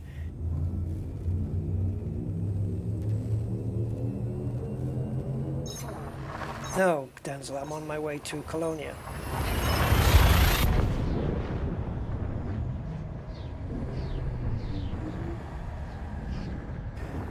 Yeah, I mean, the image stacking I did, Denzel, you know, for the photos I took, I didn't know how to operate the software to do that. So I had to have somebody who's, you know, a friend of mine who who's into the astrophotography do it for me. The Pleiades photographs, though, I've got them somewhere. But I don't know if they're on this PC. I'll show you guys, but I don't know if they're on it. But I've got them printed out and I've got them framed, and the Pleiades Nebula just looks freaking awesome, man. And of course, you have to use filters as well. You know, it's like when you see things like pictures of the Dumbbell Nebula or the Cat's Paw Nebula, courtesy of NASA. You know, they've used images. Oh, guys, what's the name of the telescope, the famous one, that came after Hubble? What's the new one? Well, I say new. You know what I mean? What's it called? Does it begin with J? Does it have a J in it? James Webb. Oh my God. I was thinking of it earlier this morning and I thought, what the... I could have Googled it, to be fair. Thank you, guys. Yeah, James Webb. Oh, I could have Googled it and I thought, yeah, I could have. I forgot to Google it. But yeah, I was thinking about it earlier and I thought, no, there's Hubble and then there was a new one which could see further and better than... Oh my God.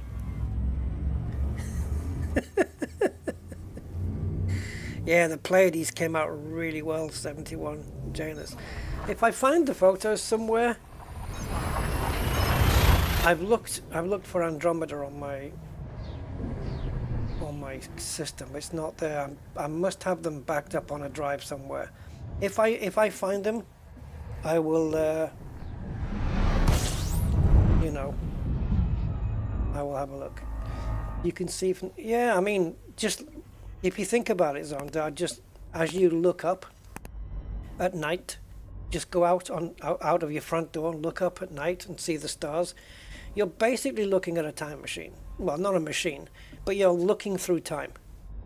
You're literally looking through time. It's fascinating. Yeah. It's amazing, isn't it? And if we were on the other side, like if we were 1,000, no, maybe not 1,000, that's a bit, who'd want to go that far back? But if we were, I don't know, if we were 10 light years away and we had a telescope powerful enough to see Earth, we would see the Earth from 2014, how it was 10 years ago, the light from 10 years ago. Because the telescope would have circumvented that 10 years that it takes the light to get here. Yeah. 5 times the resolution, that's crazy. And what about distance-wise as well, though? Could it see... I'm presuming it could see further than Hubble as well. Hubble's great, though. I mean, maybe they'll let you buy it second-hand now. On eBay. Hubble telescope, 1 of 1, limited edition. Oh, it's fascinating, man. So does all this have any connection with that place where it's like it's a collection of observatory like dishes? There's a place, isn't there, where there's just a collection of them and they all come together as like an array? It's fascinating stuff. Oh, by the way, just so you know, we've got less than 10 jumps to get to Colonia. It's less than 10 jumps, guys. Yeah, baby. It would take less time to get to Colonia now than it would to jump all the way back from Robigo to Shinrata, I guess. Yeah, very large array. They must have been all night thinking up that one. Oh, I've got a great name for it. What's that? This is the guy who came up with the Large Hadron Collider. So He's got an idea. What's yours? VLA. Oh, VLA, that sounds good. What does it stand for? Very large array. It sounds like something that Baldric would come up with on Blackadder. I have a cunning plan. Look at this. Look at these stars here, man. It looks very like there's a deliberate cutoff in how many stars there are, right?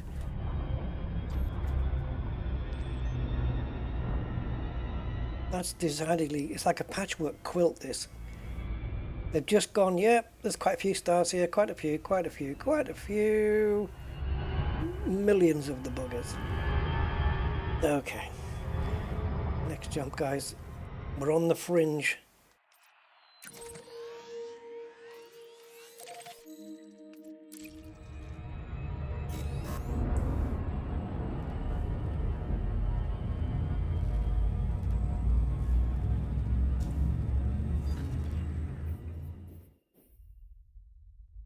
This is the jump, that's the distance we're making one jump, and that's where Colonia is. So, there you go. You've got some idea of how close we really are.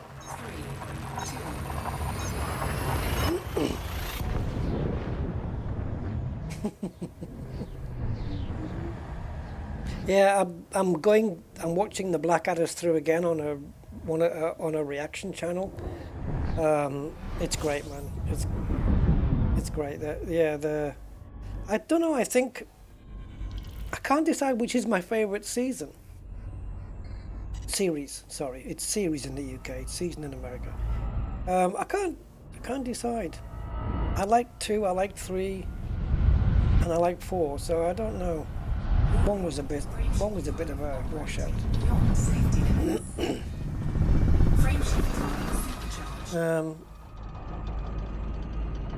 Yeah, Denzel, just to think, if you're not doing the @ symbol, it won't show up for me, and it has to be Rusty Dog one word.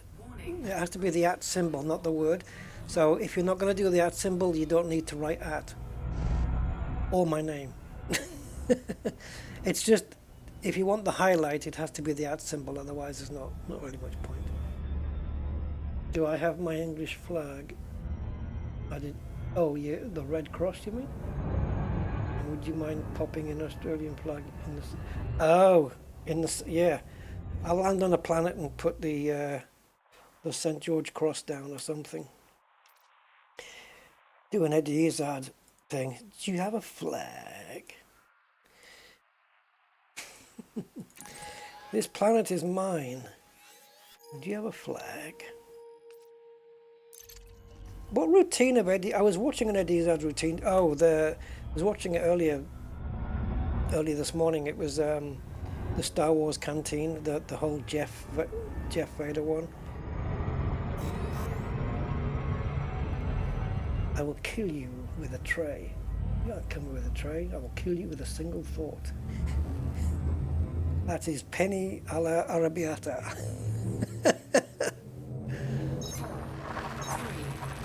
Ah, Denmark. Oh, cool. Greetings, 71 journalists. Denmark's a country I'd like to go and visit. Yeah. Wouldn't mind staying there either, to be honest. What's the property prices like in Denmark? I might move. It's always one of the happiest countries in the world, so I'm quite happy to move.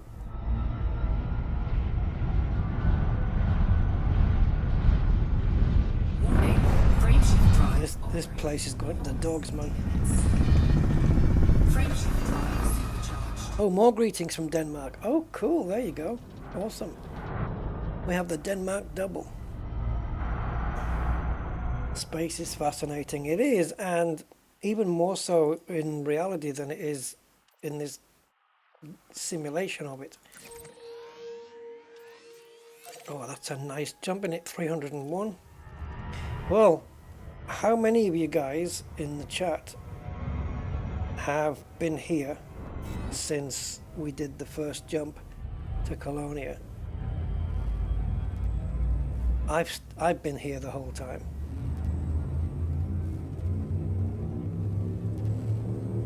No, no, nothing to apologise for, Denzel, not at all. It's just, I was trying to just save, if you're doing it with your voice, just to save you time. Because I think when you do the art, it's not going to do the @ symbol. It doesn't. The voice stuff isn't that good. No, it's not the Brexit thing. It's just there's certain things about this country which is just I wouldn't want to ever part with. It's just this values of this country which I hope they stay forever, you know. But there's other parts of it is like, Jesus, like it's enough now. Just Beyond safety limits. Module malfunction. and the government sucks ass, man. But we don't have any decent candidates. It's the same as other countries. Certain other countries that don't have. Right, we're going to have to do a repair because the next jump is our final fuel stop, and then we've got enough fuel to get to Colonia. So, even though we've got like a third of a, well, more than a third of a tank. So let's just shut down this Super Cruise. What we're going to be at? 79 again, like before. Yep. All right, let's bring the AFMU online. Let's take the frame shift offline. I love the way he just unclenched his hand there, as if to, you know, because we've been on the joystick for the last 3 hours. Well, there's certain animals that can see ultraviolet and stuff, isn't there? I mean, you get that phrase as blind as a bat, but bats work off sonar, don't they? Aren't bats amazing though? Jesus, I know they work off sonar for distance. You know, like a submarine when it goes bing, and then you get the ping back, and it can determine the distance to an object based on how quick the ping back is. Kind of like a computer when you ping a server and it pong. Right, did you know, I'm getting in too far now, when you say ping and then an address, and it pings, let's say, google.com, when it comes back to you, it's called a pong. Did you know that? It is actually a ping and a pong. So when the pong comes back and it tells you 7 milliseconds or whatever, it's like this. That's like the computer version of sonar. But with bats, if you look at them and you see them, you know, millions of them flocking around, like when they go nuts, and there's, you know, you can't even see in front of you because there's so many bats. You must have seen it in a Batman movie. And none of them are, well, pretty much none of them are hitting any of the others, because the sonar is just, it's like so accurate and so on it all the time. It's freaking amazing. Honestly, the way that some animals have evolved.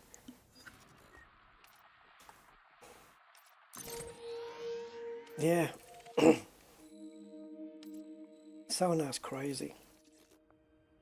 The way that the bats use it though is next level. It's like having a Jedi power. Oh, land is not so expensive, but apartments off the scale. Yeah, I'm not surprised, man. It's probably a very desirable. That area of Europe is a very desirable, I would imagine.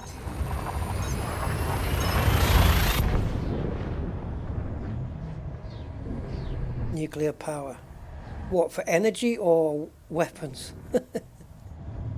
Oh, the world's going nuts, man. Crazy. Oh, can you tell this is a fuel stop? Yeah. We've got a scoopable star right next to a neutron, and the neutron's going nuts. Right, so final fuel stop, guys. This is it. We will not need to refuel again until we get to Colonia. Let's go full throttle here until we hit something. Drive operating beyond safety limits. Oh, Frameshift drive supercharged. okay. When the light stops flickering past my eyelids, I'll know that's it.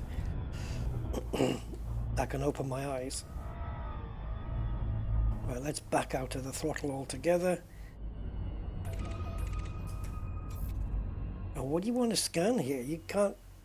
What, are you going to probe a frickin' Neutron? Yeah, I don't think so. Hey, that's a nice quick way of looking around you, though, to see where the stars are. Look at this.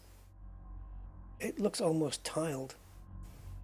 Yeah, so it's there, basically. But what does that mean? Where's that in relation to my ship? There we go. Okay, final field stop.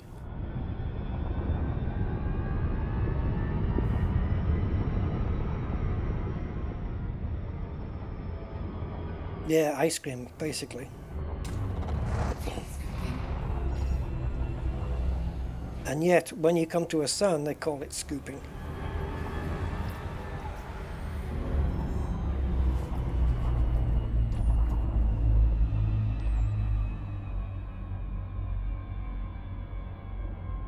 I love the heat vents on the mandalay, those at the top there. I mean, they look white hot, don't they?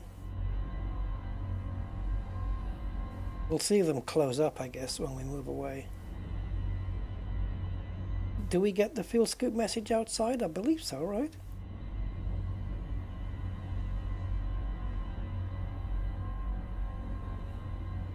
Do we? Well, we're field. So if we move away from the star, let's say away from the Neutron as well, those vents should close up.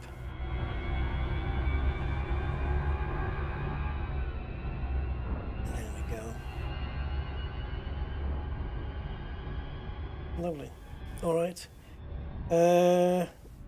Right, and we are scooped and souped. We are indeed. Oops, I haven't plotted the next thing in yet. So we're currently at... Oh my god. This next jump, guys, puts us 4 jumps away from Colonia. High metal content body, rocky body, no atmosphere, got new codex entries here. That's for this system though, that we're currently in, I think. Yeah.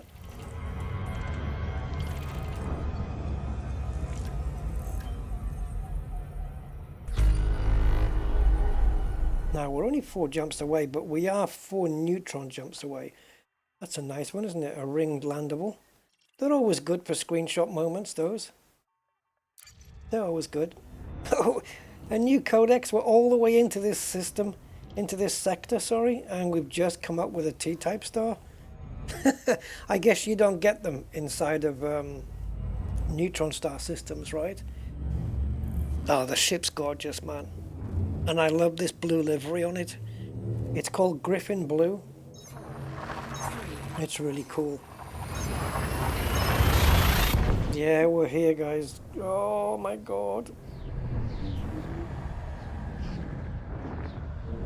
So after this next jump, not this one, but when we make the next one, we are, not only are we going to be under 1,000 light years away, bearing in mind we're doing nearly 300 per jump, but we're going to be actually 780 light years away.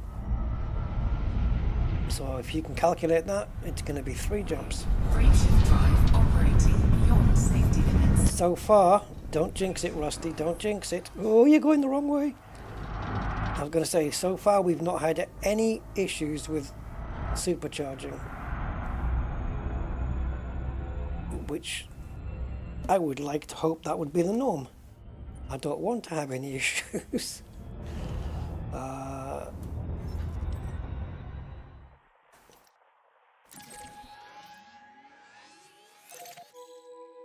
Okay, 894. I'm going to honk it just in case I didn't.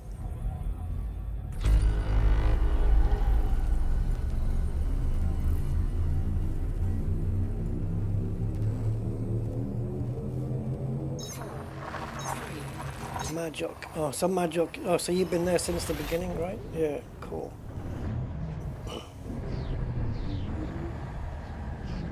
Do we get the system on screen?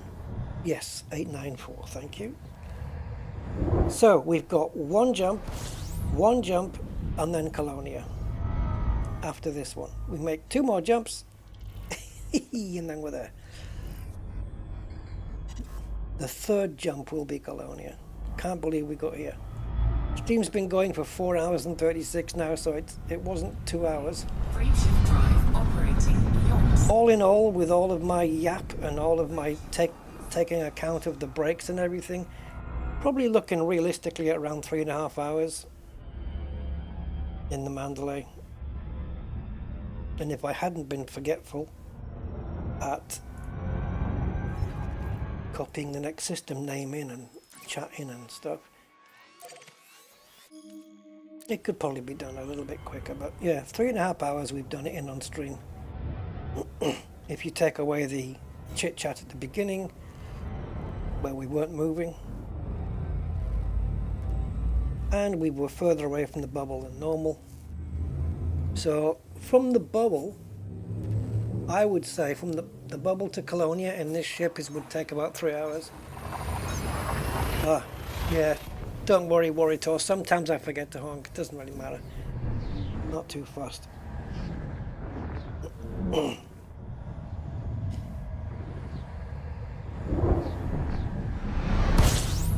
Okay, welcome to 2 jumps away.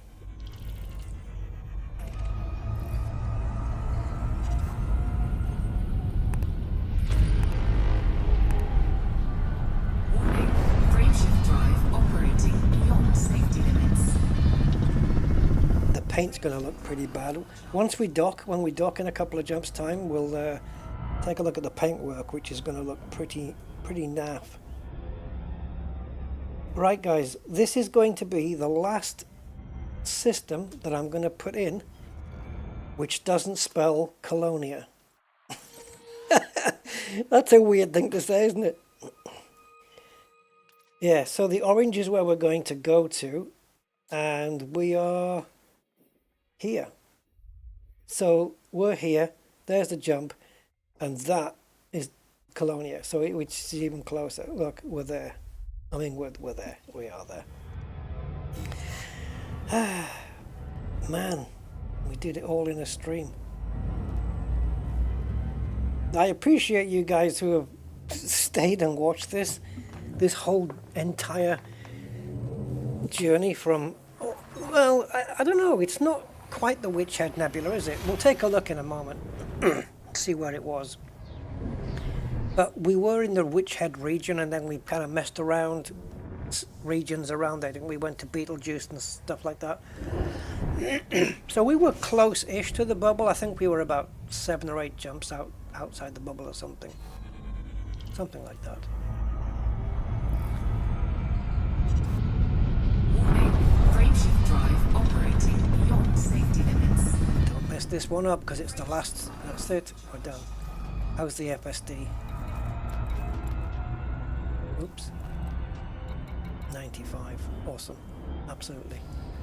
Right, guys. I'm going to type this one in manually.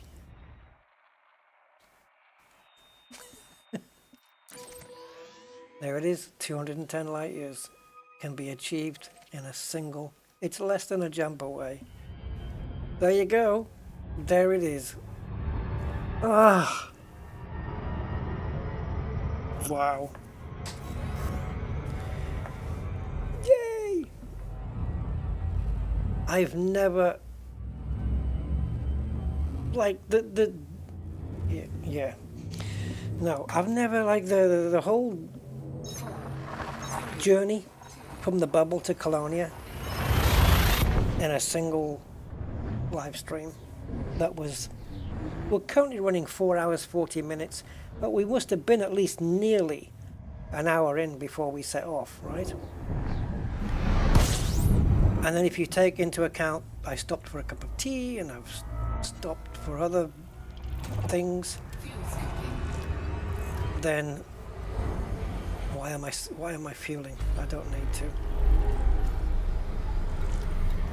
Then yeah, you can get it down to Colonia Orbital, Notable Stellar here. We'll take a look at those. Oh, Dub Enigma. I salute you, sir.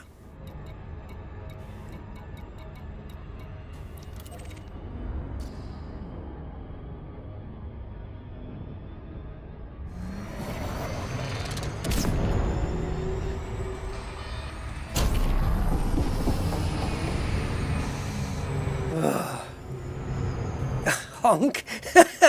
Yeah, I mean, why not? We'll sell Colonia its own data. We'll just change the spelling so it doesn't know. Oh, that's not here, Denzel. That's in Hutton Orbital in Alpha Centauri.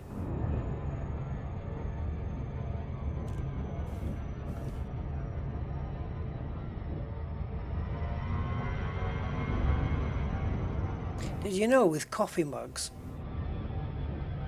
this is a life hack. With coffee mugs, you can actually put tea in them as well. Oh yeah, somebody tried it. Somebody was brave enough to try it with a different liquid, and it still works. Same with a coffee table. Apparently you can put other drinks on them as well. How is it we have a coffee table and yet we have tea towels? What's the whole what's going on there? Thanks, Memphis. Yeah. I did actually do that. Oh, Andy, you timed it? Was that our set-off time, 1848? Oh, well done. So if you say 22:48, oh, 4 hours then? Was that a 4-hour trip? Damn. So if you take into account all of my stoppages and stuff, it could be done in 3.5, couldn't it? Look at that. Look at those rings, man. You could do it in 3.5 hours. Yeah. I wonder if I'll do the same back, the same sentence trouble English speaking.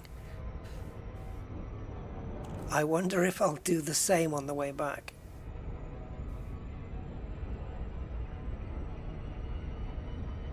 We are going to see the engineers at some point, yeah. I can't remember what Etienne Dawn's...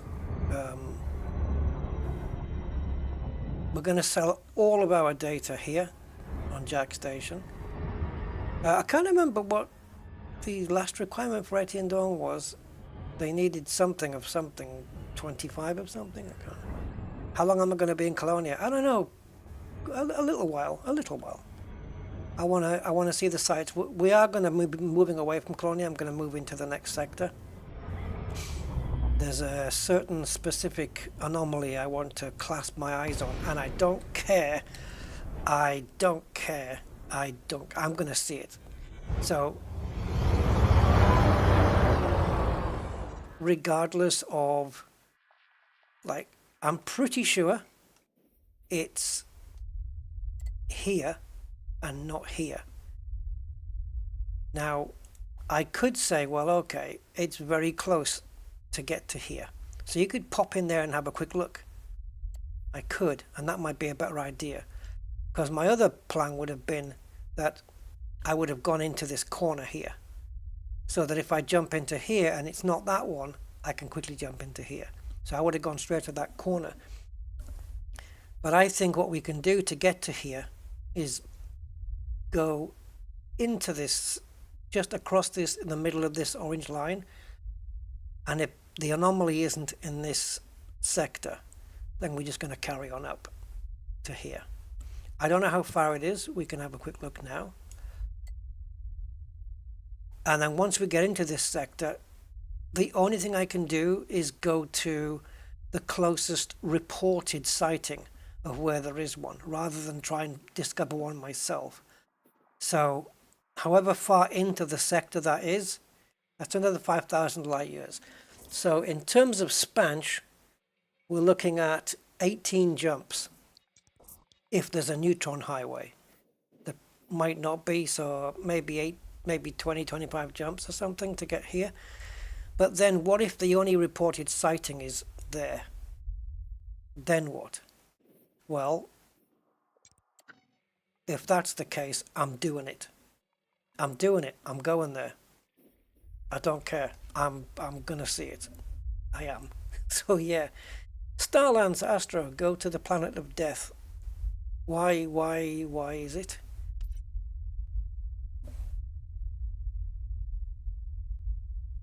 Well, I'm not going to be able to see what's in there.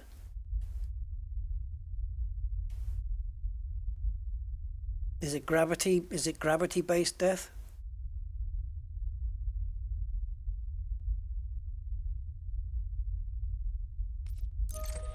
Okay, right there.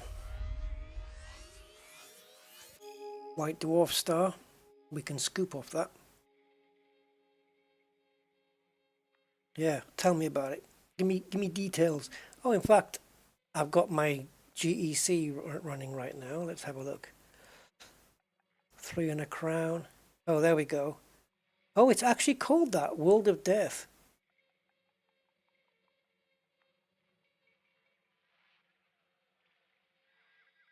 That's the planet that passes through the white dwarf exclusion zone.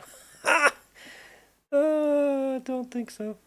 Yeah, that's not cool. Right, let me have a look. ED Astro. ED Astro. And the number is 92, I think. Let's have a look.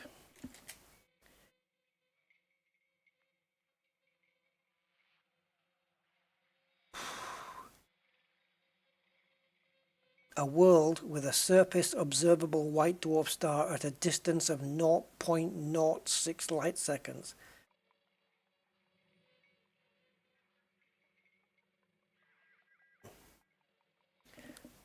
This is what we're looking at, guys. Hold on. Scan detected. That thing.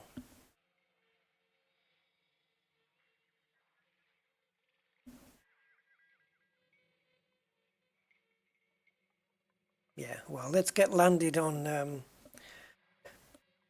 let's get landed in Colonia first. My children will go hungry tonight. Oh, we got frickin' pirates here? Docking request granted. It's been a while since I've been to Colonia, guys. The last time was on the Rusty Goes East stream. So however long ago that was. Yeah, thanks Andy for timing that. That's good information. So 4 hours including all my chit chat and live streaming and stuff like that, which would slow things down a little.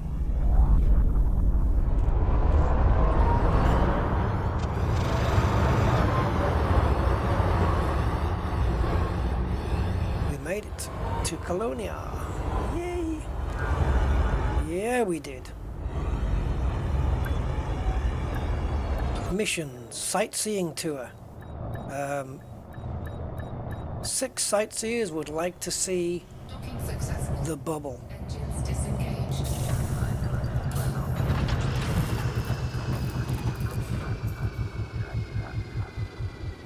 Oh, it's okay, I'm trying to think, what the hell is it restocking? Of course, it's the AFMU. Right, guys. First, paintwork. Paintwork. Is there any paint left on the ship? Well, there's a little bit. Yep. It definitely needs a respray. It's been through the wars, guys. I might leave the paintwork like this, actually, for the journey back. It's got character to it now, hasn't it? I mean, I wouldn't say that about my car, but... Look, the paint's peeling off everywhere. Oh, it has peeled off. It's been burnt off by neutrons and protons and electrons and neurons. Okay. She got us there anyway. She's great. Now, we won't, but we could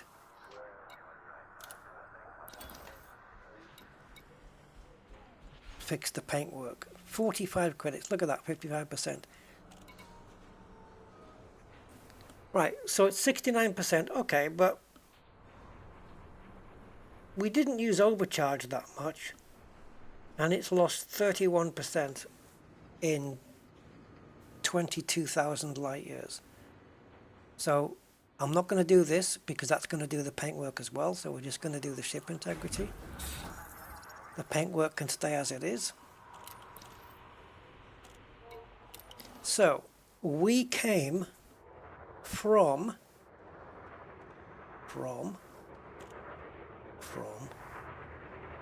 we know it was 22,500 light years away. We know that. But I just want to see the position of it. So we came from here. Yeah, 22,547. That's where we would start. So this is our start point on today's stream. Let's just target that. See where it is in relation to... Ah, there's the witch head. Right, so we're kind of not halfway, but... I was going to say halfway between the witch head and the bubble, but it's not really, is it? It's a little... It's closer to the witch head. So yeah, we were there. We were there, basically. And we are now not there because we're here. Man, we did really well. Yeah, the anomaly, it's a Q-type anomaly, I believe, but I'll only be able to see it when I go to that sector. So, I don't mind right now. I know we've just been on a little exploration trip, but it's not going to be anything for this ship to get to this other sector. We can just have a whiz over there right now and just take a look. I don't think it is that sector though. I'm pretty sure it's this one. And I would rather go over there, have a quick look, and come back. And then when I decide to go here, I want to cross at this point because this is the shortest point here. It's probably not going to make a difference because if the reported anomaly is anywhere here, I have to go to it anyway. But who knows? There might be one in this little square. There might be one there. So the question is, that orange line disappears way too soon. So this is called the inner conflux. So if we just disappear out, there's the conflux. So are we still in it? We are. Alright, so let's just pick that. 3,000. Now, if we were to use the Elite Dangerous plotter using jet cone boosts, Spanch would be faster, obviously, but I don't know if it's going to have these systems in there. 36 jumps. Okay. Spanch then. Let's have a look. See, it might be the case that it doesn't have that in. Oh, I don't have to do that, do I? Okay. Is it in? No. But, oh, what's this? No. I wonder if this is in the same place. See, the thing is you can't copy the text from here. That's another thing with this. I can't grab that text and copy it. Let's assume that's in the same system.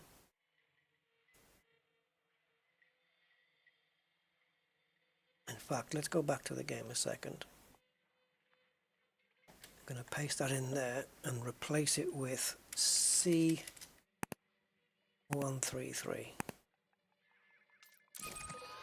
Yeah, see, it doesn't follow.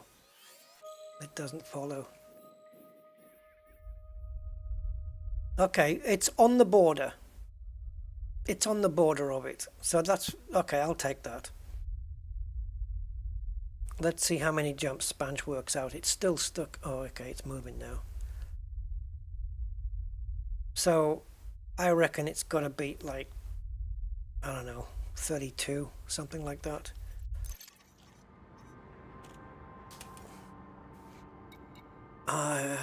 I've never, have I got out and walked around on the concourse in Colonia before? Yeah, I must have done. Yep.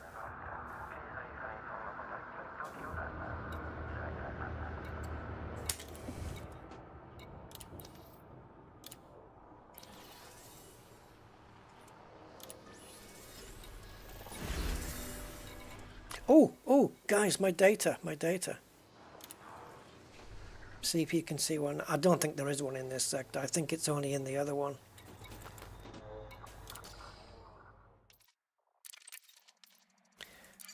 It looked like that one that was in... Oh! Bugger! Is that it? The one, it's got lightning. Clusters of energy. Oh, don't tell me we passed it. Oh my god.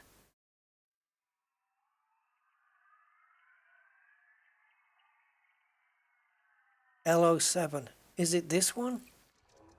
Oh, please don't tell me we got past it. Oh, for crying out. Jesus. It's easier to go back the other way. Right, so Galaxy Plotter has said 14 jumps. I could do that standing on my head, guys. Oh, God. That wasn't on our way. We came this way. We have to go over here, so screw that. I wonder if it's that one now.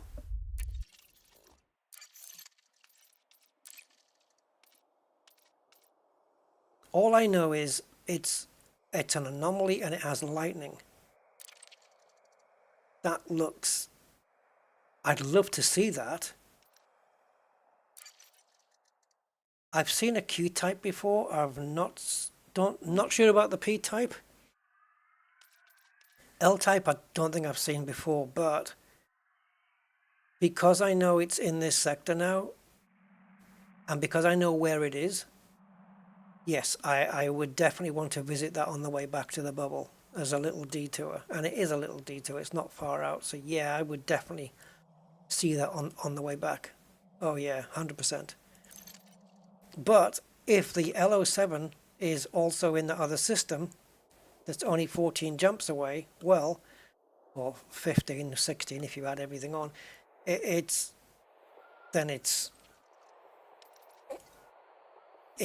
easier, isn't it? It's easier to get there. That's 10,000. Oh, it's so bad. Why do we have to come back to this screen, Frontier?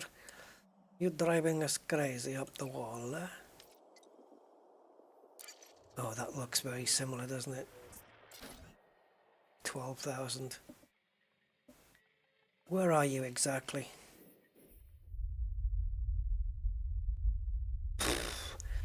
They're kind of in and about the same place, right? The P's and the L's, they're kind of in this area. I wouldn't mind going there on the way back and then just doing a dogleg down to the bubble. I wouldn't mind doing that at all.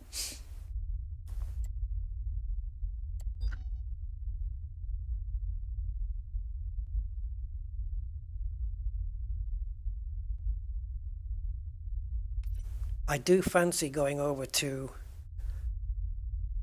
this hypo. It's to get to here, guys. Remember, it's 14 jumps to get to just beyond the border or just before the border. It's all neutrons, guys. It's all neutrons. Who's up for it? It's 14 jumps. I know we've done 94 already. I know. But my curiosity is piqued. P-I-Q-U-E-D, I think that is. P-I-Q-U-E-D, yeah. My curiosity is piqued, guys. I want to do it.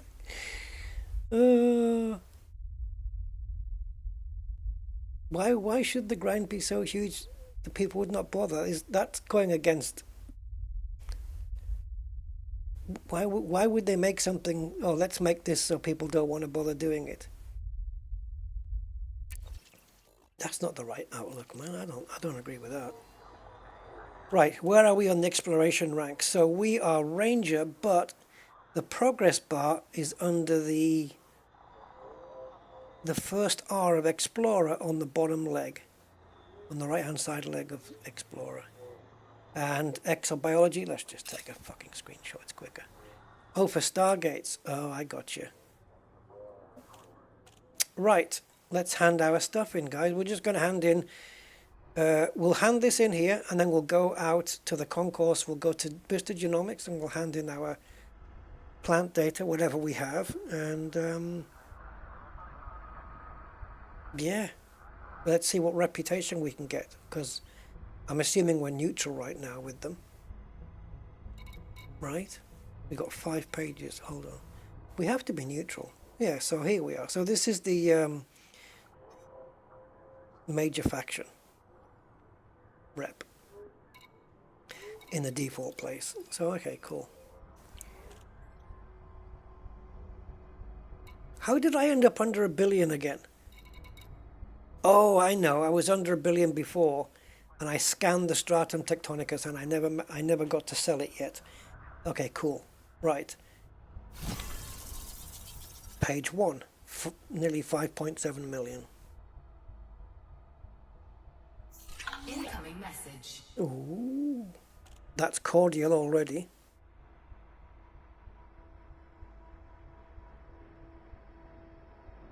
Take your time. Actually, no, don't. Right, there we go. Okay.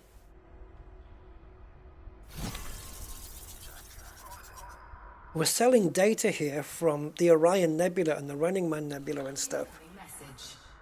It should be worth, data that comes from the longer the distance, it should be worth more.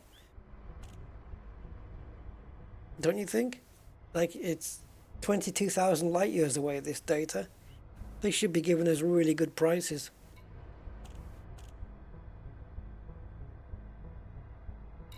There's Beetlejuice, look. Most of these are just honks, though. That's why their prices are so low. The money we're going to make really is going to be based on the exobiology.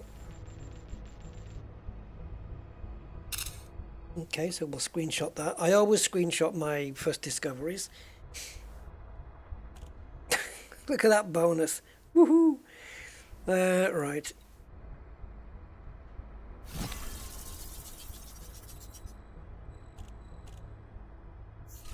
Look at the balance we have. Come on! Is there another page? Oh, killing me now. Send it by fax. Oh, we can't sell Colonia data here. I wonder why. Yeah, 200 light years, isn't it, the distance? Right, this should get us a billion then. Make me a billionaire in Colonia again. Yay! Now we'll go back to the Witchhead Nebula and sell the Colonia data. Yeah, let's go. No, I'm just kidding. Look at that, guys. Look at this. Allied. All the way up. Now we're going to get better mission rewards. Look at that. From neutral all the way through friendly into allied to the max of allied. Brilliant. Right, let's get out and go sell our plant data. Not bad, guys. Not bad at all. I mean, money-wise, you know, what did we make? 10 million or something? About 10 million, I think, yeah. Got 3 messages there, I should have read those, but I'll do that in a minute. Yeah, I'm tempted to go and do those 14 jumps. 14, or is it 13? It depends how you're counting it. Ah, no, they're counting 0, so it is 14. Yeah, 14 neutron stars.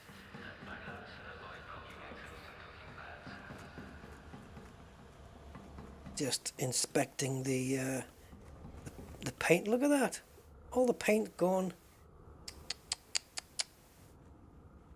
Oh well, we'll leave it like that. We will not get it painted until it lands in Dear Gwandry. Unless I do it accidentally, which I hope I don't. Well, you can't do it accidentally, can you? Because the paintwork option is a separate option, thankfully. Right. These are the same elevators you get in the bubble.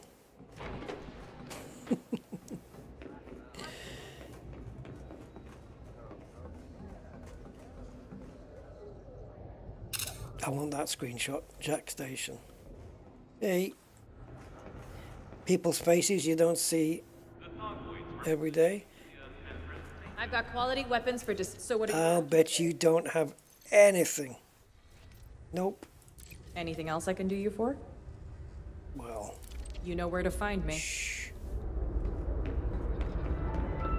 Right, through the bio shield. Bzz. Hello. Hey. I trust you have biodata you wish What was his name? Gerardo Alvarez. when you Hey. have organic data. Oh, Gennaro. Okay. Lo siento, Gennaro. Did right. you collect any interesting biodata during your travels? I like his Our accent. scientists are keen for new data. 40 million. What, that's it? We must, did we, okay. Ah, this doesn't count with the bonuses though, does it? There you go, 98.4 million. Oh, I'll take it. Now, look at that discovery bonus on Receptor. Because we have there was no footfall. And even like this bacteria, you know, you get that. It's 4 times the amount. Like 6 million, 5 million. That's just all bacteria crap. Stratum Aranamus, nearly 10 million. But it's this one, Receptor Umbrax, that we found. It wasn't even the best receptor either. The receptor, I don't know what it's called, hexadecahedron, whatever it's called, that one, that was worth a lot more. But I'll take nearly 100 million. Thank you. Can I help you with anything else? Cup of tea? Vista thanks you for your contribution.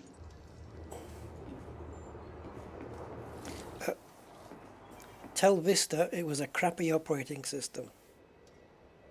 There you go. Right, let's go. Interested to see what on-foot missions we have here.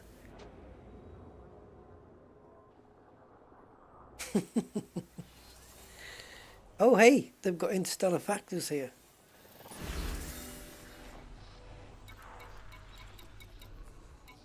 Exterminate Brian Stugg's members. They're 24 on offer now because I think the being allied really helps with that, right?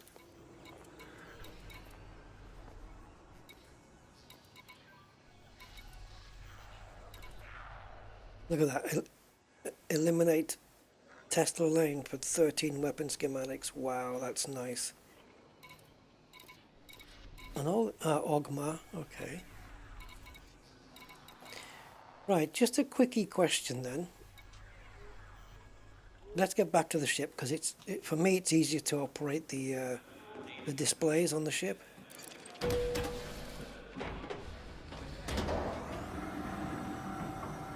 So yeah, nearly made 100 million there. Actually, across the board we kind of did. If you count the cartographic data as well as the genomics, it totals around over 100 million, right? Yeah, about 106 million ish. I'll take that.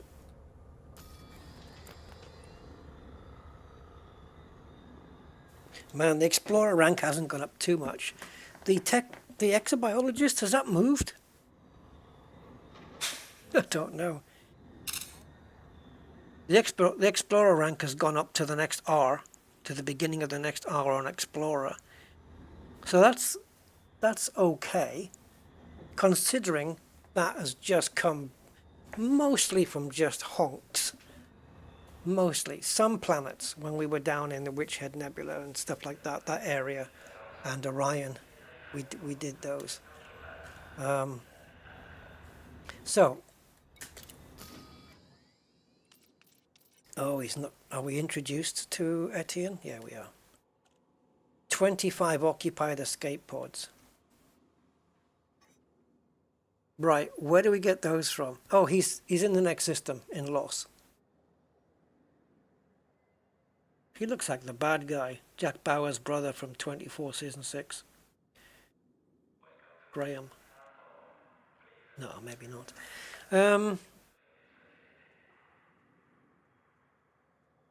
Is this just from blowing up ships and getting their escape pods? I'd have to refit the ship with cargo space to hold 24 things.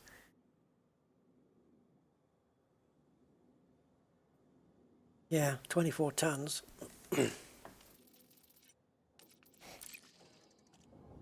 All right.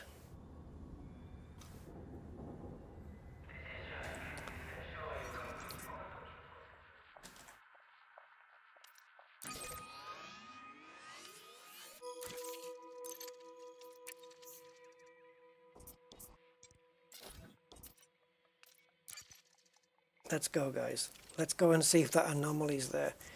But am I doing the wrong thing here, guys? Because let's say I go there and it is there. What am I going to do next? Commit myself to going all the way to go get it if it's another few thousand light years away? Or am I going to come back to Colonia and think, right, I'll go another day?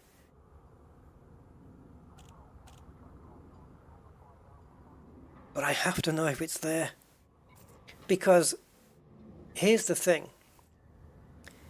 If the only thing that's in there is an L-type,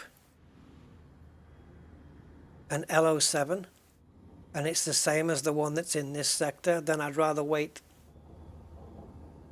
and go back to get this one. But also, I'd like to dip my toe into that sector because I've never been there before. So, screw it. Let's just, we're gonna go. So here's cordial. Here is friendly. And here is allied. That's nice, man. To be allied at Colonia already. Brilliant. All right. Let's go, guys. Let's do this. Let's see if it's there, and if it is, what type it is, and where it is, and what on earth. Oh, it's a dry dock, is it? Yeah, there's a fleet carrier there. Can you park your own there? Yeah, it's a dry dock. Wow, frame rate killer. I got inside of its mass lock. Well done, Rusty.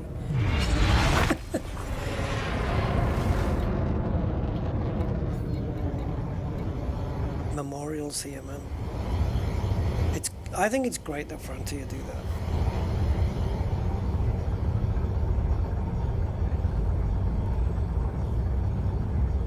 Right, this is the only non-Neutron star then, guys. I'll have to change the name of the stream, I think, to Colonia and Beyond.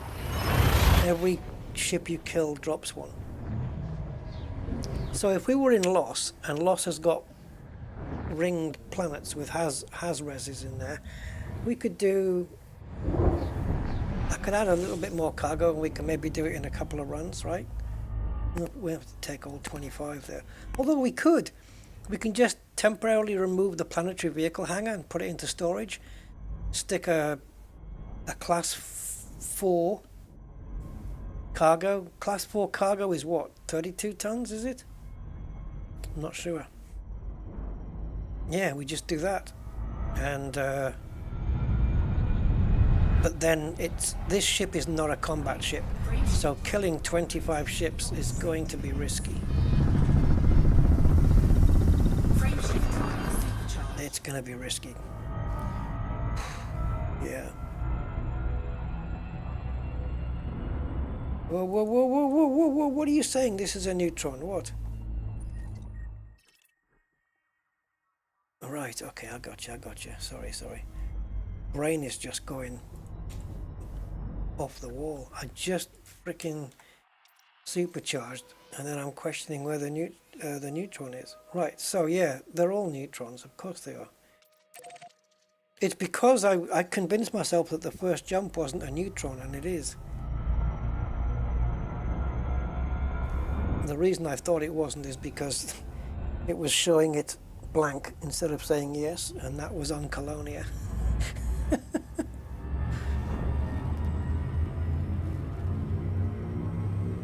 So we'll quickly whip through these 14 jumps, and we have to refuel twice.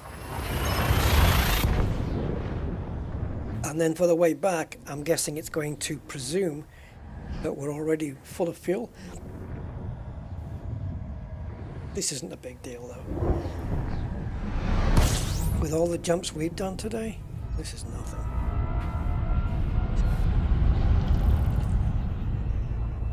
A little bit out of control there. Warning, frameshift drive operating beyond safety limits. I'm thinking it's taking a little while for this ship to slow down. Warning, frameshift drive operating beyond. And that's why we're entering them a little bit too quick. Some of these jet codes. Frameshift drive supercharged.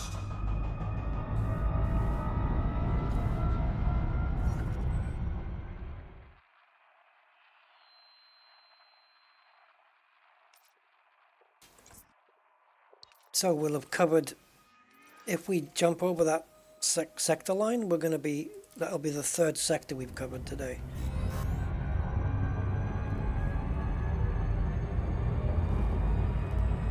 To Colonia and beyond. You have these signal sources that drop 4 pods. Is it like a distress signal or something? Is that a distress signal, Memphis?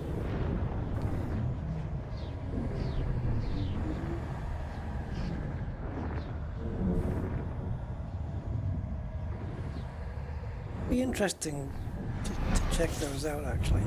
Maybe a distress signal would do it. Oh, this is a little bit faster. It's still okay.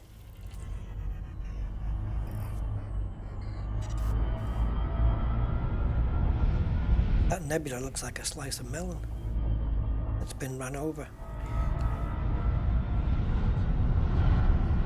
Warning, frameshift drive operating beyond safety limits. Frameshift drive supercharged. Man, this ship's done some traveling here today. Jeez. No kidding.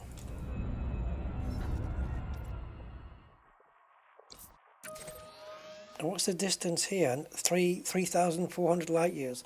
We will, when we get to the end of this little run, and we won't even be at the sector by that time, when we get to it, oops, I forgot to mark it, we'll have covered 25,000 light years.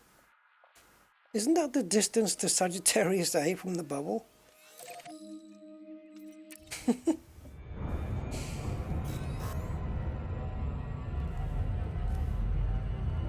Okay, Memphis. Go check, go see. Alright. I can't even remember the name of that sector now. Inner Scutum Sanguineus. No. Inner Scutum Sanguineus Arm? Is it? I don't know.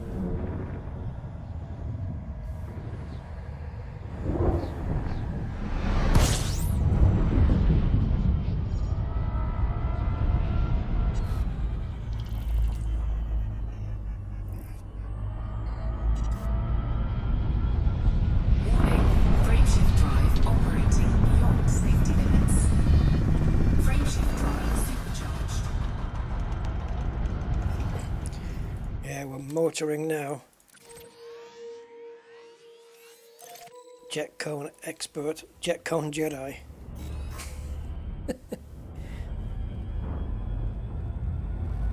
Fuel star secondary. Oh, okay. So that means it has got a fuel star in here. Are we fueling off it? Nope. No, we're not. We're doing it on the next one. So that means Neutron is first. Scrotum sanctum, yeah. Scrotum sanctum rectum. Isn't that what the Pope says when he's... I don't know. Right. Oops, I don't have control. In the Mirini sanctum scrotum rectum. Pardon me. I don't know. Warning, frameshift drive operating beyond safety limits. Frameshift drive supercharged.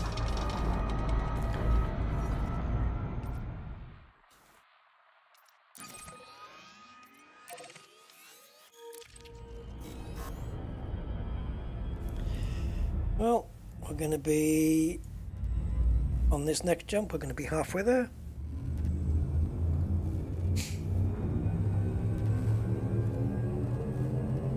Ready to engage. Actually, I'm not ready to engage, so you can forget that.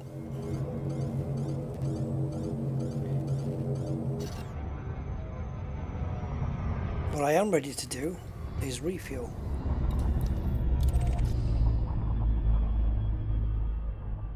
Because we are in the system of 1183. Oh! It is the next system that we refuel in. Oh, man. Oh, come on.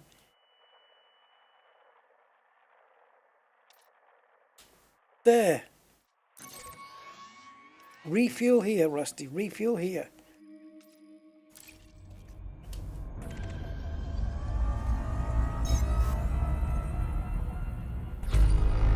Right, fuel star secondary. Okay, cool. So there is a fuel star in here. Ah, madre mia de mi alma. A power play type of signal? Oh, I've got no idea then. Does power play even have a cloud up here? If I put the power play map on up here, are any of the powers up here at all?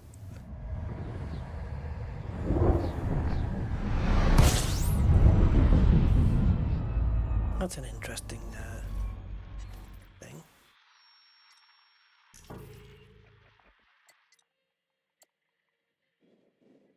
No, never mind all that crap.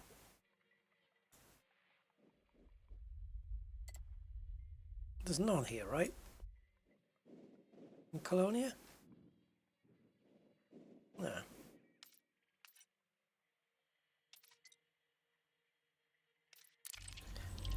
Right, where are we? 161.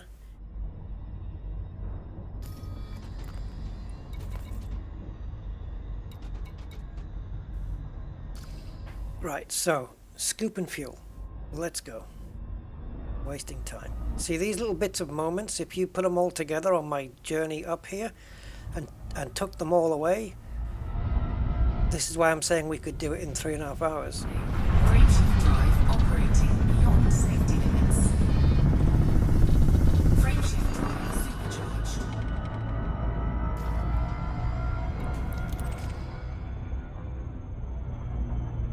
Now hopefully, yeah, there we go. Far enough away for the neutron star not to freak out. Freak out.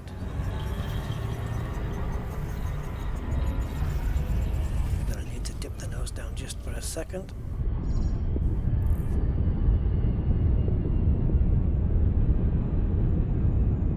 Yeah, what if you were a member of a power in the bubble and then came up here and distributed the propaganda up here? Would power play start to... Like if a load of players joined the same power and all came up here to Could they create Colonia as a controlling, not a controlling system, what's the first stage? Exploit, no, I don't know what it is, but you know what I'm talking about, right? Yeah. It would have to be done with a player base though, right? Complete. So Aisling Duval could take over from here.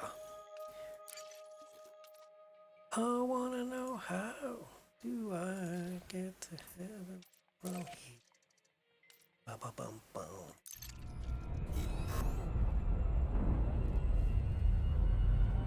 Right, fuel star none, so there is no fueling. No fueling now until we get to D11871 in 5-6 jumps.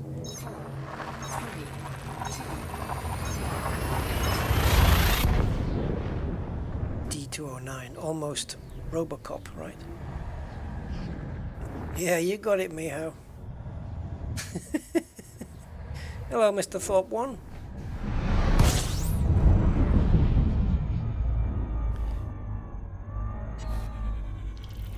Yeah, we arrived at Colonia already. We did 22,000 light years to Colonia. Had sold the data in Colonia, and we've set off again just to come to the edge of, well, just slightly over into the next sector, just to check and see if there's an anomaly there that I'm after. And I pray, I don't know to what or who, but I hope, fingers crossed, that it's not too far away, if such a thing exists in this sector. Because I could be totally wrong. It's not like I haven't been before.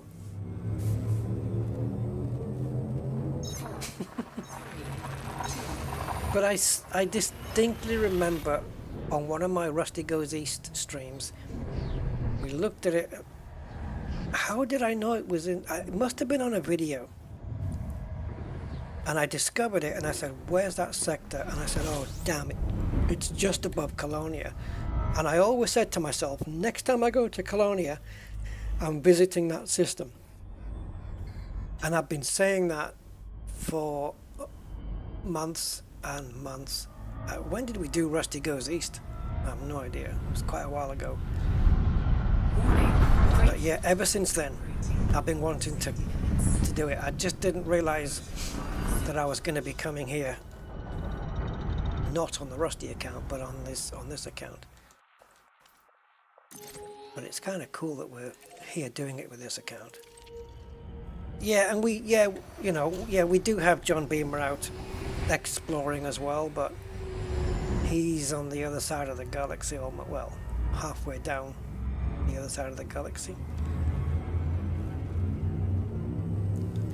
So we got, after this jump, we'll have 4 more jumps, and we'll be on the border nearly. And then I think we'll just work our way over. Just need to step into it. It can't be more than a few jumps. And if we go without using neutron stars, it's going to be really quick. Jump and scoop, really, really fast. I'm surprised I've not had more issues with not having the mouse focused on the screen, the game screen, because I have to take it off the game screen every time to copy and paste the new system in.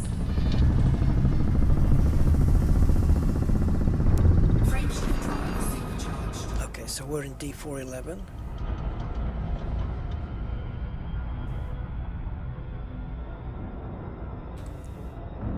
I have to do things in a certain order, otherwise it gets mixed up. By the way, if you were in this real map and you guys see a black dot, let me know, because that's a black hole. Yeah. And, you know, there might be one. They're quite difficult to see, but they're just little tiny black dots in this realistic map.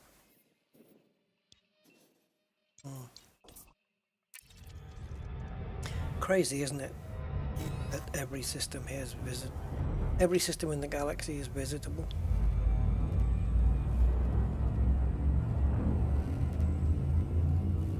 Unless Frontier have got it permit locked. Then no.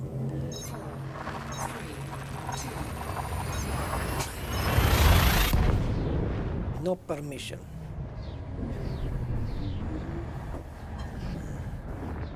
But I have a flag.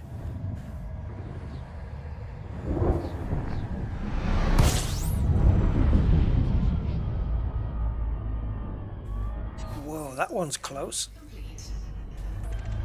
I've not been descanning, have I? No point here, because it's just a neutron star and we've already discovered it. Yeah, I've not been honking. Frameshift drive operating beyond safety limits. Frameshift drive supercharged. And now we're going to...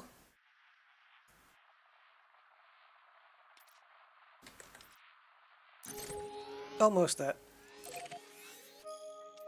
Well, when I say that, we're almost at the end of the Spanch route, which took us really close to the edge of the sector.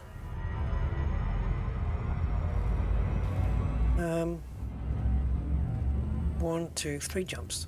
A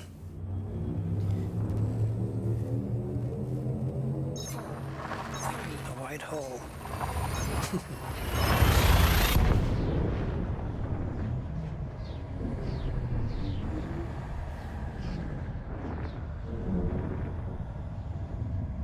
A white hole might be on the other side where it just spits everything out.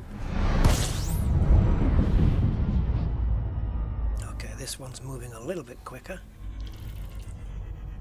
Are we scooping? Scooping here? No, next system. Next system we feel. In we go. Frameshift drive operating beyond Try and stay in. Count for a few seconds and... supercharged. Yeah, I should have engaged full throttle a little while ago.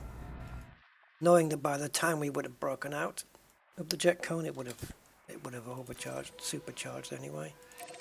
Right, so we're fueling here, guys. Otherwise, we're going to be in trouble. So, fuel star secondary, as you would hope. Kylokes.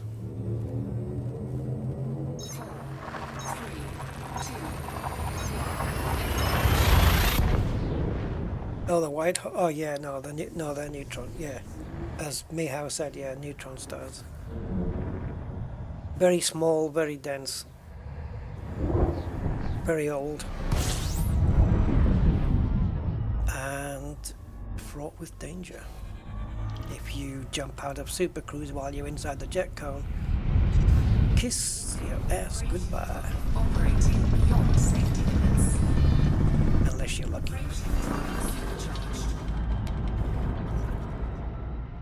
Okay, so that was 871. So we've got this one and one more jump, and that's the end of Spanch's route. Which doesn't quite put us into the next system. Nope, say that again. Which doesn't quite put us into the next sector, but it gets us super freaking close.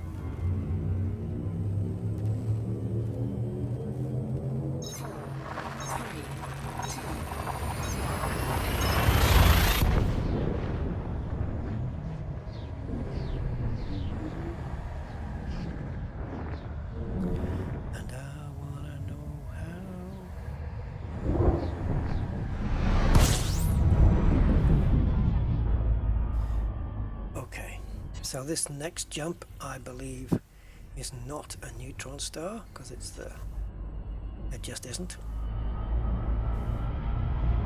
Oh, whoa, whoa, whoa, whoa, whoa, whoa, whoa, whoa, whoa, whoa, whoa, whoa. We did a naughty thing. We didn't bother. Oh, we can do it here.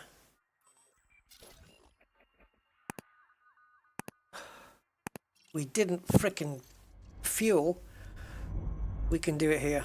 Oh my god, we got lucky. Look how much fuel we got left.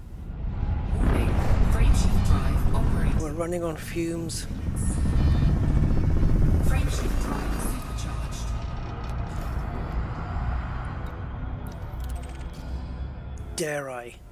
Dare I use overcharge to get there? course, it's me.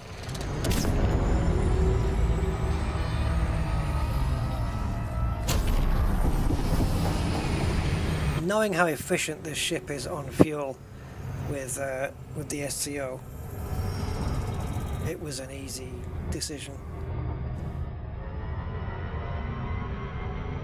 The night sky looks so much cooler here, doesn't it? You've got the two don't tell me, the large and small oh bollocks,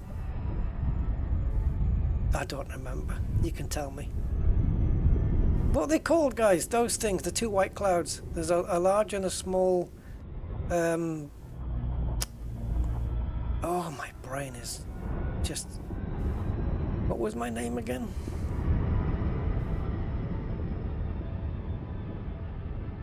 Anyway. Fuel sinking. No, not Nebula. It's, I think they're called the large and small something.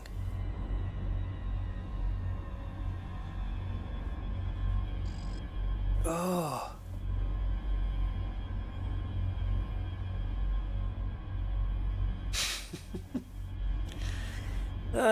I shouldn't let things get to my head.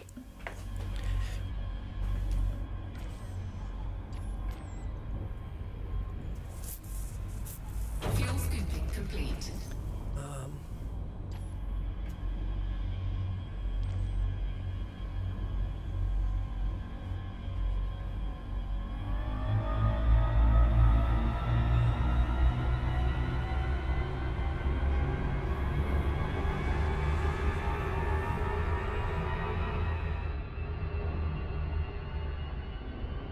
The last jump. We are in. Yeah, we are. Oh, it was just. It popped into my head there and it disappeared again.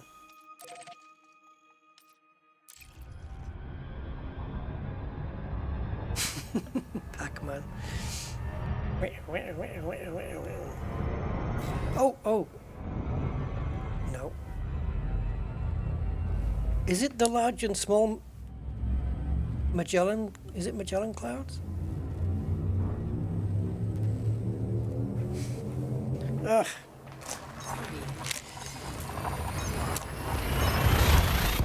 I think it's Magellan clouds, guys.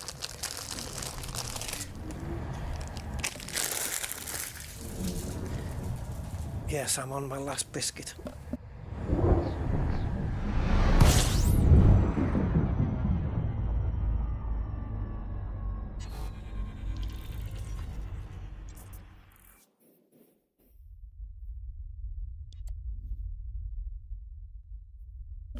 Okay, we just need to get into, oh, it's right there, look. The inner Orion Perseus conflux. Huh? Is that what it was called? Because if it isn't, I'm going to have to go over here, which is a shorter distance to there than it is back to Colonia. All right, Percy, you and your conflux. No, wait a minute. The inner Orion Percy's cornflakes. There you go. That's how I remember it. Right. Let's play Count the Stars. Count the stars. How far from the bubble? About 20,000 light years. And we did it all today.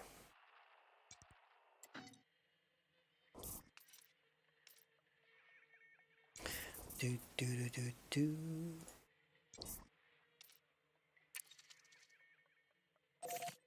Two jumps. Hit me, baby, one more time. Oh, baby. Two jumps to find out if the anomaly is there. And then, how far away, if it is there, How far away is the last reported one? Fuel scooping. Yes, it's the large and small Magellan clouds, guys. That's what it is.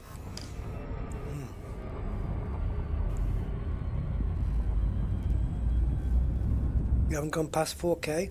Doesn't one of the engineers require you to go past 5? You have to do 5,000 light years. 3,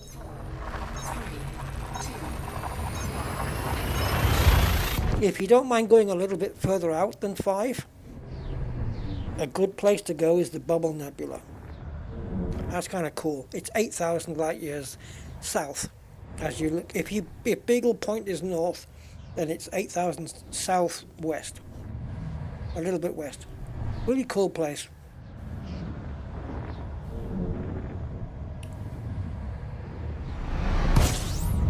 It looked better when we had the old lighting though.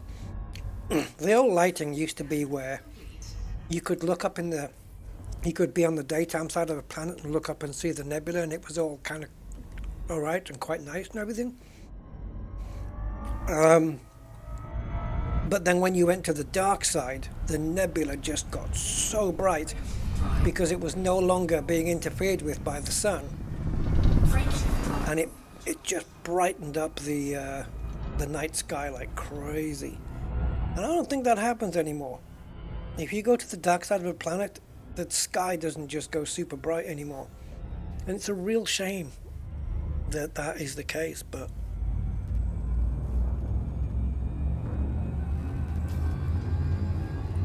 wait, this isn't Percy's. Okay. This isn't Percy. This isn't Percy's cornflakes, guys. What's going on?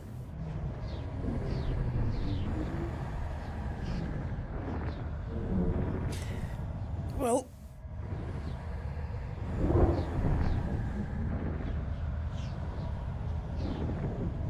yeah, they reckon around 50,000+ years to discover the entire galaxy at the rate we're doing it. About 50,000 years. But as far as I'm aware, I don't think Frontier are planning on keeping the servers running for that long.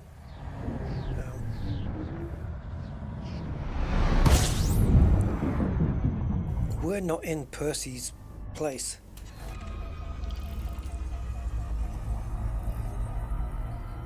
System scan complete. So why did it say we were? Unless I must be just on the, I must be on the right edge now.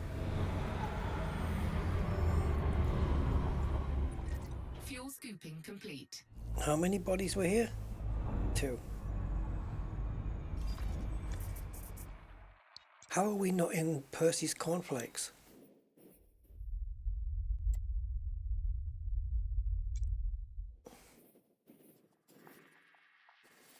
I mean, we're right there.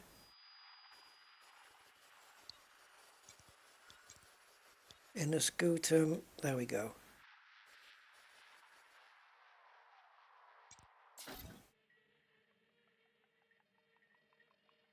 So we have an A star, a K, an M, and a V. Okay, let's go there.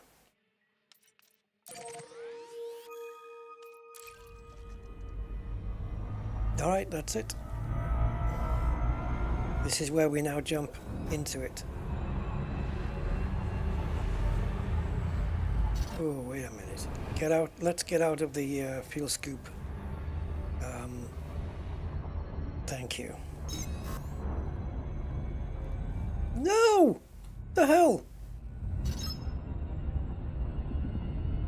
No. What are you telling me here? This is BS.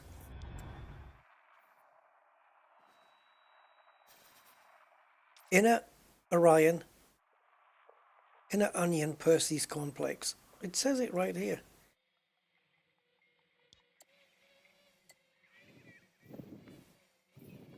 You want me to go further in? Because I'll go further in.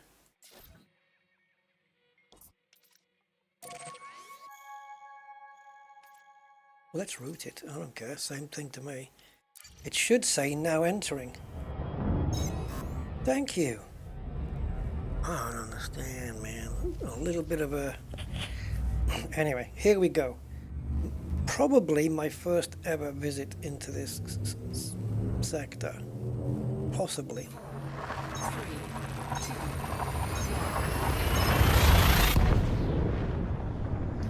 Could I find out by going into the Rusty account, filtering the map by systems visited, and seeing if there's any in that? Oh my god, imagine that.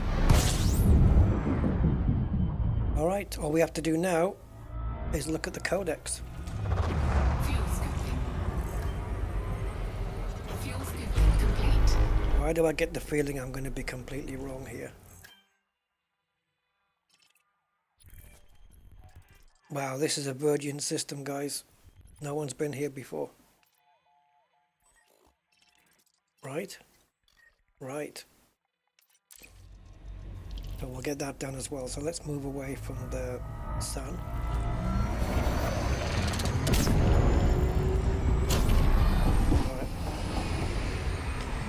Right, fingers crossed. Oh, God, please don't let me down. I've come all this way.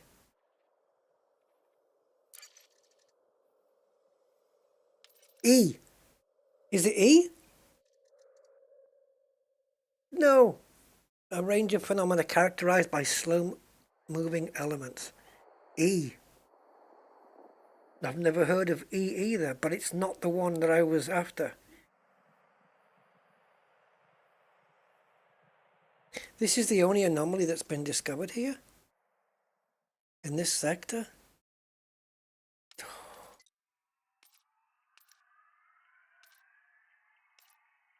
Bulb mollusks? Don't think I've ever come... Have we come across bulb before?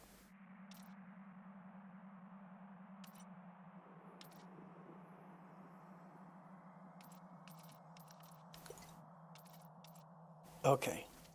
Just out of curiosity, where is this?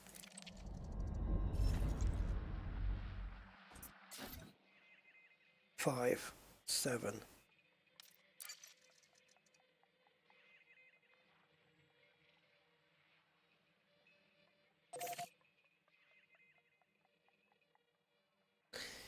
Yeah, this would be done via Spinchy Spanch though, so let's go to...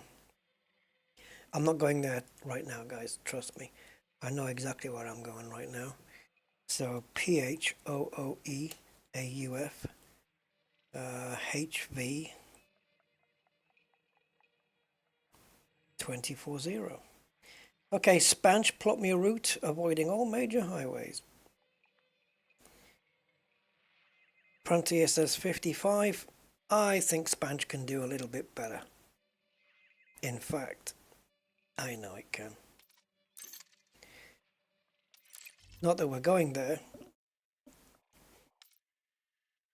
27 jumps. Maybe I'll just go on an anomaly exploration. E's, P's, Q's, L's. Alright, we're going to have a whiz off over to... It can't be far. Oh, look at that. It's not far to this sector either.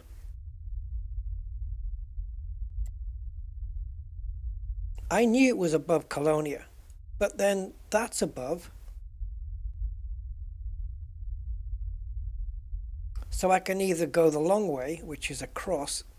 That's the shortest route to get there, but then I come down. Or I can come down towards Colonia and nip in on the way down. Well, given the time available here, let's go into Odin's Hold and see what kind of a hold Odin has on us.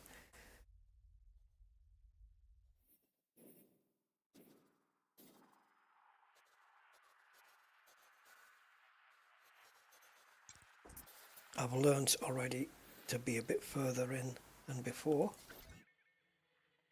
1.8, man. All right, Frontier, what are you saying?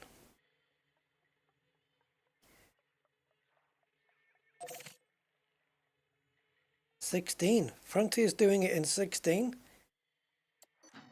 Geez, that's not bad.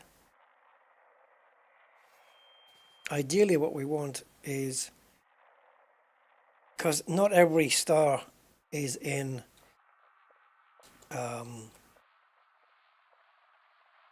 spanch.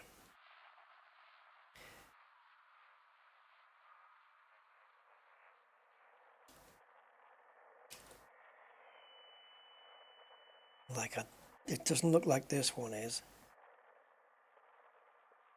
but we've got a similar one.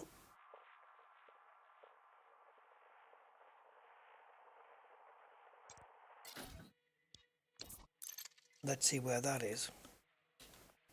So it's all of that with, instead of C16 it's B16.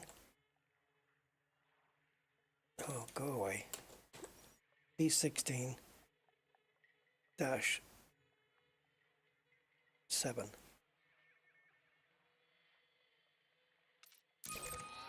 Oh, knickers.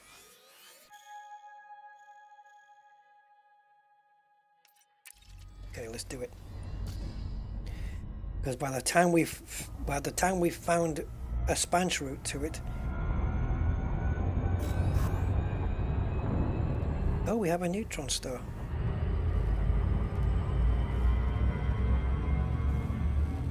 $6 is not bad.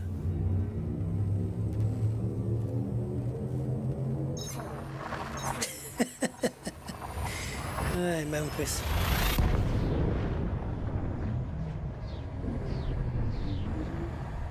I think even No Man's Sky is less cartoony than it used to be. The looks of it, they've kind of darkened it off a little bit. I was kind of hoping this would be less Neutron-y. Because the thing with the Elite Dangerous Plotter is it doesn't tell you when to fuel, but I think it puts you on a route where it always gives you a fuel option, if I'm not mistaken, right? It won't let you run out, or will it? It doesn't know how much fuel you've got, does it?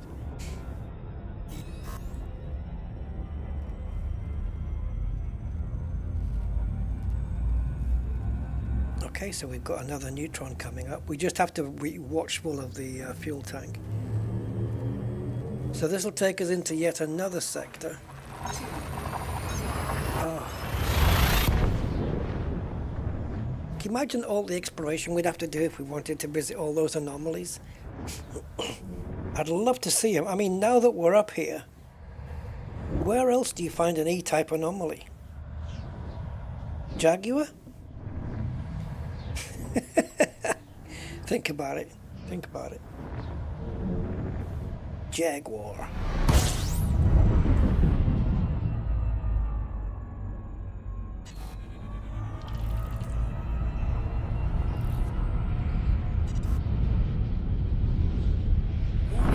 Frameshift drive operating beyond safety limits. Frameshift drive supercharged. Right, we have a normal star coming up.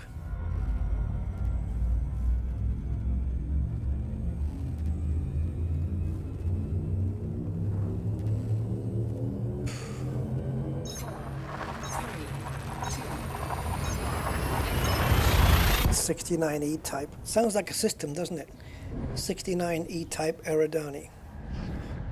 Don't forget to leave a like if you don't mind, guys, just to help my biorhythms and my algorithms and my... I don't know what else.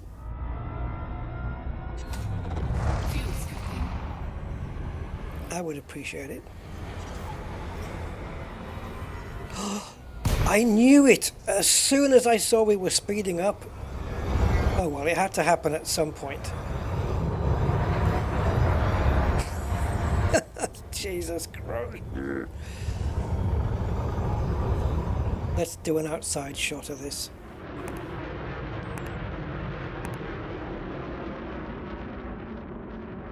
First time it's happened. Alright, we've got the sun behind us.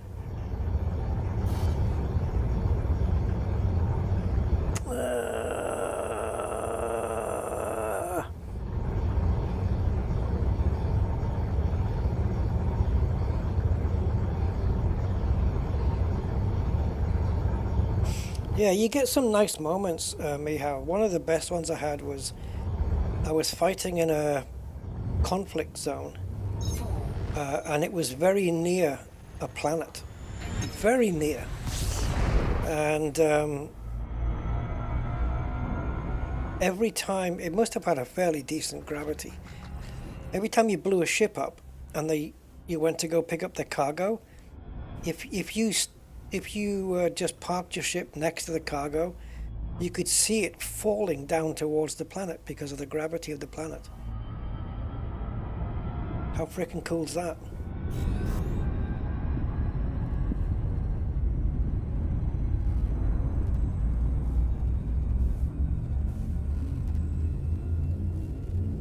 It would have been interesting to have followed it down all the way just to see if it would have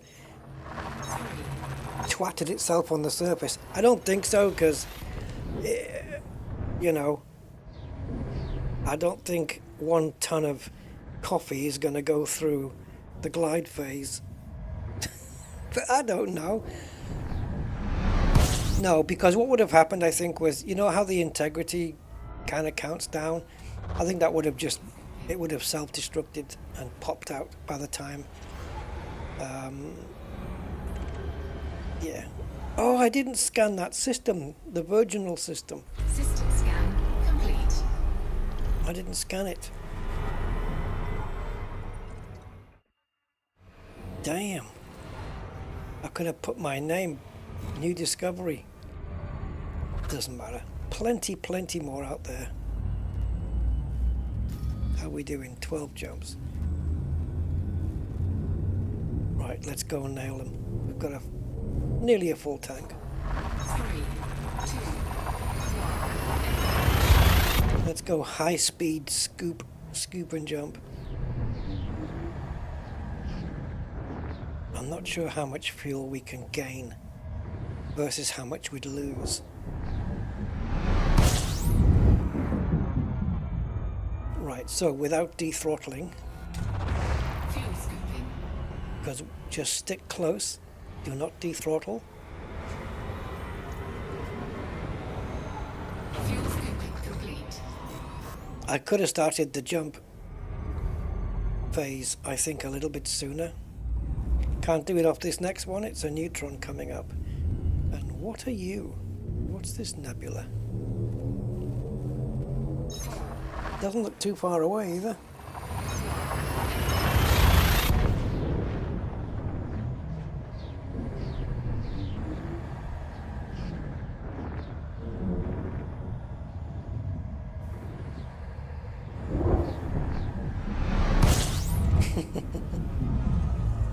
Save the whales.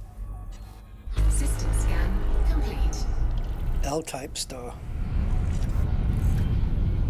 It's always worth, Drive operating yachts. while you're around in these unknown systems, you never know, you could pop in there and you might just see notable stellar phenomena.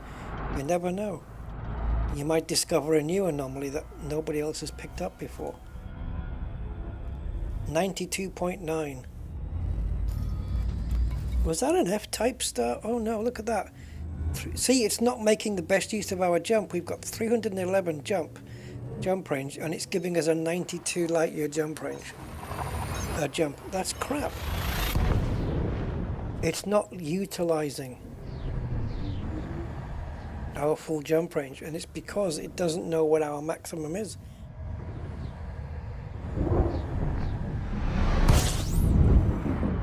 Maybe it's presuming on a 35, I don't know. Complete. Fuel scooping. It's not efficient. You need sponge for this stuff. Fuel scooping complete. Oh, you can't press hyper jump while the target's obscured. Why? Why not? As long as you know it's going to be in range. That doesn't make sense. It won't let you start the hyper jump until it's in visible range. That doesn't make any sense at all. Because for one, it could be in visible range by the time it's powered up. And two, if it isn't, it just sits there waiting and asking you to align with the system.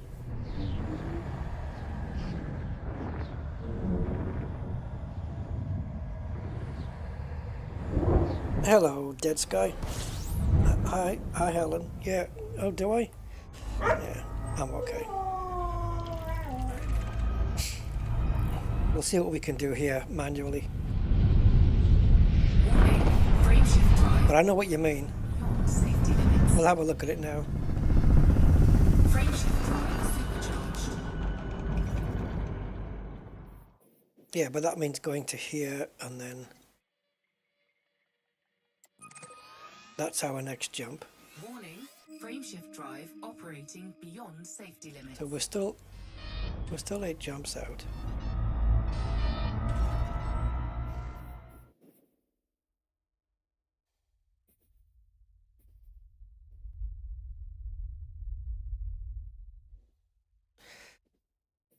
What the hell are you even playing at?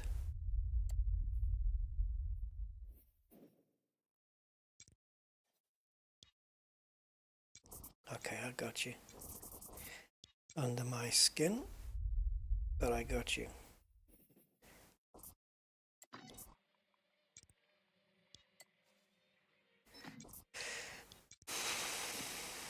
It's testing my patience now.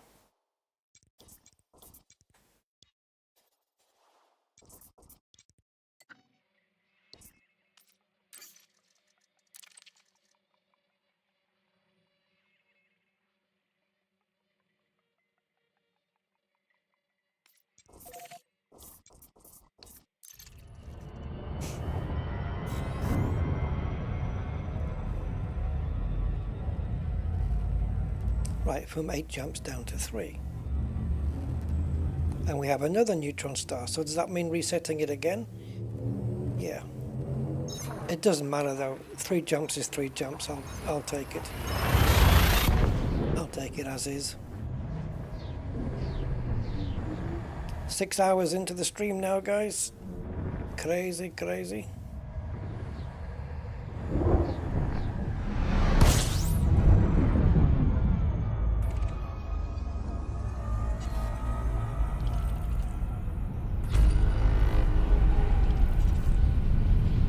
Warning, frameshift drive operating beyond safety limits. Frameshift drive supercharged. I knew it. I knew it. We're gonna do this.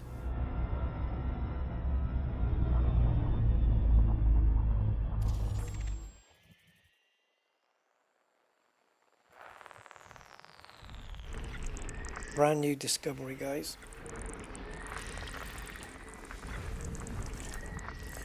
There's nothing special in terms of water worlds, earth likes, or any such thing. Oh, the dog's gone nuts. Oh, thank you, Dead Sky. How's the mandalay? Oh, excellent. A++. For exploration, second to none, honestly. It's fantastic.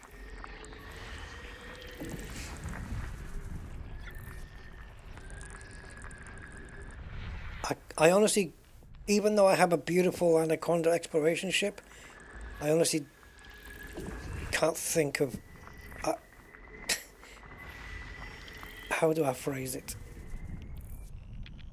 I can't think at the moment of going exploring without this ship now. The Anaconda's an option, of course it is, but knowing what this has got with the SCO and the jump range and all that stuff, why would I want to take anything else? What's the better option? You know? The Mandalay's just beast mode. It's really freaking good. Is it the new Crate Mark II for jump range? Well, it's better than the Crate. And it has more internals as well. The Crate that's got the jump range, isn't that the Phantom? Guys, is that the Phantom? It's got better jump range than, say, the Mark II or something, right?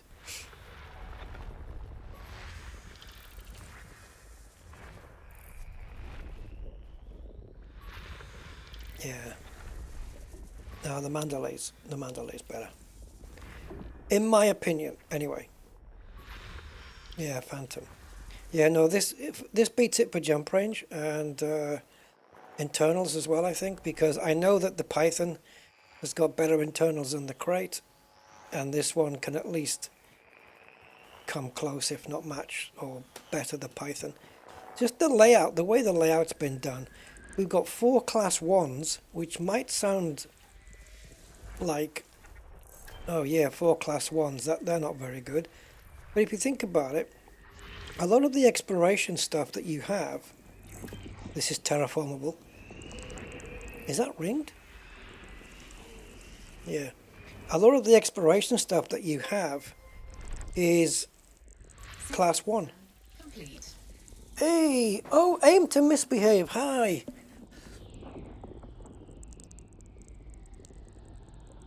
Yeah. Oh, thanks, man. 8 months. Hee nearly a year, man. Thank you so much. 8 biologicals? 8? Oh, dude. Can I not pick you up when we come back? 8? 8. That's crazy. Tell me. Oh my god. Wait, is that without? What? Hold on. 1, 2, 3, 4, 5, 6, 7, 8, 9, 10, 11.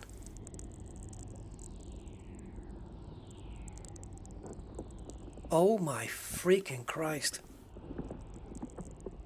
Let's go there. I'll tell you why in a minute.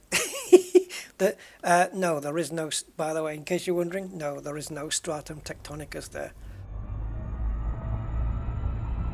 My app is showing 11 bios. This says 8, so 3 of them are not going to be there. Let's go. Bookmark it. You're freaking right. Freaking right, I'm going to bookmark it. But I just want to have a look. 8? I've never seen 8 before. I'm pretty sure I haven't never seen 8 before. So this is like first discovery, first footfall, everything. Oh, I'm gonna scan. You'll see why in a minute. The minimum value of this planet, the minimum value, well, we don't know yet. Let me just send some probes down and then we'll have a look. Once we know what's on here, well, actually I can tell you the minimum value. Oh wow, oh thank you. Thank you, Aim to Misbehave, for your kind £25. Oh man, that's so nice, thank you so much. Sorry I missed the birthday stream. Hey, no worries, man. Real life and stuff, it's absolutely fine. Thank you so much for that, man. I'll treat myself. Yeah, thank you.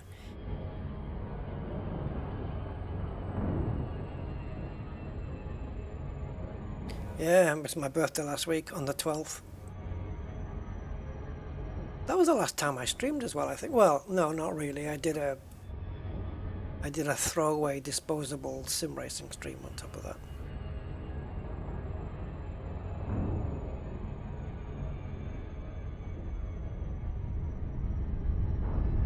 Right, check this place out. No commander in the history of Elite has ever cast eyes on this. 2 probes. Oh, I'll name that planet in 1. Surface Right. scanned by 50%. Surface scan complete. Okay, now we don't know. We know what genuses are here. What we don't know is. Huh? Hold on. 1, 2, 3, 4, 5, 6, 7, 8, 9, 10. Oh, right. So we've still got 10 listed out of 8, and that's because of bacteria and Clypeus. It doesn't know which of the 2 is possible. So here's the thing. This is new. This is thank you, Dead Sky, appreciate that. This is first footfall, so we're going to get bonus. the minimum value we can get from this planet, if we get the least lucrative plants, the worst we can get is 67.5 million. The best we can get is 75.5 million. Multiply that by 5 and that's what we'll get as a bonus. 75 is easier to do, isn't it? Orbital flight engaged. So if we do 75 times by 4, so 375 million if we scan everything that's on here.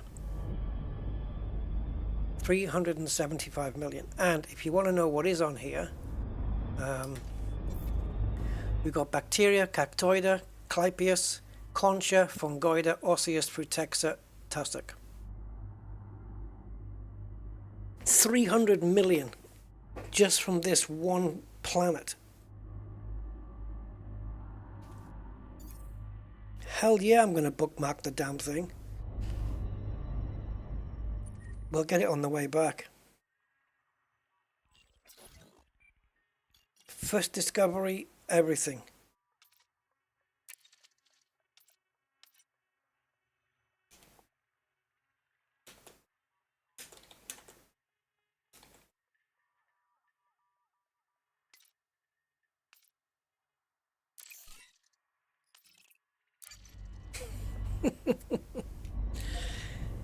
Well, to quote Arnold Schwarzenegger, I'll be back.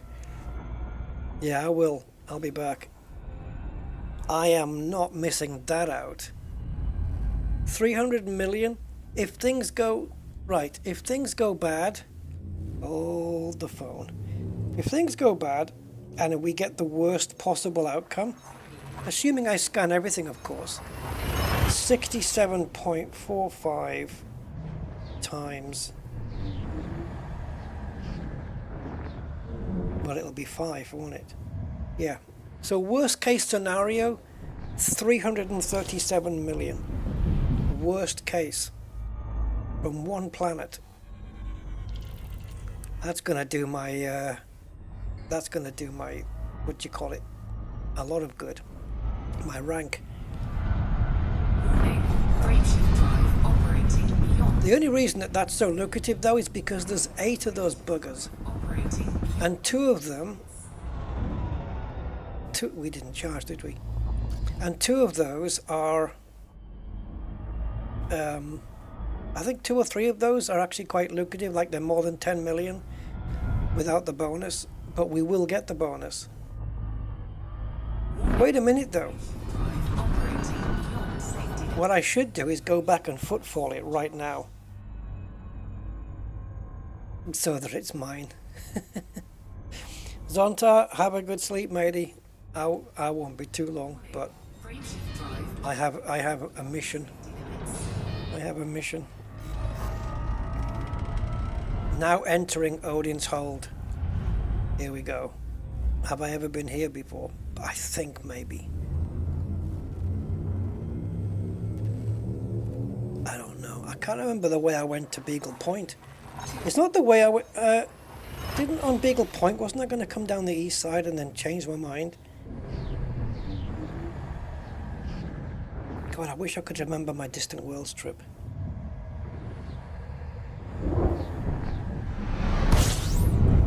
Why is that? Sly nice? Sly fun ice? Sly fight? Sly nice? I don't know how to pronounce your name, I'm sorry. Why is it giving you anxiety? Don't worry, I'm a professional. Don't tell me this is a virginal system as well. Oh, God.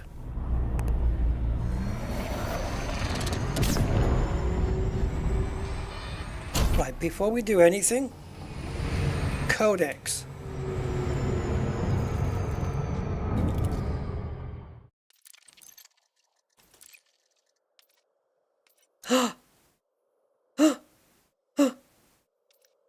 K, E. Oh, E's here as well.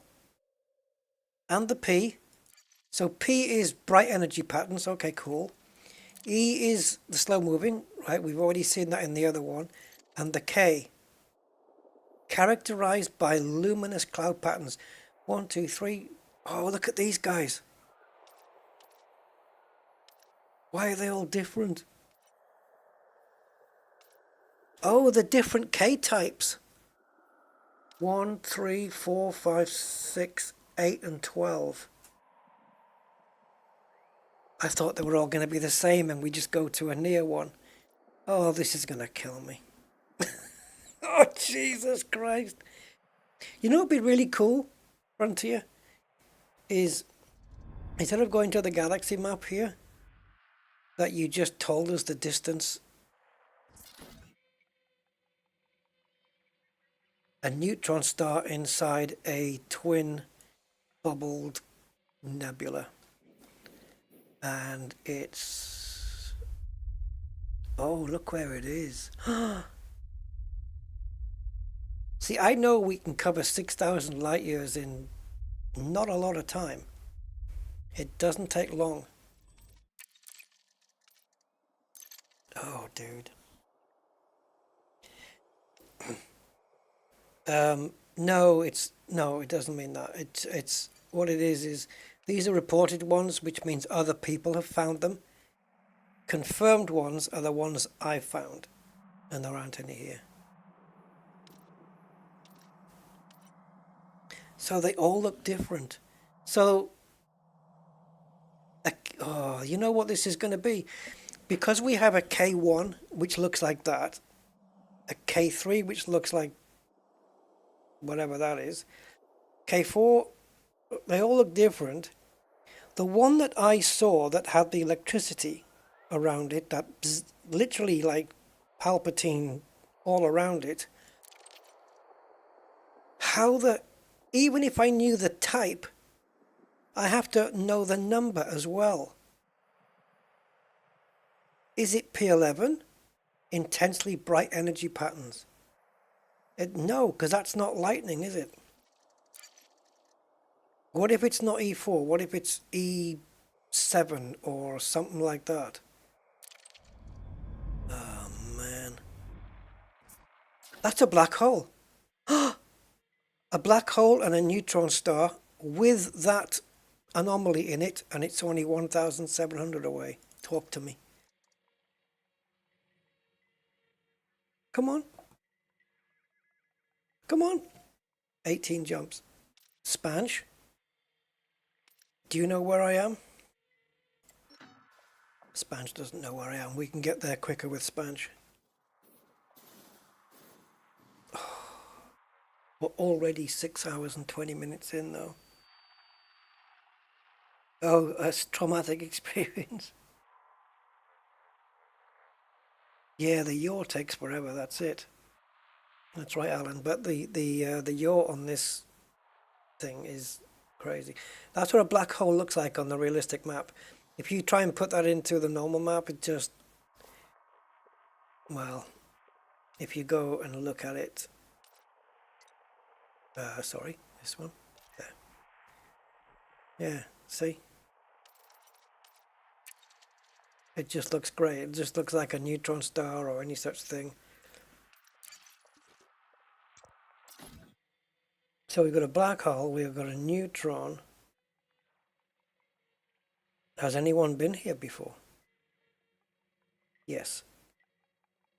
They have. Because otherwise, how would the anomaly be discovered there? Dude.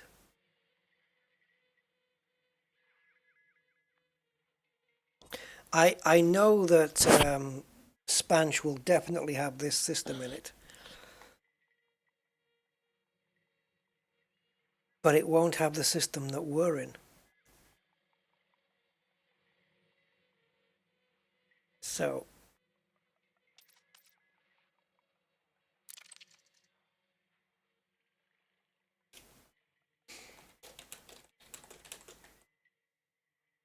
Oops.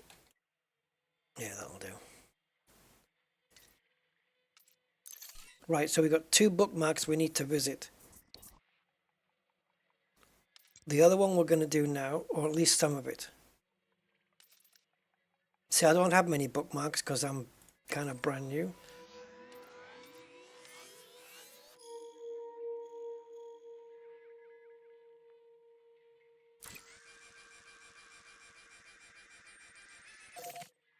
So,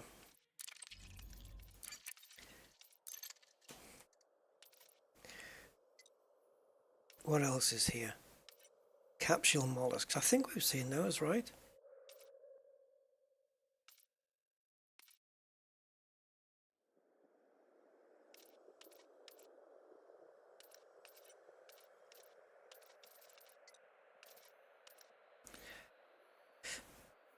I want a screenshot of this. Odin's Hold region discoveries. It's none of these.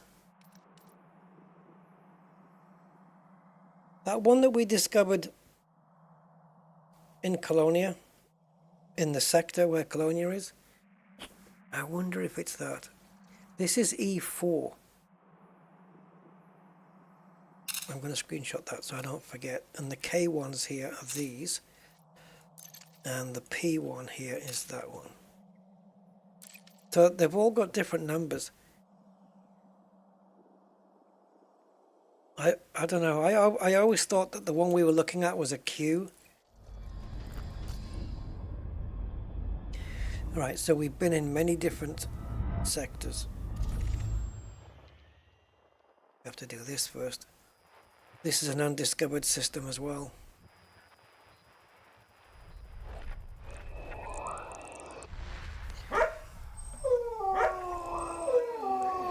Hey, Alan. Oh, thank you.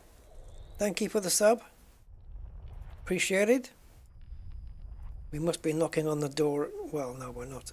Oh, yeah, we might be knocking on the door of 7.4 now. Oh, no. 3 geos. Okay. Don't you give me another... Well, you can if you want. Give me another planet with 10 bios on it or something. This is why we're here. Etienne Dawn? Who's that?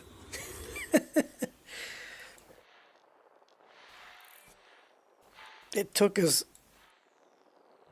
4 hours to get here, to see all this cool stuff. So, we have to make the most of it. There's definitely some cool stuff to see. And there's a black hole close by. I don't know how close that black hole will be to Colonia when we get back to it. It might not be too far away.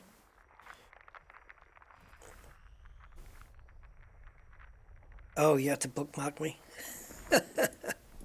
Well, that's a good bookmark. Thank you.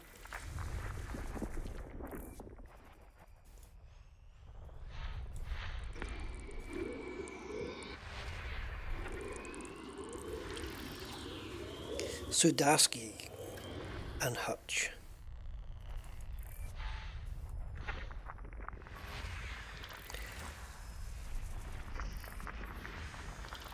Two geos.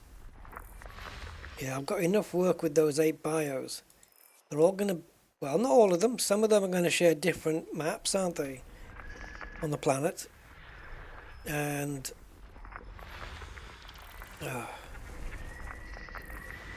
so the plan is, if I can stay the distance, guys, if I can stay the distance on the stream, because we've got a good ship for doing plant scanning, right? It'll drift across the surface really quickly and find things. If we can get that planet scanned, the idea is to finish the stream by taking it back to Colonia and caching it in.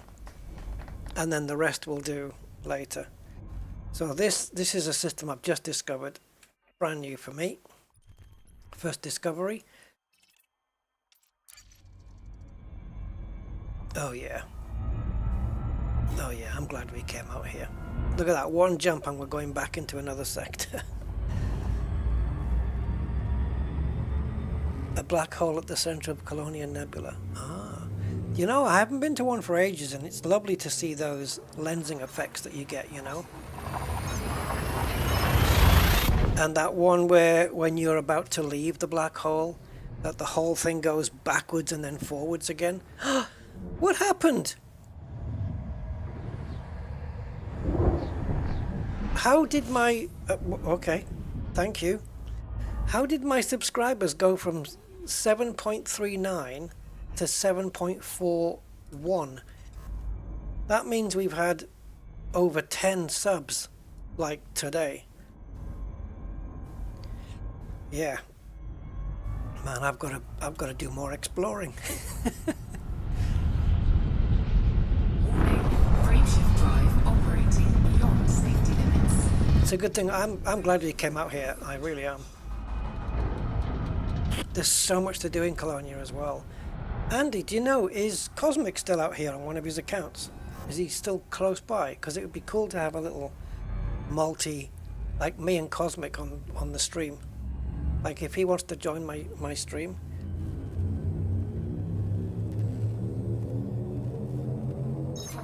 That would be cool. And you as well if you're out here, if you're anywhere nearby.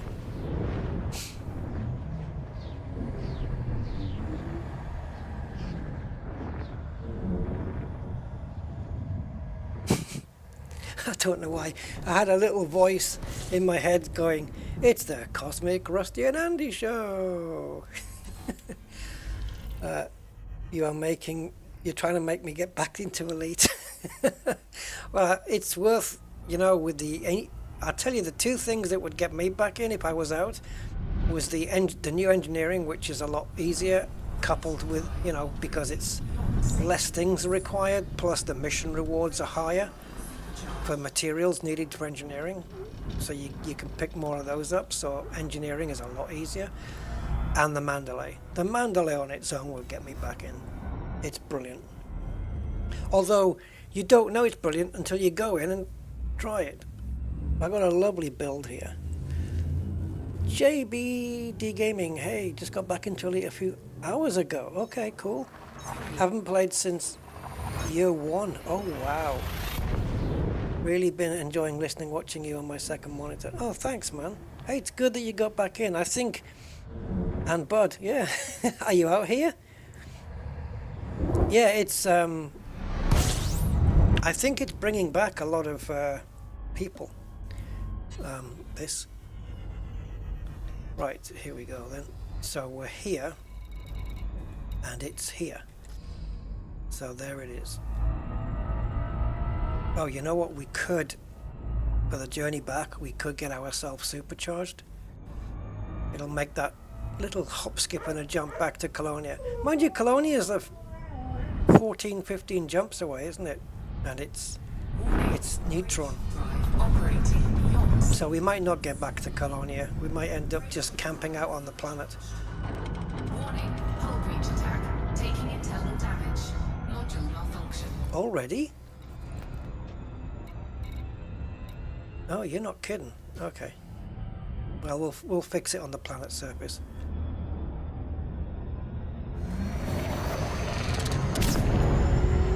Hull breach attack.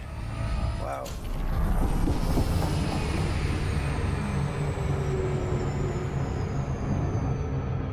It's dangerous out here.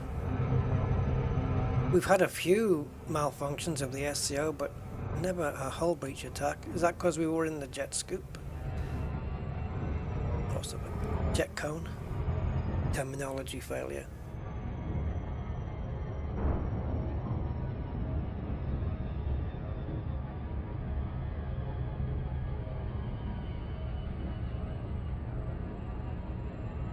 Oh, Duchess Elysium. We should have a great big multi-commander stream.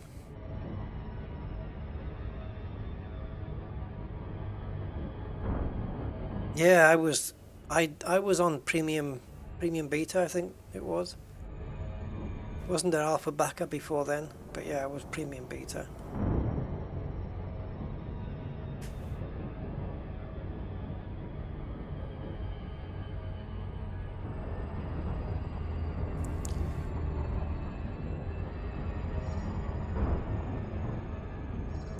Right, so Osseous Discus is one of the lucrative ones. Tussock Vergam is another one.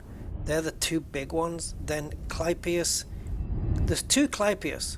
Speculumi at 16 million and Lacriman at 8 million. So let's target Clypeus first. I should really do it in alphabetical order, but the bacterium is going to be there anyway, so it's going to be visible anyway. So let's click this button and go to Clypeus. Oh, it's everywhere. Alright, so in that case, let's target the next big one, which is Tussock. Knowing that if we land on a Tussock region, we can pick up the other one as well because it's everywhere. So let's pick out a sizable chunk somewhere. I guess there. Oh, there. Yeah, there.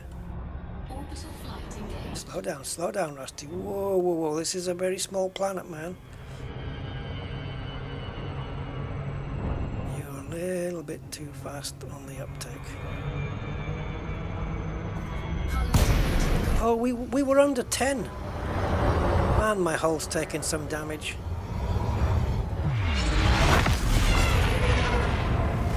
God. Yeah, I won't say it.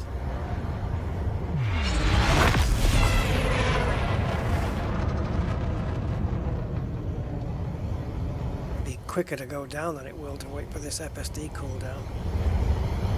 All I had to do was make sure we were under 10 meters per second by the time we got to the drop zone, and I did that. I'm sure I did. You go by 7? What, you mean the timer coming in? No, this is a different thing I was looking at. And the boost noise on this is insane. I love it.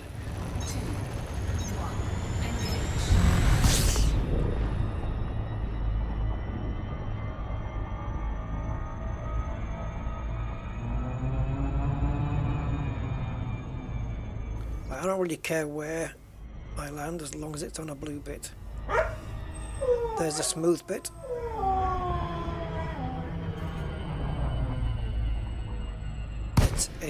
We won't land in the crater, we'll just land next to it. What's going on? Dave Connell, Lord Mordecai, Sharky, and Tim Dennard. Thank you, guys. Whoa! I've never been. That's Rusty going off for the second time, I think. I'm getting sub spammed. It's awesome. What's happening? Thank you guys so much. Thank you for your subs. Much appreciated. Alright, let's get down here and see just how much. And we need to fuel at some point. But we're going to repair on the ground here, and then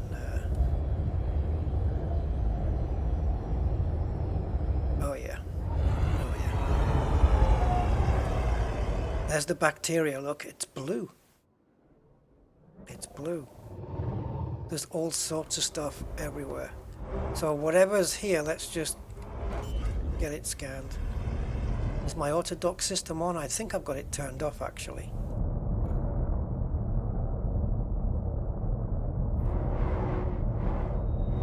Yeah, my auto landing is turned off. I was going to say at this rate I might have to turn it back on again. There's clumps and clusters of all sorts of things here. Look at the sky, how blue it is. Wow. Let's just have a quick look out. Hold on, I don't want to get out quite yet. What on earth are you? Why is there a great big blue, blueberry?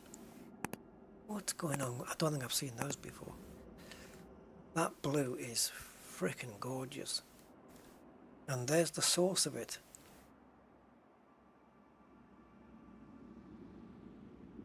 Wow, that's a really nice blue, and it sets off against the ship really nice as well. Right, anyway. Can I let this go while I'm outside the ship. So let's deactivate this, activate that. I could repair all the other items, but there's no point. It's a scrotum sanctum spider. Yeah, cactoida, yeah. Okay, so let's go and repair. And while we'll let the ship go and do that, and we'll get out and see. I probably should have got the SRV, but these, I don't know what the distance is on these, but I'll tell you what, they're frickin' everywhere. Whoa, wait a minute, isn't that the, oh, what's it called?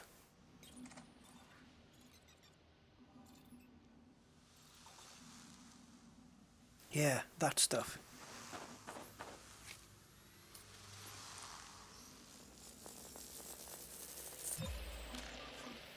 Cactoida vermis. Talk to me. Oh. Warning. Dangerously high temperature. We had two choices on the cactoida and it went with the expensive one.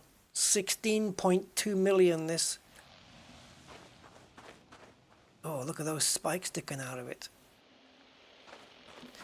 Right. For some reason I don't have the distance on my screen. I normally do.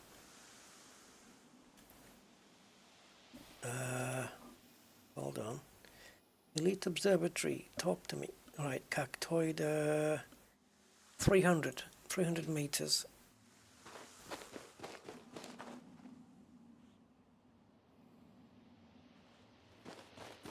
We're gonna have to get the car.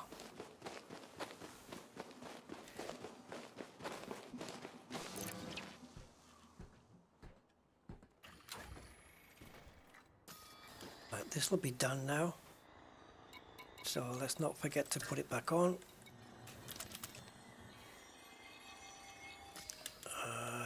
Oops, number 3.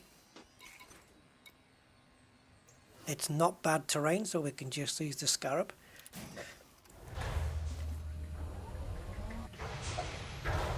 That was another good decision I made as well, that one of the SRVs was a Scorpion. No gravity warning.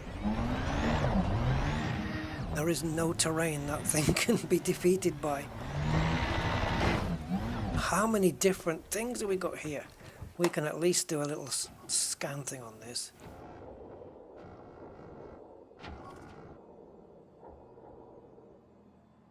Okay. Why aren't you accepting my...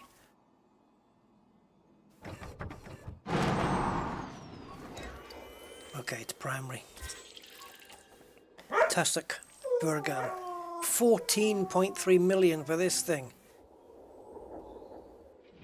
Oh, it's gonna be a happy payday for Rusty.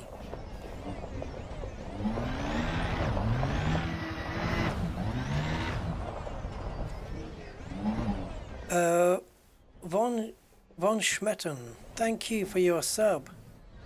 Much appreciated. Thank you so much.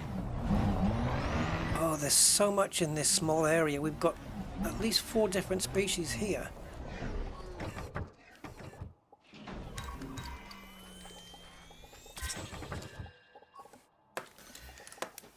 I'm pretty sure this is enough.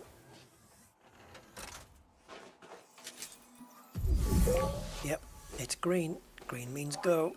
Dangerously high temperature detected. Don't get one of those spikes in the crutch, you'll soon know about it, especially if it pierces your spacesuit.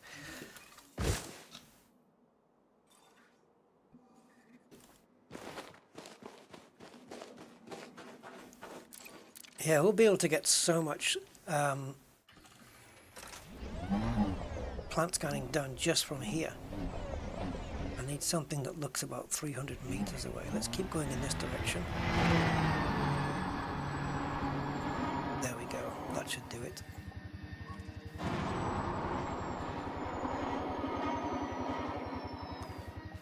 .45-degree pitch down, so we get boost forward. Integrity compromised. Oops. Minimum distance reached, I'm told. Warning. Dangerously high temperature detected. Don't worry, I'll take my big coat off. Right, that's one of them. Anything else close by? Yeah, those fellas.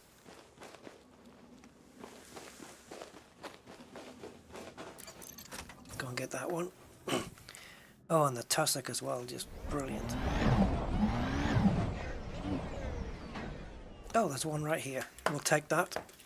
We'll take that. I didn't even see that one.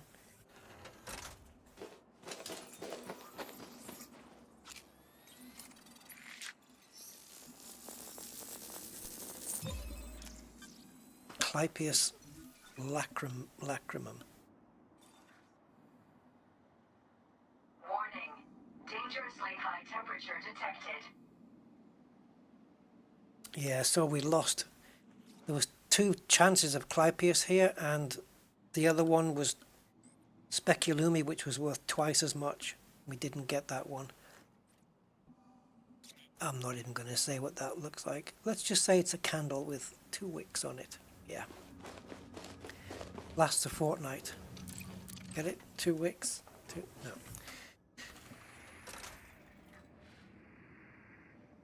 Concha is here. Concha Renibus is here, but I don't know what that, I can't remember what that looks like. So the one we just had a look at is 150 meters, so we don't have to go far. I know there was some near the ship, so if I can get some that's a little bit away from the ship, and then do the last scan near the ship. There we go. And we've also got some Bachyteria as well to do.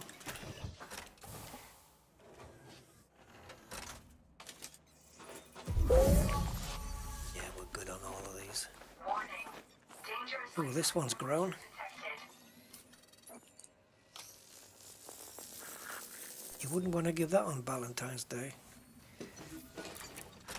Well, it depends who it's to. To the ex.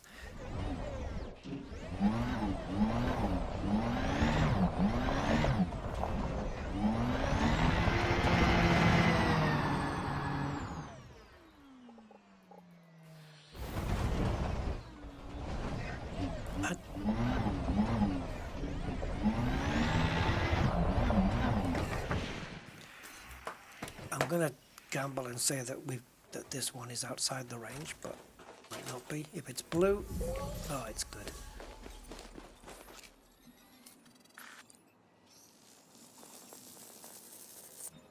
Yeah, so we're looking at, all in all, we're looking at between 67.4 and 67.7 million. So it's 67 million for this place. So 330 million we're looking at, all in all, which I think is very nice. Thank you very much. I'm going after that tussock now.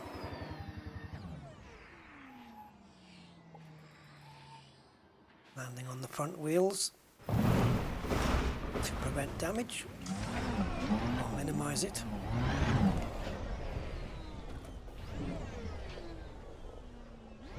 Where was the tussock? Was it? Oh, was that bunch over to the left, or was it here? I think it's mixed in here, isn't it? Oops. This'll do. No, you're not going to get out that way. Wow, what a stream this has been. Started off in near the Witch Head Nebula, let's say, and now we've spent.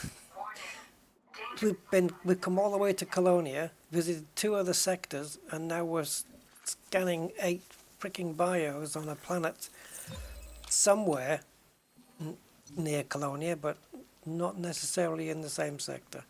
Right, so this is 200 meter range. I haven't seen any other examples, but there may be, but because of the way that they are cluttering up, or clustering, or whatever, there might be another set down here. Yeah. But it's Is that 200 meters though?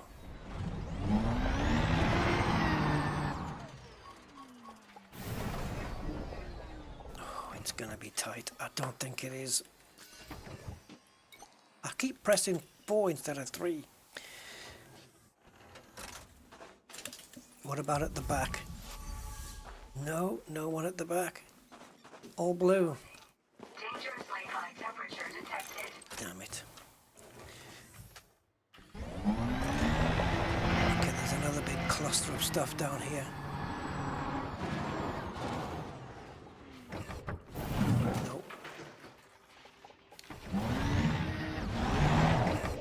Just need one of them to be tussock.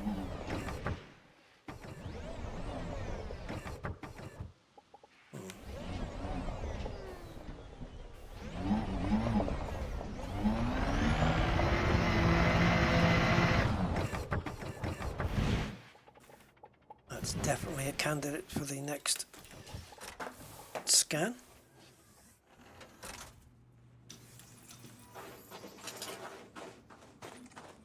Warning. Dangerously high temperature detected.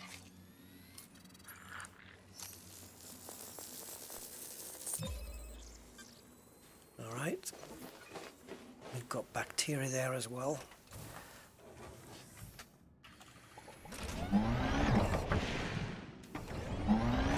If that's anything, but we'll try it.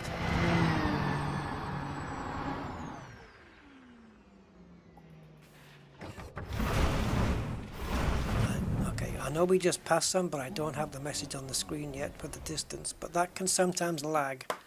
Okay, now it's come up. Well, this could be our third sample. And then I'm going to try something I've not tried before. Alright, so we got that.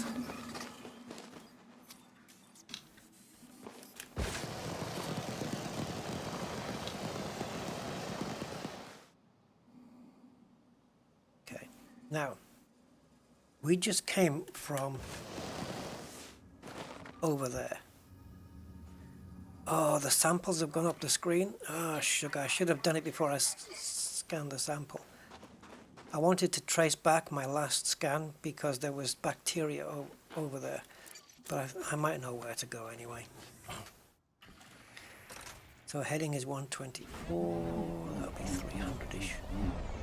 Okay, let's go back here. I want to get back to the bacteria. Oops, what, did we just see some?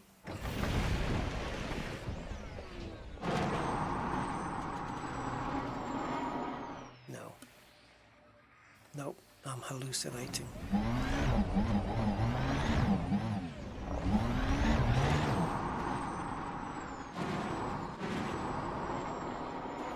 Where are you, bacteria? I can get you in my ship. I don't think I've seen any other species of anything in this particular area.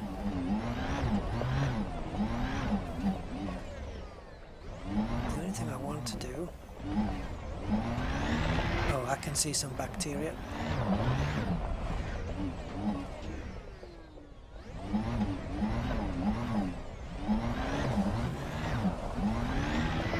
I haven't scanned the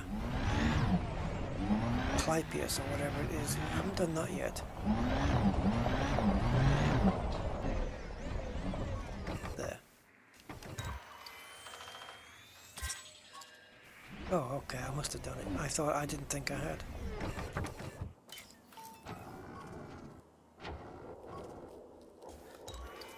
Still streaming, Duchess, yeah, up here in the Colonia-ish region.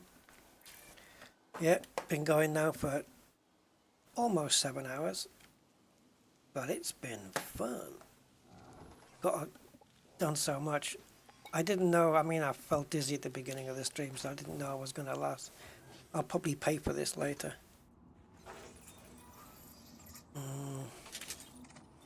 Warning. Dangerously high temperature detected. Right, so these are normally 500 meters, and this one is no different. Did we do it?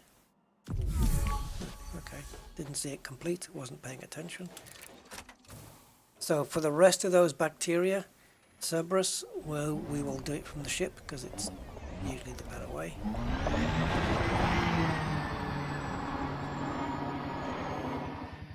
It's not impossible that we get our second scan just going back to the ship.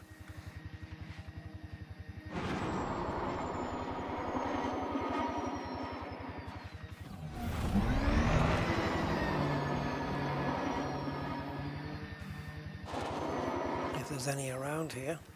I mean, we are now at the 500-meter distance.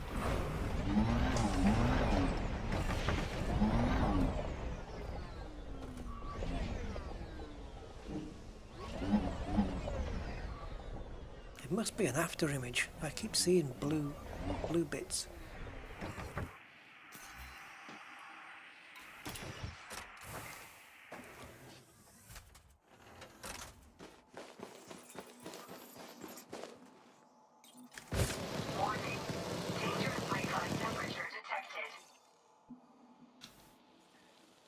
Because I thought if I can get a second scan here, look at all the paint come off, man. We're gonna have no paint left by the time we've got back. Got back home, that is. Yep, definitely no more bacteria here. I thought there was. I thought we landed close to one. Could have sworn. Anyway, I have learned to not trust my own judgment.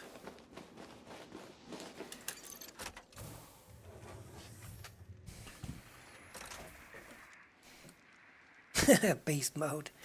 Yeah, man, I couldn't believe that we've discovered a brand new system. And on top of that,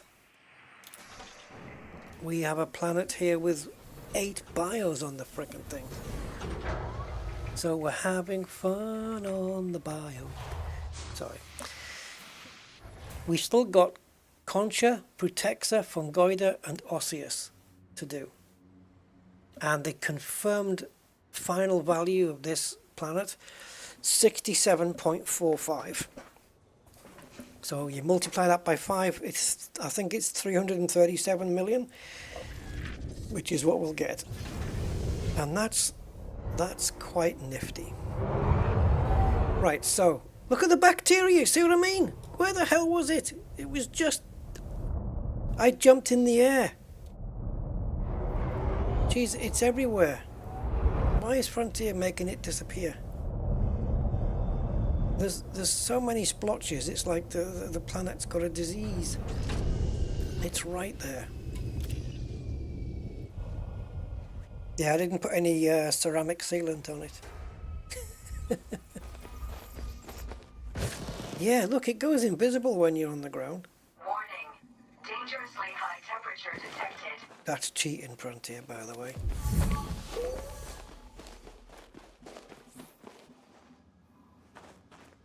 And so he's not putting a sample scan when I'm standing on top of the damn thing.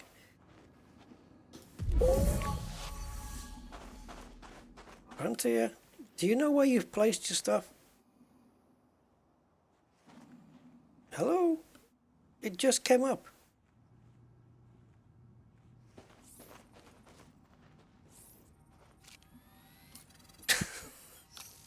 Yeah. Okay.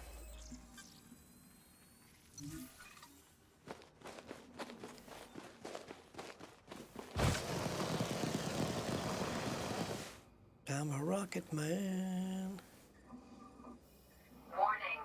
Dangerously Yes, I know. All right.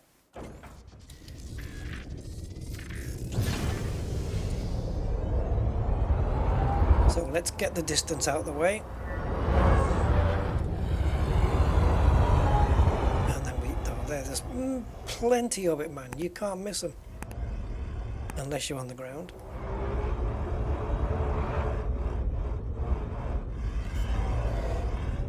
Alright, ship, do you want to do this one? You can take over.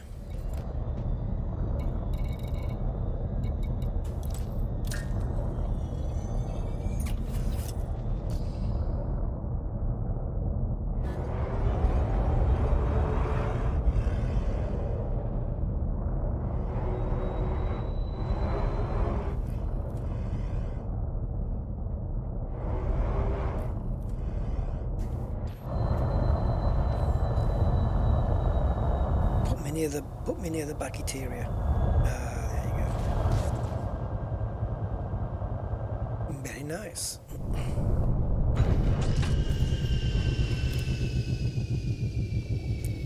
So then, yeah, Concha, Frutexa, Fungoida osseous is next. The most lucrative out of the four is osseous, so we'll hunt that one down first. Wait a minute, where's the back end? There it is. Warning. Dangerously high temperature detected.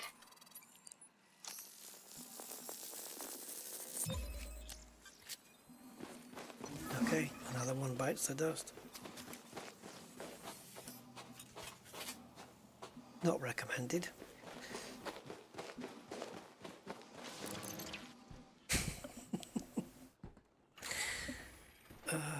Right, now then, we have to go back up and have a look and see if there's another map available.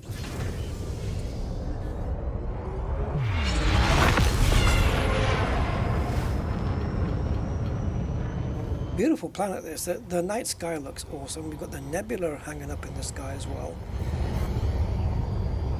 Really cool. So let's take a look for osseous now. It's osseous discus, we know for sure. It's either going to be white or red. Doesn't matter. Either way, it's worth 13 million without the bonus.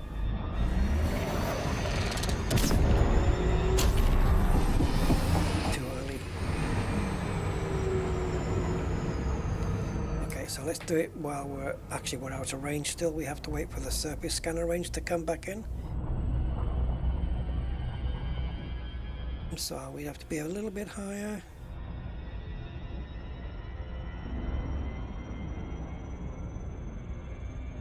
Come on. This high, really?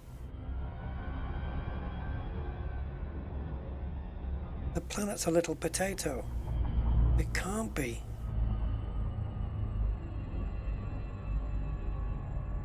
Yeah, it's...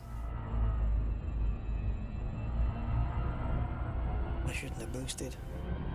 What gets you the bonus is having first footfall.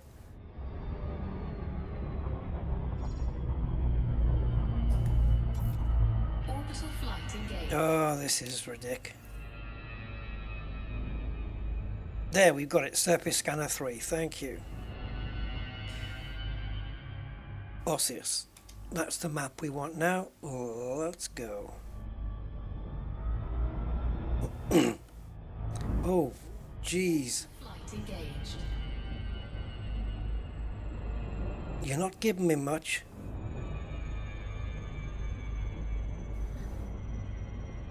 Okay, let me rephrase that. You're not giving me anything.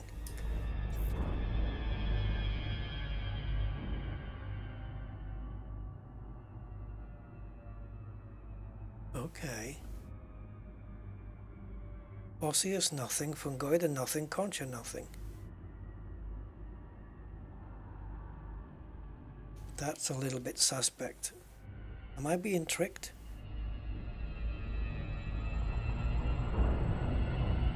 Let's get into the blue zone, full speed.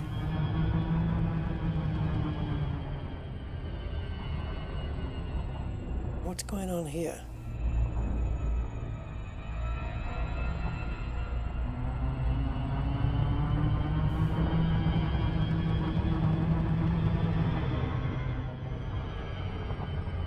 It's not showing up anything on these maps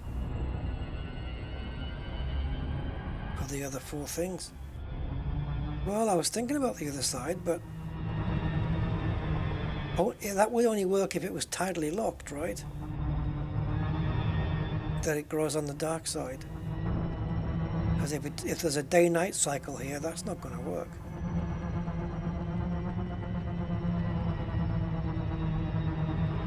I think we need to get a bit higher.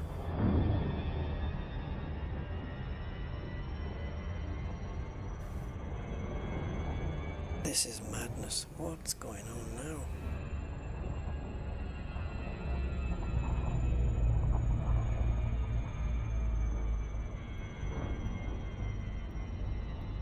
Jeez. Now hold on there, Louise. Is this the same? It's the Concha, Fungoida, and Osseous in that same... Oh, wonderful. Guess where we're landing? You got two choices.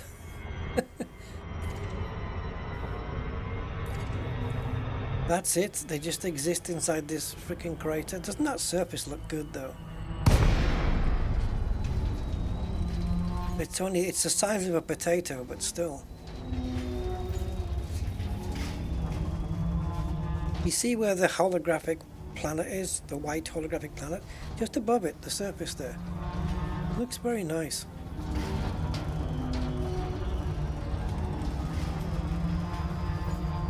So there's the remaining... Well, there's 4 species remaining. 4 genuses remaining. And species, I guess. I don't think they're all in here.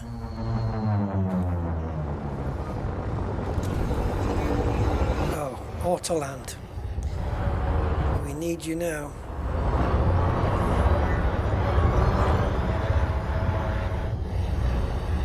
I think I'll put it on the top here.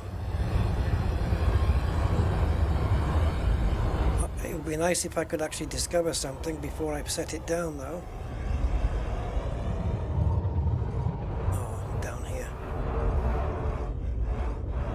Please tell me that's not Cactoida.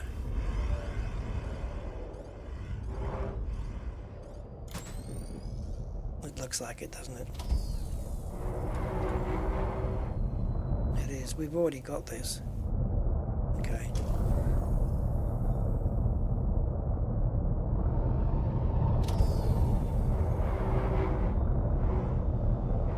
Also Cactoida. No, you stay on. Show me something different. That'll do. That'll do. That is... Is that Concha?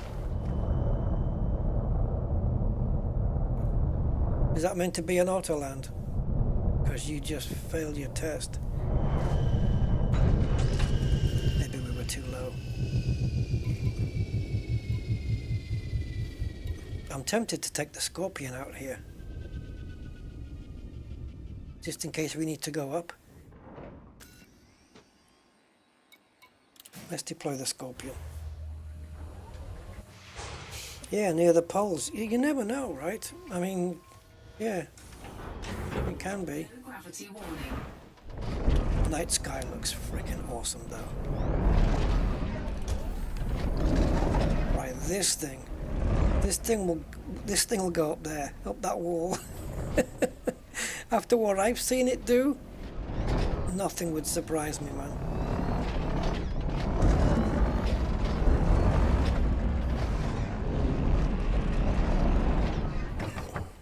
And for those who haven't seen it, I'm sure most of you have, the old switching the lights on and off by sound, or at least by gesture.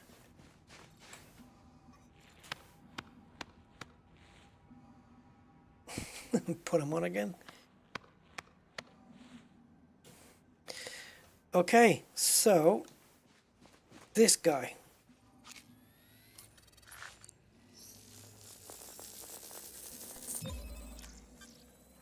Concha renibus, which is worth 4.7 million. 150 meter range on this, so I do not have night vision on my suit, by the way. Yeah, I don't have that.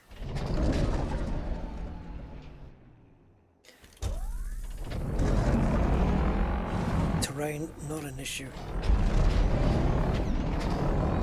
We need 150 meters on those flowers.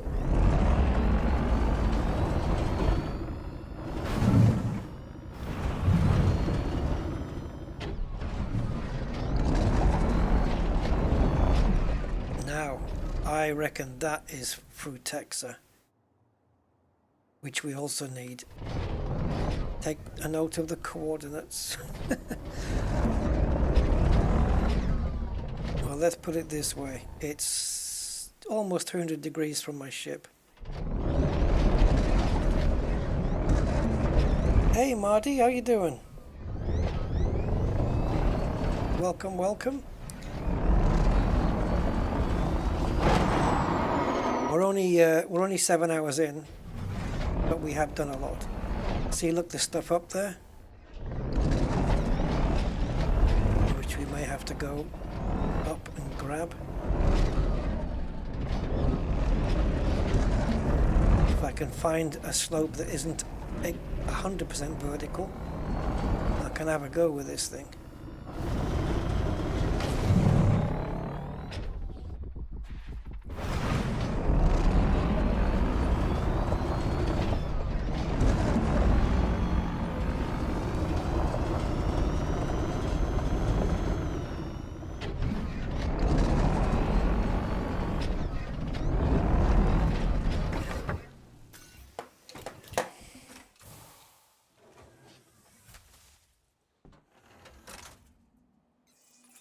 Yeah, tell me about it, Marty. Same here.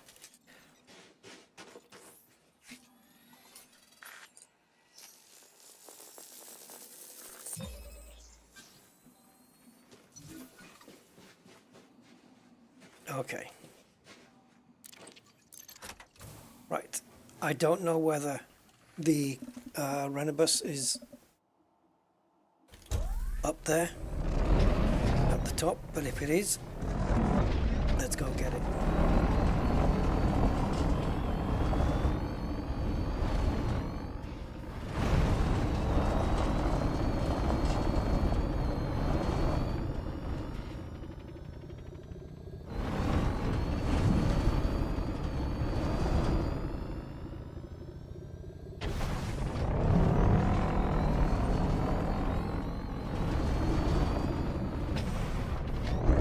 Could be that they grow in the oh, is that something else?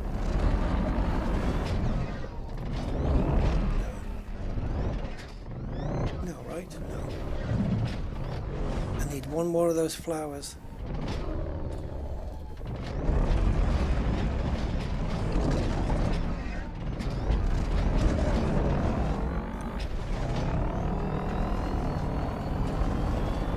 Look at the slope we're going up on the radar.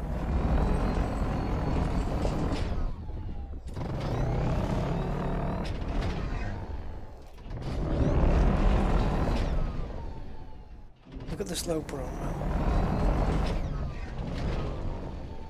Because that's level ground down there on the horizon. But this SRV doesn't care.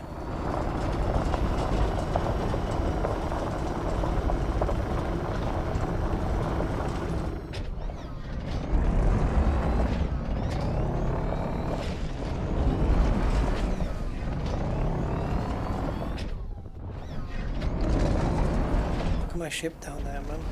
Look at the lights on.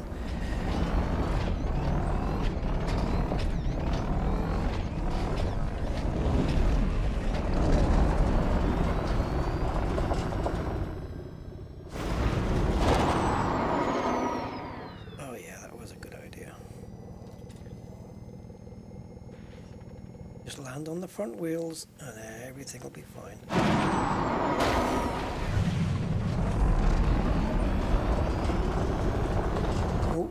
I can see them. Is it the distance that we need though?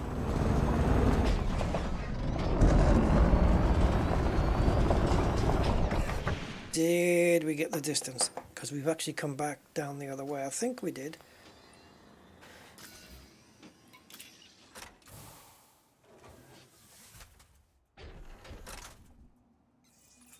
It climbs frickin' anything. Did you see the stream where we climbed Neverest too? I was freaking vertical, and well, not quite vertical, but it was almost, and it just freaking it didn't stop. It just kept going.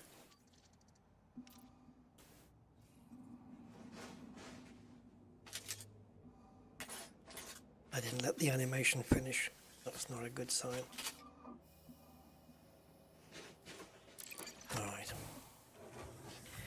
Now I think if we can get the Frutexa, then all we need is Fungoida Gelata and Osseous Discus. And that's it. Now where's the ship?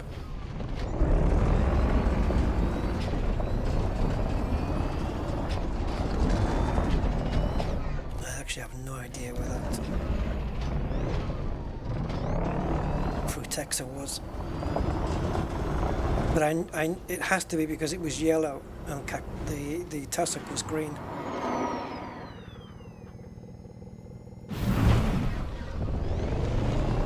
You don't get a lot of engine power, like you don't get a lot of boost on this thing. But, oh, Gelata.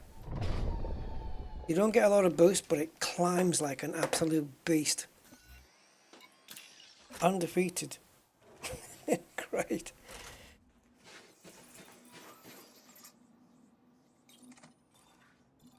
Yeah, that's Concha done. So this is Fungoida Gelata, this one.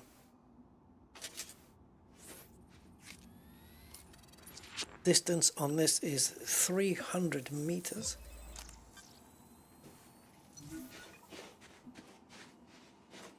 And that's the only sample I've ever seen.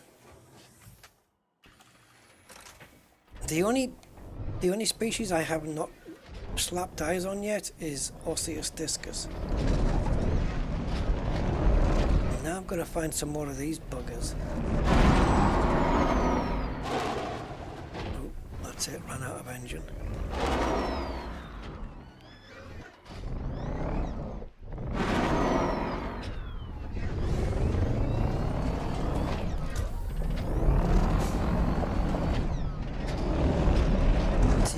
Some more in the region. If they're going to clump together like that, they can't be too difficult to spot, perhaps. We may need... Whoa, what the hell's this? We may need the ship. It depends. Please don't be... I want you to be Frutexa, but I also don't. I think it's Gelata by the looks of it. And we've just gone past the minimum distance. Yeah, look at these guys. They grow in masses. Well, at least the two that we've come across have been.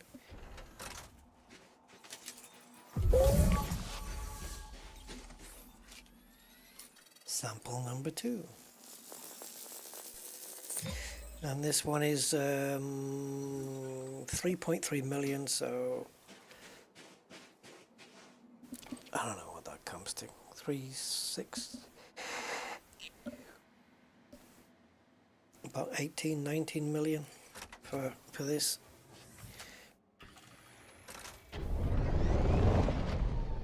Now, it's not 300 meters to the end of that batch, is it? Could it be? I have to navigate around it because jumping in this thing is not really practical. No.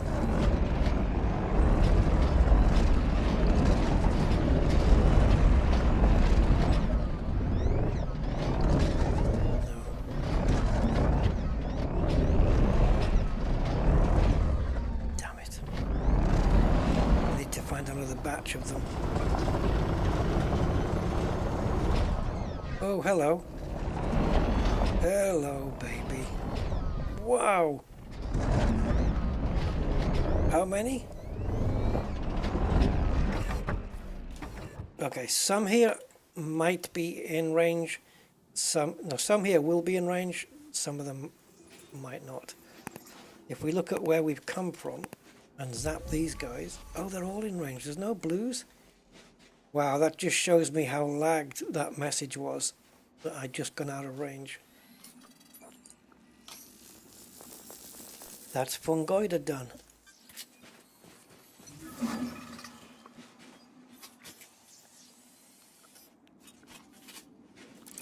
Now I've got to find that friggin' Frutexa and navigate out of this place. Right, my ship's over here. I've got a rough idea where it is in relation to the ship.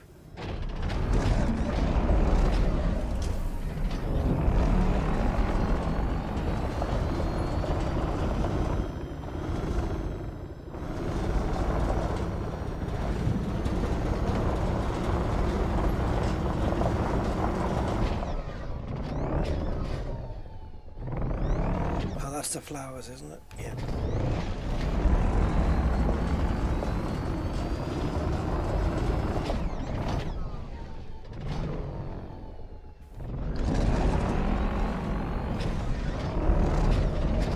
Hello.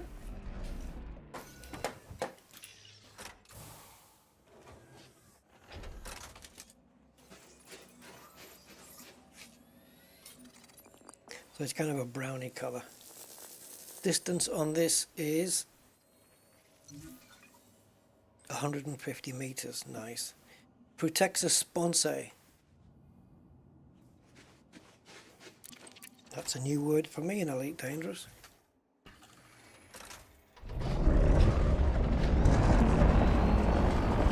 And that is not the batch that I found near the ship.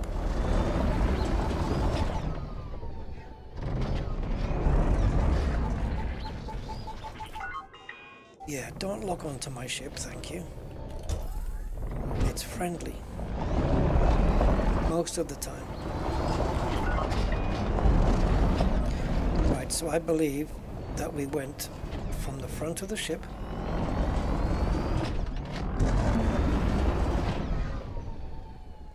flowers are there, man. And we went this way and we travelled over here.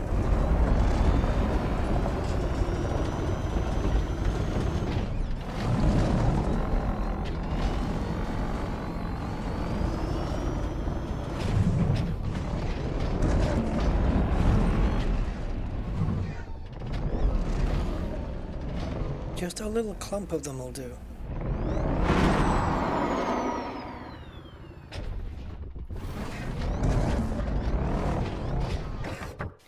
Let's see if that's enough for the second sample.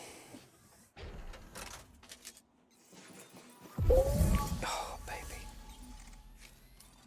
So all we need is one more of this and then osseous.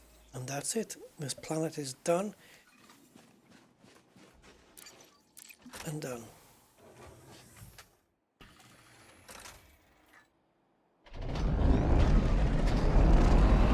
So we need to travel 150. I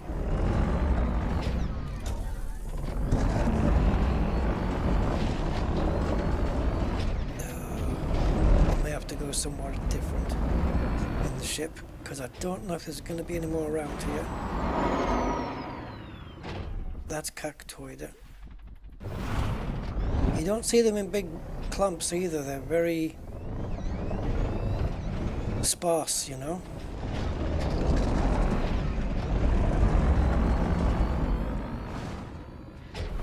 Just need to see, we've done the range, we just need to see one more example now. What I like about this SRV as well is there's good vision all the way out of it, huh? Around the sides and everything. It's not like you have a restricted view.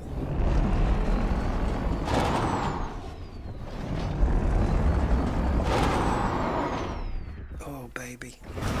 You are my third sample. And all we have to find is osseous, which I think is... Was it even in this map? This little tiny bit? I actually don't remember. Yeah, well in range.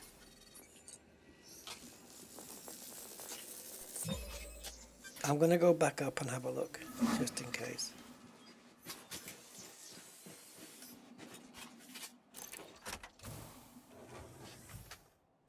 Alright, let's get back to the old shippy.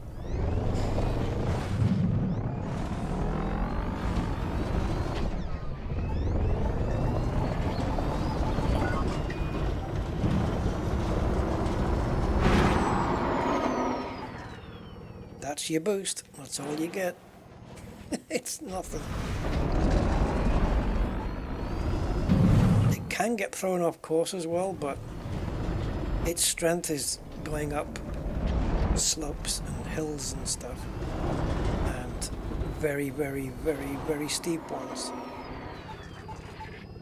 I wonder what angle of, or what angle of slope its limit is.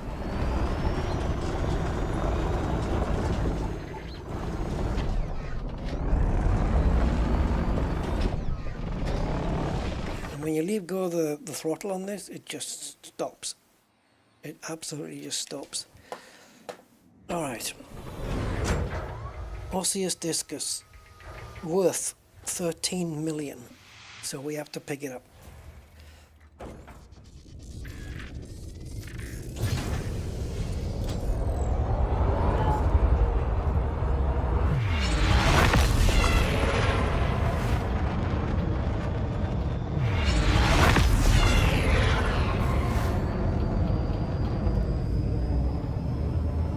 That's going to be one of the best night skies.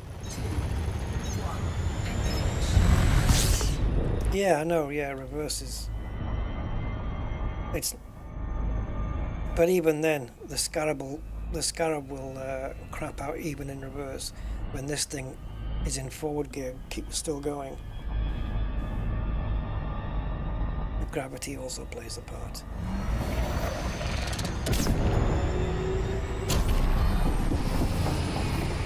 Don't go out of range. Yeah, Osseous. Same place. Actually, there's 2 more places up there. 3 more. Let's go get them. Orbital flight engaged. Oh, bugger.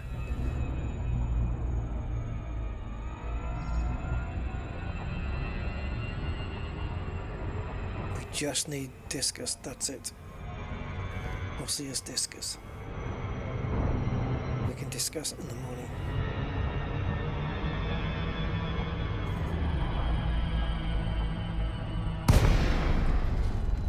We don't have a lot of choice in terms of places to look.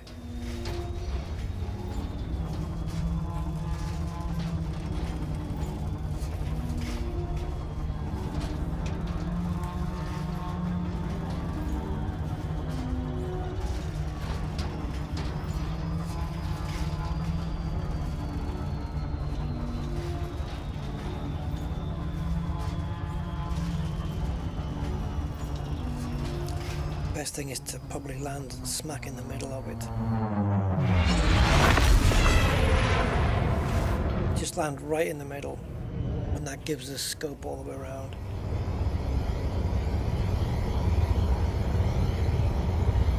Oh, I know the ones you mean, Andy, yeah.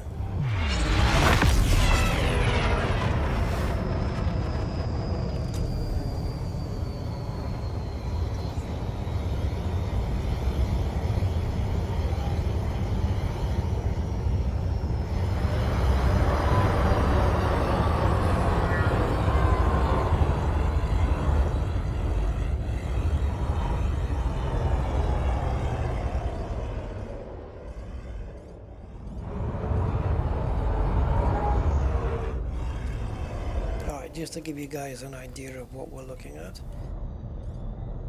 Looking for, I should say.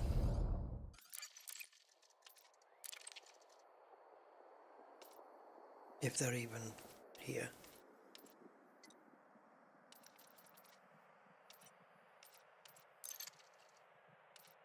Those. That's what we want. Rocky areas. Okay, well,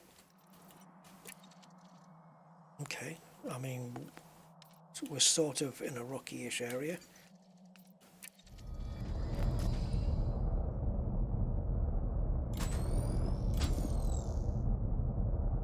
Actually, no, do not auto land, please.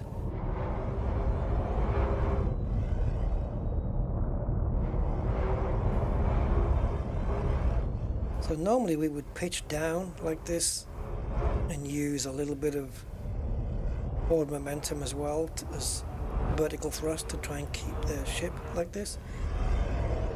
But it may be with this one we can utilize, although that window doesn't really, we can stay level and then utilize that bottom window. So for example, to look at that. But that's not what we want, is it? I was just trying to see if there was anything mixed in there. Because sometimes you can get a couple of species that are mixed up.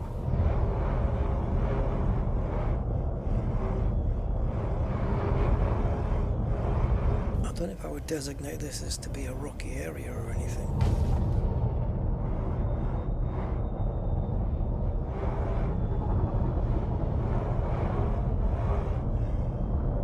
This is weird, man.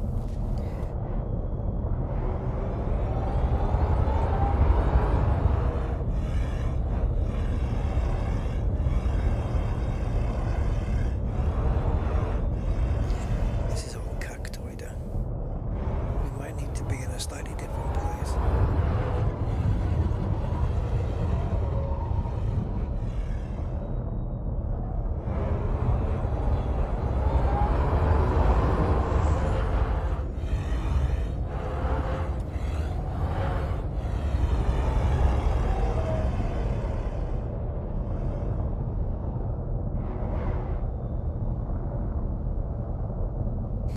That's like Futexa or whatever it is. Wow. Jesus Christ, that's a lot of anything. I am just seeing the same old stuff though, so maybe we need to be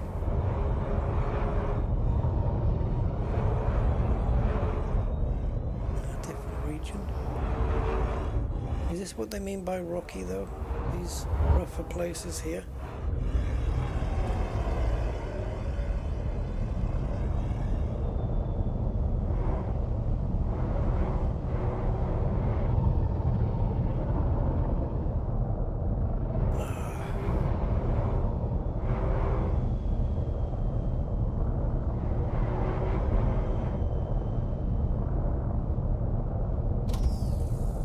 Do they glue?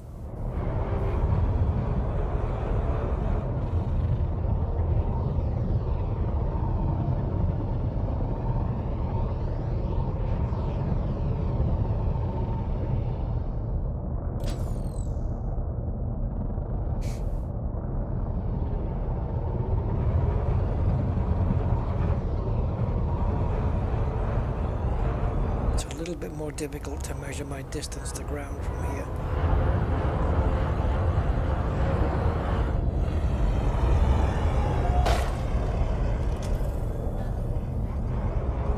This is easier for me to see the shapes.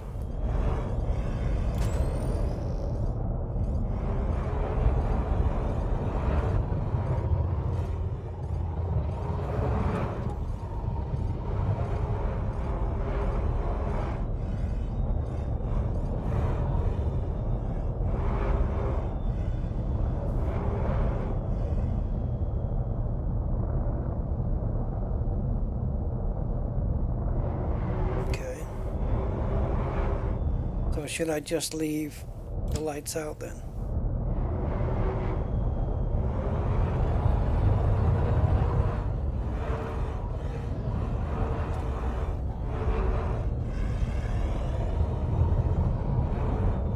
It's these things that keep putting me off because they can look like discs from a certain angle. And there's bacteria there.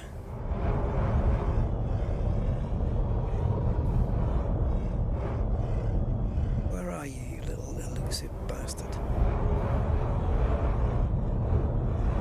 How big are they compared to the other stuff, Cactoida and stuff? I've come across them before. I just don't remember like the size of them and stuff like that.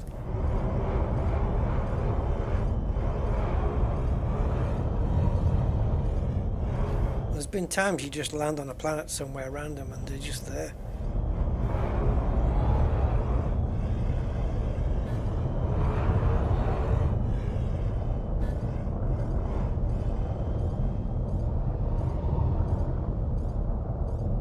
Decent size.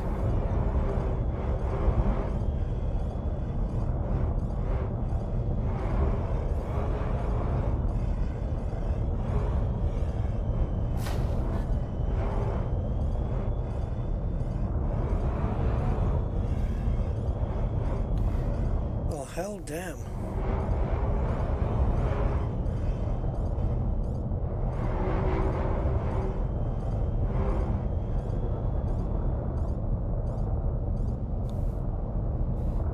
in the mountains. First I gotta find a mountain. And don't forget the map that we have to look at for these things is very small. The blue bits.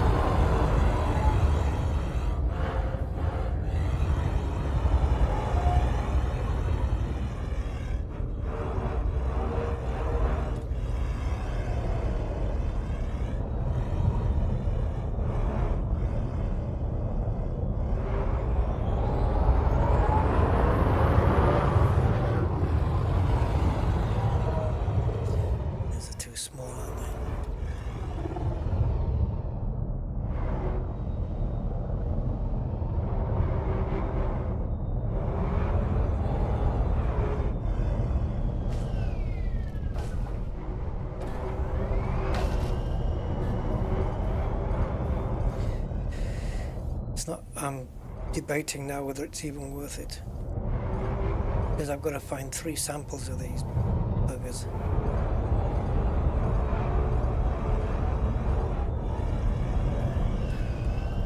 Money wise, ranking wise, yeah, it's worth it, but time wise, when you're 7.5 hours in and the game just disappears, crashes to desktop with no error message,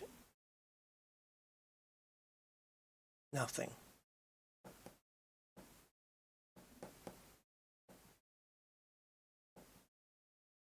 Well, there was no map on the bright side.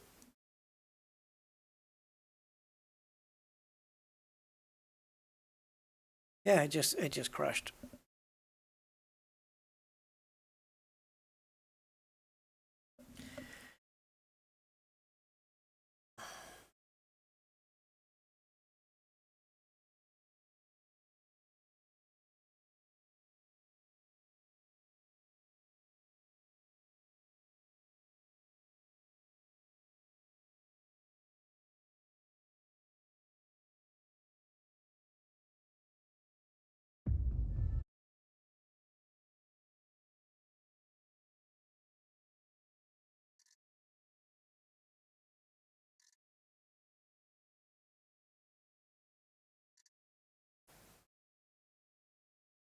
Oh, it just didn't give any errors at all.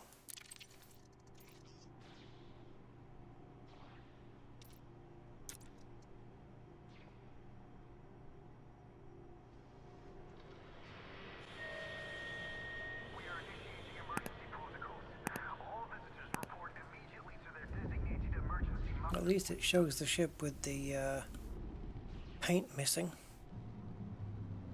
Looks battle worn. Come on, Frontier. Bloody frickin' Nora.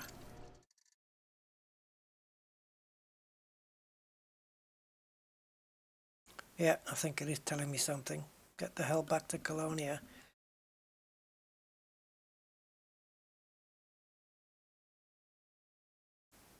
I can't even be bothered to do that tonight though, it's too far. I mean, I know it's only like 14, 15 jumps with neutrons, but I'm too tired for it now.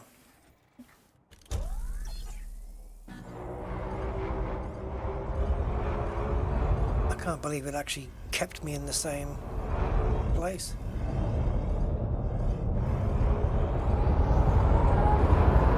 Praise the Lord, it's a miracle.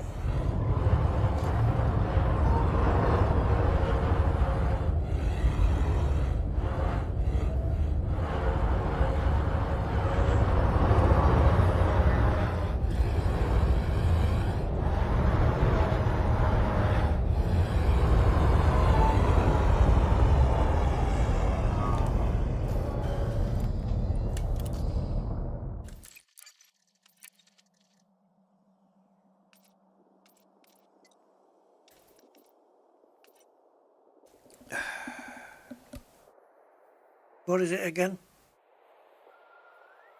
OCS.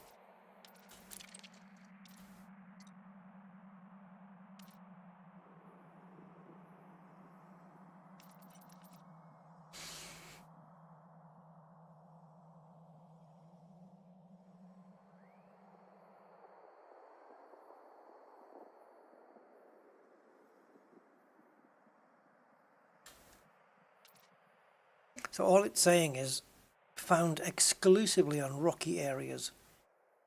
That's it.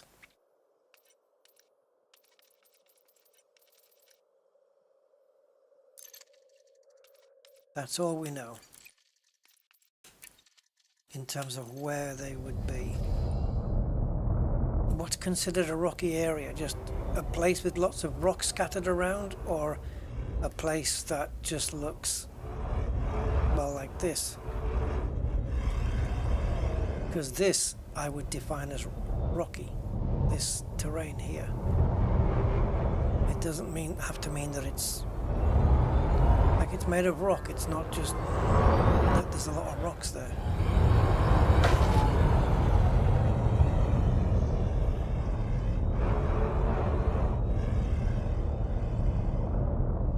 And yes, turning your ship around on its wingtip is a legitimate move.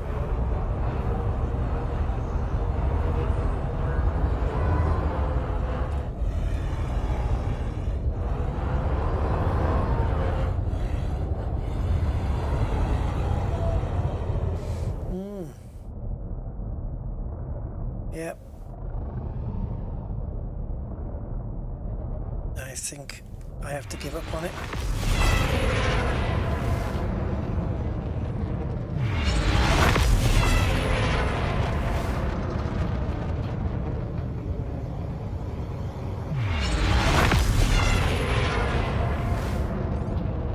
For all I know, I could be outside the blue zone.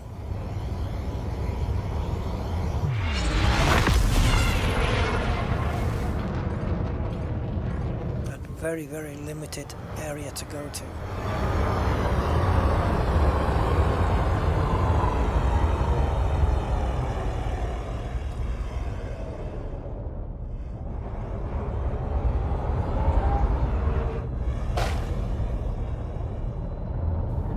Can they grow on the sides of stuff? Flat?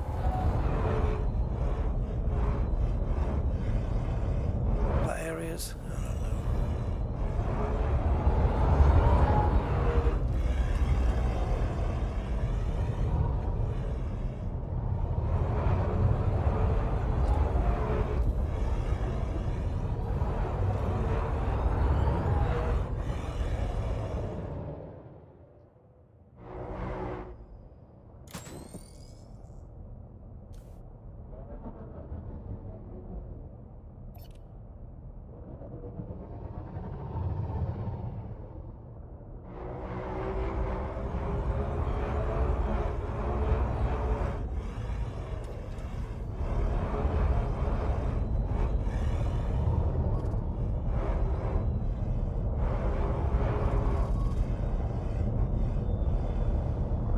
Yep, I'm starting to think they're not really here. It's just an illusion. Can you imagine trying to find 3 samples of them? I don't think so. It could take longer to find them than it took. What is going on here? How many? Jesus. It could take less time to fly to Colonia from the bubble than it was to get these. Look at this lot. I've never seen so many. Concha Arabiata.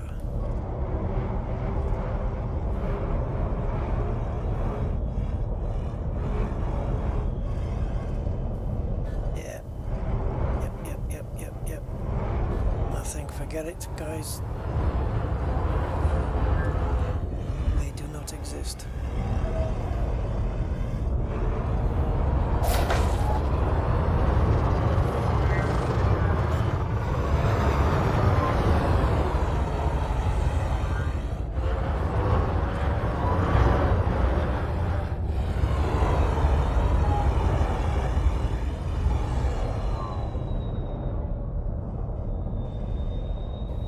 So I'm just going to land and leave it there and come back to it when I'm a bit more fresher.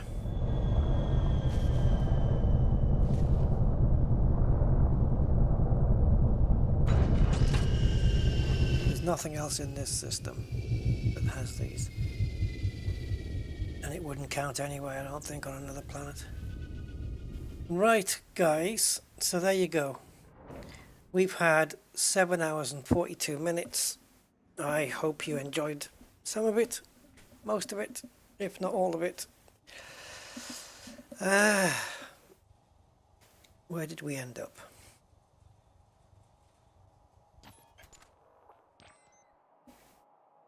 No. Why are you going there? You want to be here.